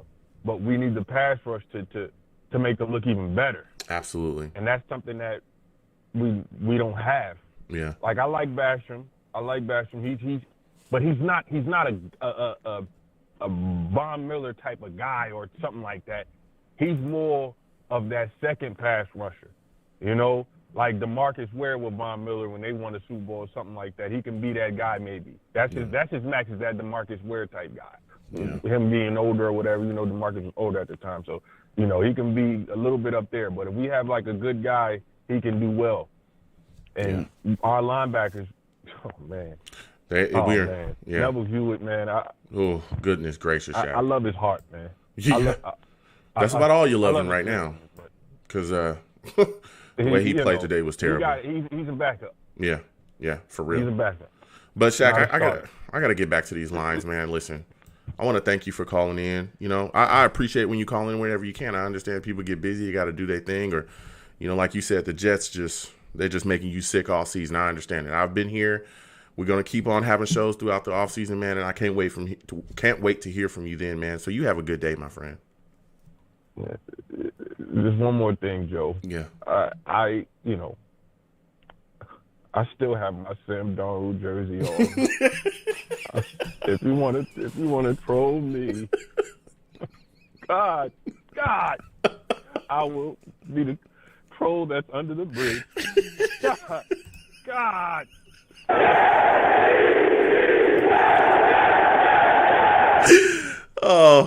Oh, you have a good day, Shaq. See you later, Joe, man. I'm going to talk to you in the DMs, man. All right, peace, man. Talk to you then.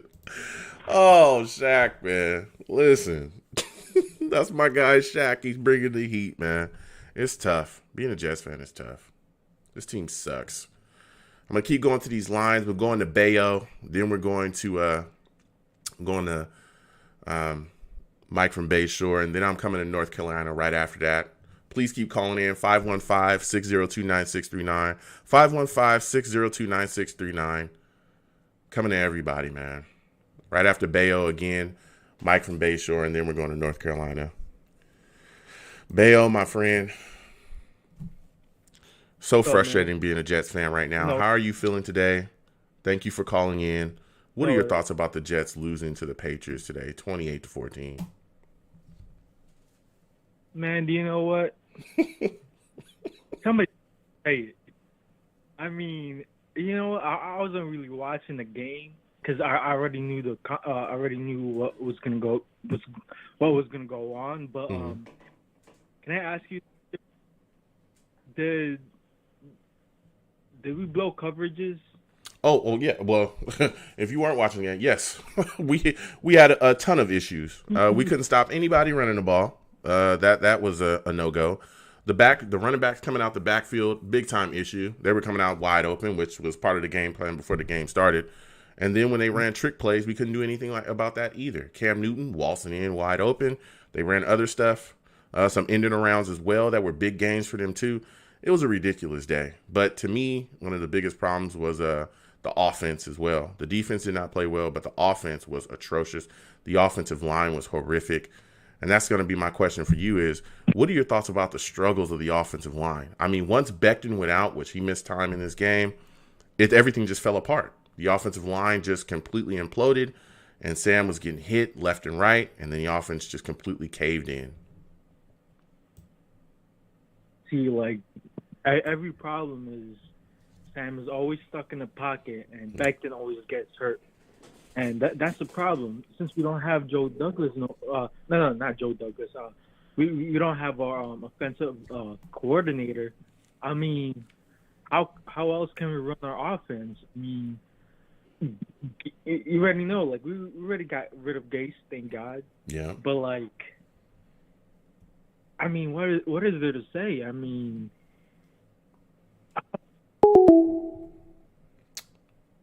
One second, folks. Hold on a second. I think Blog Talk is tripping yet again. Hold on.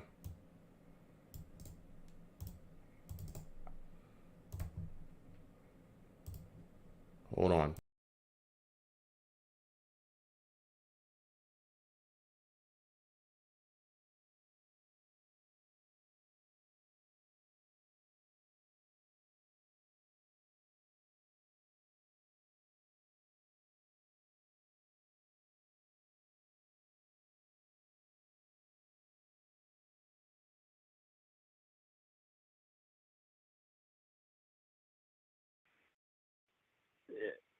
it's just rebuilding mode at this point. Yeah. I mean, it's just it's completely crazy. Like, the way that this team played today, the fact that, we can't get things together, we can't protect Sam Darnold, and then the way that Sam Darnold played today as well with the interceptions, it's just going to bring about more questions and more doubt, to what we're doing, especially going forward. Now people are definitely going to be screaming for us to draft a quarterback in this upcoming draft. It's just frustrating. But Bayo, listen, I got to get to these callers, man. Blog Talk is tripping. Listen, I want to thank you for calling in, my friend. It's always great to talk to you. You got some great takes, man. Next time I have a show, please call in. I love hearing from you. Yeah, love and support, man, with the channel. Absolutely. Thank you so Everybody much. come support. Go ahead. I'm sorry. I just like to say, come and support Joel, and come and support you, man. Thank you. Thank you so much, my friend. Job. Yeah, thank you so much. I really appreciate it. You have a good day, man. Bayo, man. Bayo calls in with the fire. Excuse me, everyone. Blog Talk would be tripping, bro. Like, salute to Val Outlaw. He already know in the chat. Too much heat for Blog Talk. Blog Talk is always tripping. They always hating. I mean, we just got our asses kicked today by the Patriots. Why are you tripping still? What you hating for? My goodness. I'm going to Mike from Bayshore, man. Going to Mike from Bayshore.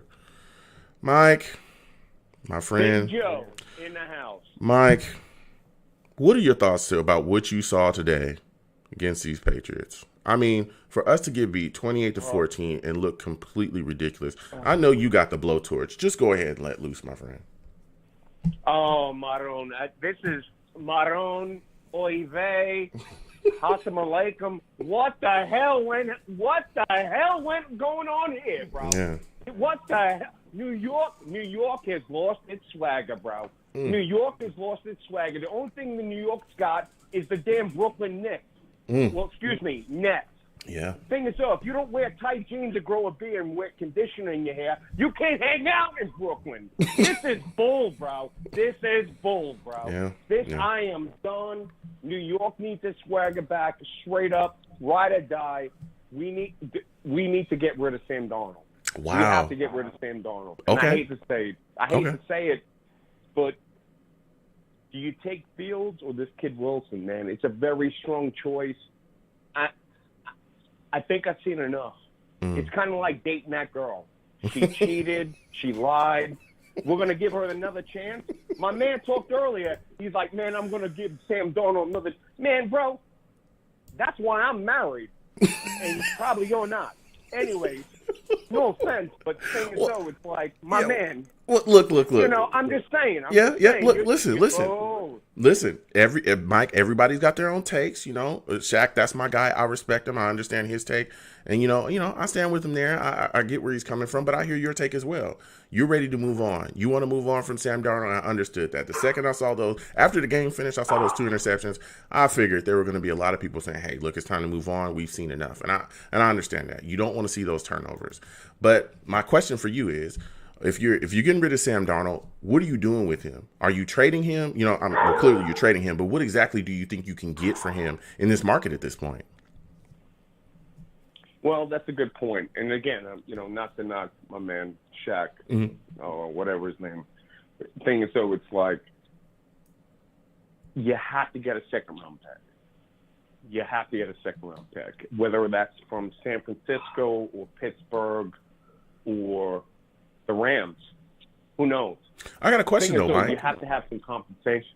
Yeah, and I hear you. I hear you there. But I have a question. If you look at Sam Darnold at this point, he's very unproven, right? Wouldn't you say that? That's one of the issues that we have here. Hell, we're trying to get rid of him, right? Former first-round pick. If you look at the situation, why would you give a second-round pick for Sam Darnold? What would move them to do that? Why would they do that? Because, well, obviously he was a third-round, you know, number 3 pick. Mm-hmm. Second of all, I wanted Josh Allen 3 years ago. I don't think there was no need for us to trade up. But there's some highlights where a Shanahan is going to look at Sam Darnold.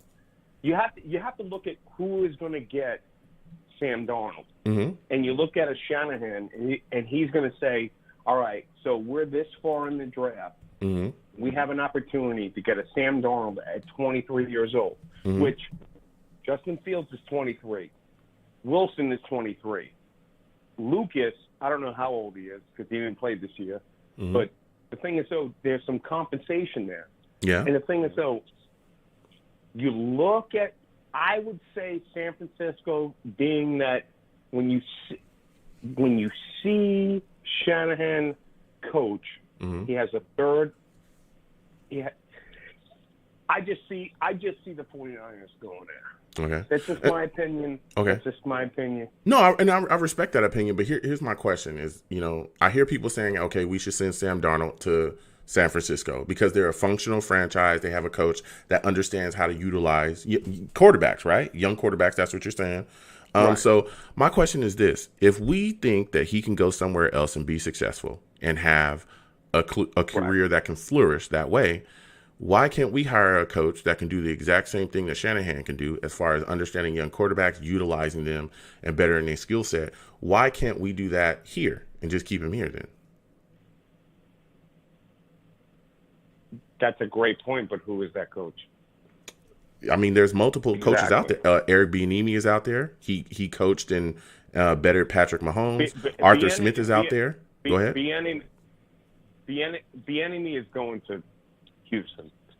I mean, there's no guarantee that he'll do that. He actually came in for an interview with us the year that we hired Adam Gase. We had him on the interview. We didn't hire him. Yeah.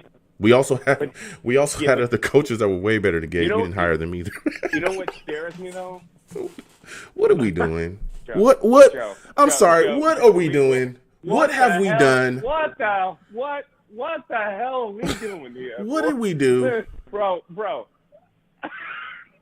I mean, but getting back to the situation, Arthur know. Smith is out there. He helped better Ryan Tannehill. You know, DeBo's going to is out there as well as a name that we could end up picking up. He's the guy that literally fixed Josh Allen and his mechanics. He had issues with turnovers. He had issues with accuracy. Right. He helped fix him. So there's a couple guys out there, but I just think that I understand why everybody wants to get rid of Sam Darnold. I hear the takes. I completely get it, and I respect everybody's takes. But, you know, I love going back and forth. But I just think a second-round pick, you know, I don't know if we'll get that. Especially when you're looking at he's had 37 interceptions in his career here. Teams are going to look at that. It's new. Mm-hmm. We're going to be a new team. We have to move on. No, I hear you. It's time to go. I hear you. I'm sorry, honey. I love you. You got to go, baby. You got to go. I'm sorry you broke my heart so many times. And you can always hit me in that right spot, but we gotta go, baby. We gotta go. I need consistency. You're gonna raise my kids. You're gonna make sure everything is nice and tight. You know what I'm saying? Unfortunately, we have to go that route. My man, Shaq. We gotta go, man. We can't have that heartbreak, bro. All right, Come on, bro. look. Listen, I'm Italian Irish. My wife is Latina. Let me tell you, it's hell every day. And but at the same time, man, yeah. she takes care of the kids. Yeah. She puts me in check every time. And let me tell you, if she gets on the phone right now, they'll be held to pay. There we go. That's what we need. All right, but listen, Mike, I want to Joe, thank you for in the calling house. in, man. Always a I gotta get pleasure, back. man. I gotta get back to the rest of these lines, bro. You're bringing the fire. Listen, next time I have a show, I need to hear from you, my friend. You have a good day, all right? Ride or die, bro. All right. Ride or die. You have a good one. Thank you again for calling in, Mike. Mike calling in with the fire. Listen, I respect everybody. I respect everybody's takes. You know what I'm saying? Salute to everybody. Salute to all the savages. You know what I'm saying? I know, certain times people have issues with other people's takes. That's what this show is all about, respectful debate. My guy Shaq, though, he's got a take. I respect him. I respect that take. But also respect, Mike and the way he feels too. So, you know what I'm saying? It's always good to have good, respectful debate. So now I'm going to my guy. I'm going to my guy in North Carolina, man. I'm coming directly to you. I already know you're going to have some fire takes. How are you doing? I'm not doing so well, to be honest with you. we just got hammered, okay? 28-14. Yeah. Give me your thoughts about this offense. we What are did. your thoughts about this offensive line and how horrifically they play? It's not very good. It's certainly not up to the standard of what we had under former head coach Rex Ryan. Mm-hmm. God knows I'm in despair right now. I knew this time would come. We're going to miss Rex Ryan, and I really miss him. I miss the glory days. Those like the glory days for us in the 1990s. Don't get me wrong. I'm an old Jets fan, 40 years in. I remember Ken O'Brien and Joe Walton was coach at the time, and that team got out 9-1, 10-1, before the second half collapsed, all the injuries to key players. And it's been quite an ordeal for me. This is one of the worst, most miserable periods I've been through. What we're going through here now, losing the way we lost to the Patriots, is ridiculous. I'm just sick and tired of it. Yeah. I'm sick of losing to the Patriots now. Yeah. I was hoping that Sam could reach down and give us some glimpse of what, when we first drafted him and how he looked the first 2 years of his career and, at least go out with a great performance. But sadly, he went out with a fizzle. Yeah. It was just gone. He had nothing. I could see it. He had nothing. So all we can do, looking at his status right now, this is his final year, his rookie deal. And I think because of the timing of it, we're not going to have any choice but to take another quarterback to reset that rookie salary cap. Ooh. You know what I'm saying? We're not going to have any choice. We're sitting there at 2. I'm thinking about Atlanta. If I can move down, if I can cut a deal with Atlanta, if they can give me next year's 1, give me a package of picks for this year, I'm willing to strike a deal with Atlanta, move down to 4, and take back Wilson and go on and give them Justin Fields. It's not to say I don't like Justin Fields, but I'm just looking at the overall scope of the crop of quarterbacks. I'm willing to take any one of these 3, reset the rookie salary cap. Hopefully we can get Gase out of town within 24 hours or 48 hours. Hopefully we'll hear some kind of word on his status. Should get him out of town in 30 minutes. He should have been gone right after the game. Yeah. Yeah, he should be gone. Yeah. Here's my question, though. You could have had more presence on the sideline. They could have put some headphones on me, and you had a clipboard standing there. We could have done a little bit more spirit, brought more spirit. That's what we missed. The spirit of the Rex Ryan, the Buddy Ryan. They were fighters. Gase is not a fighter. He's an egomaniac idiot that got a coaching job. It was kind of like a what's that word for it? Nepotism. Nepotism thing. He got that job. It wasn't based on what he knew. It was who he knew, and that got an inside track on that job. Yeah. And the Johnsons are stupid enough to hire this guy based on a phone call from Peyton Manning. Yeah. You know what I'm saying? They didn't do their diligence. These are billionaires. They're sitting on all these resources, and they couldn't do their diligent research before they even consider hiring Gase. Do background, like any job, want to do a background check on you. They did practically no background check. I believe they just got a phone call Peyton Manning calls, hey, Peyton, how you doing, Peyton? Say, yeah, Mr. Johnson, man. I got this buddy of mine, man. Me and him went together in Denver, man. Y'all need to hook him up, man, and give him a job, man. It's Adam Gates, man. He's down on his luck. So I say, yeah, man, just for me, man. I respect for me. Please consider this brother and give it. They say, yeah, man, we'll hook him right up. I said, I think that's what happened. And they hired this guy. Literally, I believe that's what happened. Mm-hmm. You know what I'm saying? Yeah. No, listen. Johnsons have learned a lesson. Yeah. Yeah. Yeah, listen, I hear you, and you're bringing the fire. That's literally what I thought happened. Like you said, they didn't even have to do an investigation. Everything was public. I talked about this when Adam Gase first hired. I said, you didn't even have to hire a private investigator. You literally could have just called a Dolphins player, and they would have told you that this guy's a nut job. You had listen. He's one of the only coaches I've ever remembered in my entire fandom of loving my entire fandom where players weren't even on his team anymore. And when he got fired, they were coming out like, "Yes, get his ass out of there!" Like they weren't even on the team anymore. Right. They weren't even around. He had players coming out. Crowder, I forgot what the guy's first name was. Crowder, a linebacker, used to play with him. He was doing interviews talking about Adam Gase. He's had other players come out and talk about. There's been so many players that have come out and talked about. He had problems with the owner. He had problems with Stephen Hill, the owner of the Dolphins. They got into a screaming match. This is all public. This is not. We hired him 2 weeks after he blew up the Dolphins, and we played them. Twice a year. You're right. We used to laugh about it. The Johnsons were crazy to do what they're doing. The Johnsons are clueless. Hopefully they learn their lesson from this. The Johnsons are clueless. Right. They're crazy, but they are clueless. Go ahead. How long? Let me ask you something. Yeah. I'm trying to forget. I have to look it up. How long have I think the Johnsons owned the Jets, about a decade now, a little bit over? I think they so. Own the New York Jets. They should learn something. I can give you a 5-6 year, a grace period. You're going to make some mistake. You're a young owner. It's your first franchise. I'll give you that. But you own this franchise for 15, 20 years, and you still bumbling and doing this stupid stuff. They don't. I mean, there's got to be something wrong. Because they don't, the Johnsons, the issue is in the past, they didn't really, they don't know what they're doing. But the biggest problem is the fact that they don't hire people that understand what they're doing. One thing that we don't talk about, and I brought this up multiple times too, as well in this coaching search, is the Johnsons were convinced to hire Adam Gase, but we also forget there was another culprit. It was Mike McCagnon.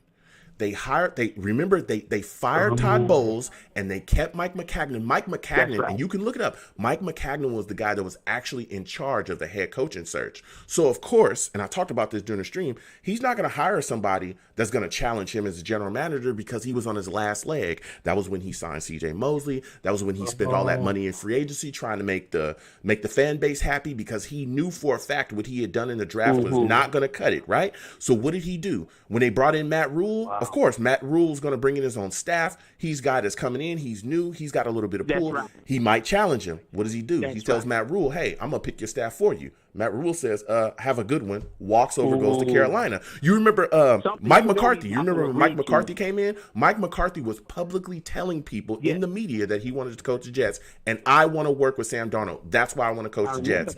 He didn't want to have nothing to do with him. Didn't want to hire him. Adam Gase got the job because Adam Gase came in and said he had just come from Miami. I mean, Adam Gase, this dude is a mastermind. He came in and said, listen, he saw the situation he was in. He analyzed the situation. He says, oh, I ain't got no pool. I'm coming from blowing up a franchise. I'm coming from showing that I have no clue of what I'm doing as a head coach. Hey, listen, Mike, hands up. Chest out. I don't have no issues, bro. You want to be the GM, general manager? I'm not going to challenge you. I just had GM. I had my GM stuff over there at the Dolphins. I don't want to do that anymore. I don't want to pick any players. I'll let you take care of it all, and I'll just listen to you, dude. I just want to work with Sam Darnold. That's how he got the job. He weaseled his way in here, and because Mike McCagnon was trying to save himself at all costs. It was not about the Jets. It was about Mike I see Maccagnan that. saving himself. He thought they would buy him a little time. Exactly. Little did he know it bought him maybe about another year or so. And Exactly. He was anyway. Exactly. The product on the surface looked good. Like you looking at some food, it looked good. Soon as you bite it and stick your teeth in it, It's rotten. It ain't no good. And boy, did it give him a bellyache because his ass was out of here. That's what happened. I'm telling y'all can go look it up. That's exactly what happened. And that's how we ended up with Adam Gase. This is what happened. This is the circus that that is the New York Jets. It's just mind-boggling. It's completely mind-boggling. But listen, my final question before I let you go, because I got to get back to these lines. I got another caller. 614, I will be coming to you right after this. I noticed you talked a little bit earlier about trading down in Atlanta. My question is this, and we're going to continue to talk about this as we go on throughout the offseason. Say Atlanta looks at this situation. We all know they're in trouble. They're probably going to be in a rebuild. They have cap issues. There's been rumors that they're going to try to trade Matt Ryan and Julio, all these. There's all kind of rumors out there. What if Atlanta looks you in the face when you say, hey, I want a first, I want this, I want that, and they just say, actually, no, we're not giving you anything. We'll just, take whoever falls to us in the draft, and we'll just tank and get Hal next year. So they fold their arms and say, we're not interested in moving up. How far are you willing to move down? And who are the other trade partners that you have in mind? Number 4, the Atlanta Falcons were my number 1 trade destination. Mm-hmm. I'm looking at them because I feel more secure about Miami taking that free. Miami's secure. They got Tua. Tua needs work, but I seriously doubt it's a 90-some% chance they're not going to take a quarterback. They're not going to do what Arizona did with Josh Rosen. Oh, that's a fact. But what if they say no? They're going to stick with Tua at least for a couple of years, on that rookie deal he's under. Yeah. So I think they're going to take a wide receiver or they're going to take Penei Sewell. Yeah. So I'm looking the deal right underneath them, which is Atlanta at 4. But what if Atlanta says no? Work a deal. I'm on that phone. What if Atlanta says no? I'll forego asking for a 1 for next year, but you got to give me a 2 and a 4. Ooh. Give me a 2 and a 4 this year. Oh, really? That way I can flip with them, yes. You're willing to cut down the value, and you're willing to take a 2 and a 4. You won't take a 1 from them if they say no initially? I'll take the 2 and a 4. Wow. Because next year we got 2 4 picks anyway. Okay. We got 2 1s. I will have 2 2s for next year, and I'll have 2 4s and 1 3. Now, that other 1 we got next year, I can parlay that. The one at the back end, I can parlay that, and I can get an additional 2, additional 3 anyway. I can recruit that. That way, it'll give me the extra pick to work with, allow me to flip, allow me to move down to 4 and secure my position. Okay. I'm willing to do that to secure my position. Maybe if they had, rather get the 1 next year, let them throw me a player. Let them throw me a starting caliber player. We can work it out. I'm willing to cut you a deal. And forego you give me a 1, but you got to give me a good player, a good starting caliber player. Give me that 2 and 4 next year. I already got 2 1s next year anyway. Give me a 2 and a 4 or a 2 and a 3 this year. You got a deal. Ooh. Let me flip and let me move down to 4. Sure, I can get one of those big 3 quarterbacks, which will probably be Zach Wilson. If somebody's coming up, I think they're going to be coming up for Justin Fields. I think people probably were blown away by his bowl performance, which I'm glad for that young man. He's a good kid. I heard he's a fine young man. Yeah. But I'm looking at collecting capital. We have some capital. We got 2 1s and 2 1s next year. But if I can add a couple of early picks, and then you parlay those first-round picks we got to get back, we can really add good value. We can still come away with very good value. Yeah, but that's to me. I mean, again, we'll continue to talk about this, going into the offseason, but not getting a 1, getting a 2, that's a tough sell for me. I'm willing to even move down further than 4, and I've talked about it. There's some teams that are very needy that I think we could take advantage of.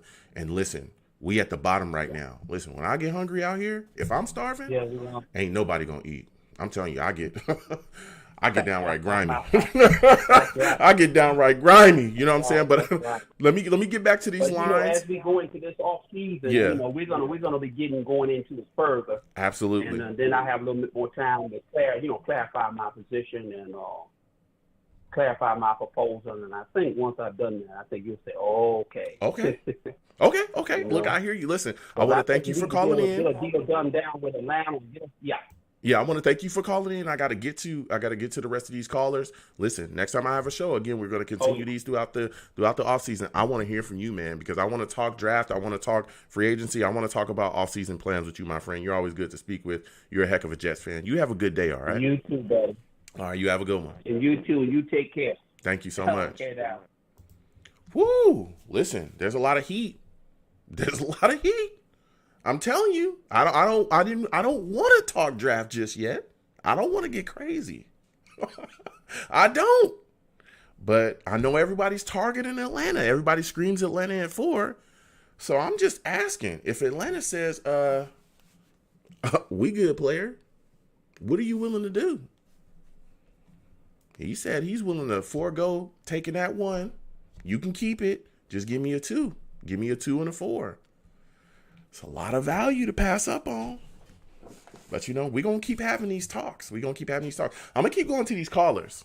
And again, salute to all the savages in the chat, man. Salute to all the savages in the chat. Val Outlaw in the chat says facts. Val Outlaw says, and also Peyton Manning co-signed him. Yeah, he did. Peyton Manning co-signed bringing Adam Gase here. And it was like, oh, yeah, then we should absolutely do that. Yeah, Peyton Manning says to do it. Why not? He sells pizza. What kind of idiot are you, Chris Johnson? Chris Johnson's an idiot. Just because a man sells pizza and he was a great quarterback somewhere else doesn't mean he should be making decisions for your franchise. Come on, man. It's just completely ridiculous. And salute to Shaq as well in the chat. Salute to all the savages in the chat, man. I'm coming back to the lines. 614. I'm coming directly to you, new caller. First off, I want to thank you for calling in. I want you to give me your name, where you're from, and what are your thoughts about watching the Jets' performance today? Hey, Joe, this is Mac in Columbus. How you doing? Mac, what is going on, my guy? Listen, for y'all, I'm telling you, Mac in Columbus, he got that fan club going. He's out there bleeding green. It's good to talk to you, Mac. How are you feeling about this Jets loss today, man? Not a very good year for the fan club, Joe. There was not a whole lot of enthusiasm. Yeah. Yeah. I mean, when the team looks the way that it looks, I'm not surprised. How are you feeling about Sam Darnold's performance today, my friend? I tell you what, Joe. My heart says Sam deserves to play with an actual coach and lineup, but my head's telling me it might be time to move on. Oh. And, the thing that bothers me, too, about moving on from him, you want a number 2 for Sam. I don't know who is going to give us the number 2 for Sam with all that Jets and Gase stink on him. Yeah. I think it's, I hear people talking about that as well. And that's why I bring up, I'm just asking questions. I want to go back and forth with people and I want to hear people's perspective. But like you said, Mac, people talking about a 2nd-round pick, and it's like, well, a 2nd-round pick for what? Like, he's unproven. And I love Sam. I think he's extremely talented. But you put him with Adam Gase. You paired him with that. Ryan Tannehill was traded for some mid-round picks. A second for Sam Darnold, when he's unproven, he's thrown 37 interceptions since he's been here. And look at hell, you could be another team and just say, look at the game he had today. Why would I trade you a 2nd-round pick for a guy like that? So I think we have to kind of tamper down. Well, go ahead. Well, it would be a whole lot better if you had somebody calling an offense that suited his skill sets and our lack of offensive line, because he's always running for his life. One of the things Sam does best is throw on the run. Yeah. Hell, he can throw on the run against his body. Yeah. And how much do you see it? Yeah. It just drives me crazy. Yeah. We ruined this kid, and it makes me sick. I know he's your boy. I like him. I believe in him, but I don't know if it's going to work, Joe, and it hurts, man. No, I understand. So are you taking what quarterback are you taking in the draft then? I don't want to get too deep in the draft, but who are you eyeing? I don't know. I've kind of set myself free from all this stuff, Joe, because it's too much time and effort and energy worrying about, drafts and, what do you call them, fantasy drafts and, what draft projections. Yeah. Man, I've been doing this 40 plus years, and I got to put our future in the hands of Joe Douglas. Okay. I hope and pray that he's who I think I is. Yeah. And, you know, I don't know. You know, we don't know how he feels about Sam. Yeah. You know, we don't know if he thinks he can fix him. He's not his guy. We don't know if he wants to move on from him. I trust in Joe. We trust, man. Yeah. We got nothing else to pin our hopes on, Joe. Yeah. Nothing else. Yeah. Our owners suck. Whew. Gase was the worst, and you know, all we got is Joe Douglas with his 6-year contract and his belief in building the team from the inside. And I don't know. I got nothing else, Joe. I mean, I'm a Jets fan. I mean, it's another horrible year. Yeah. And what am I going to do? Yeah. I mean, I can't hang myself. I have a family, you know. No, listen.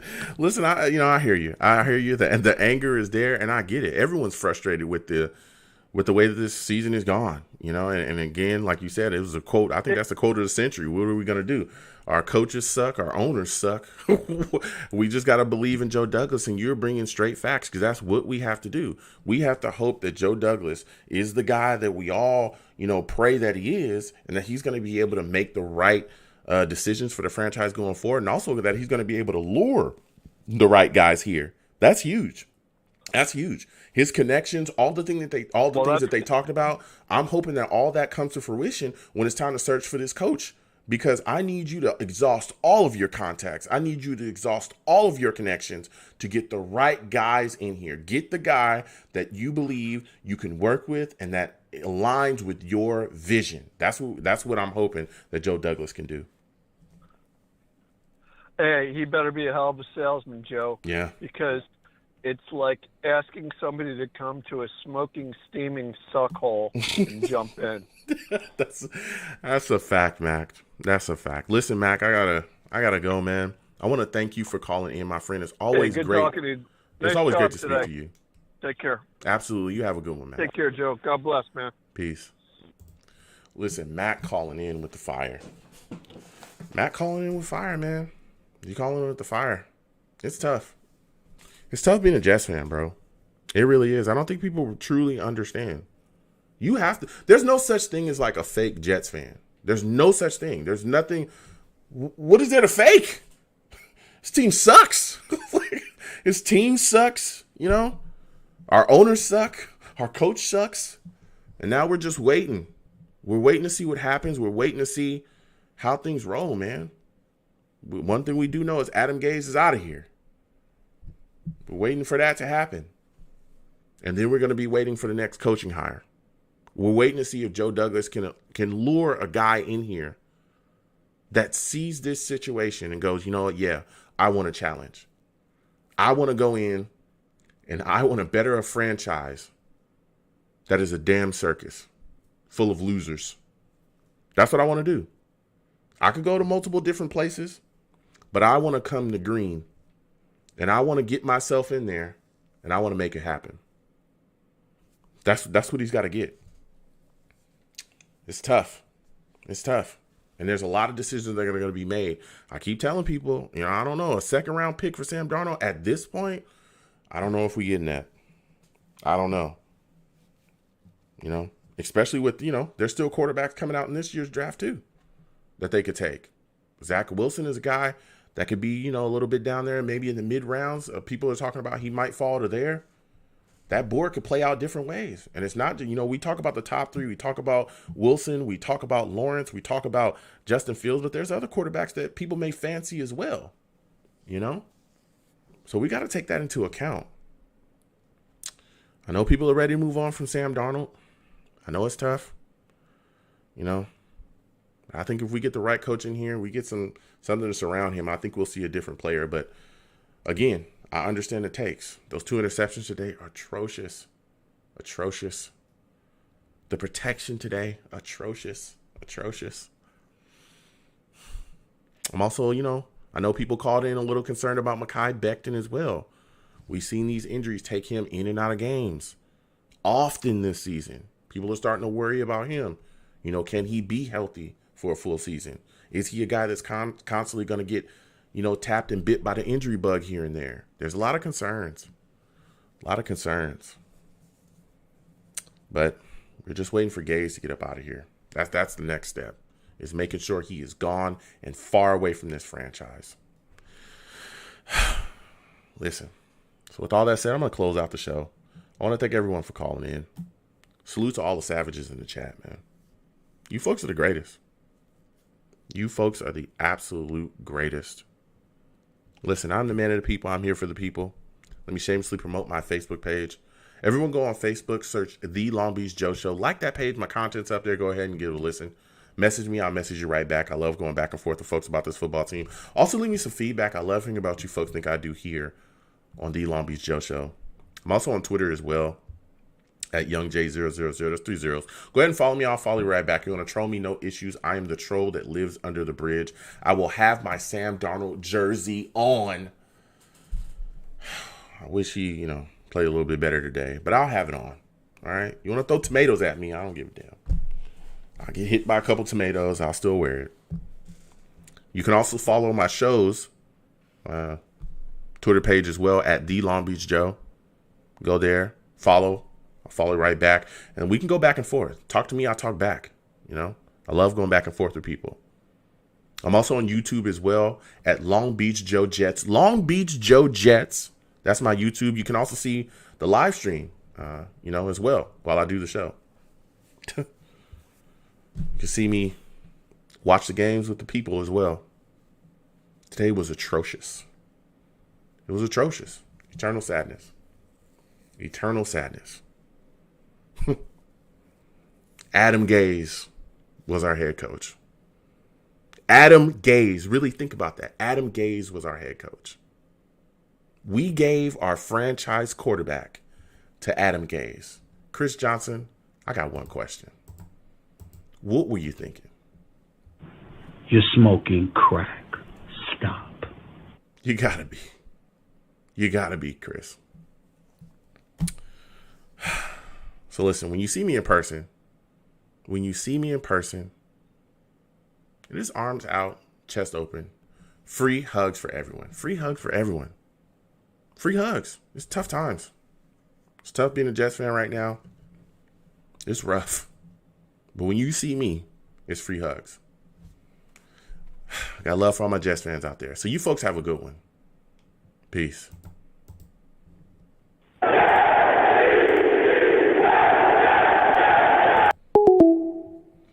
One second, folks.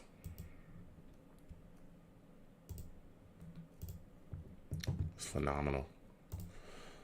Oh.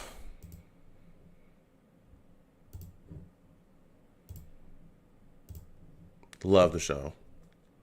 Everybody here? I don't know. Okay. Listen, I want to thank everybody for calling in. Salute to everybody, man. I really, really enjoy talking football. This is the last game of the season, so it's said and done here. But like I said, I'm going to continue to have streams throughout the rest of the season, or throughout the rest of the off season.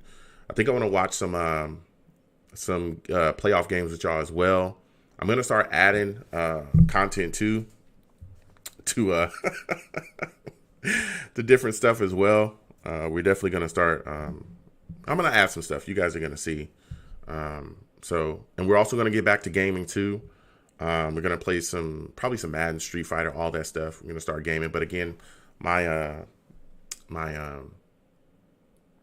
schedule, once I get my schedule, a little bit better in line, you know what I'm saying?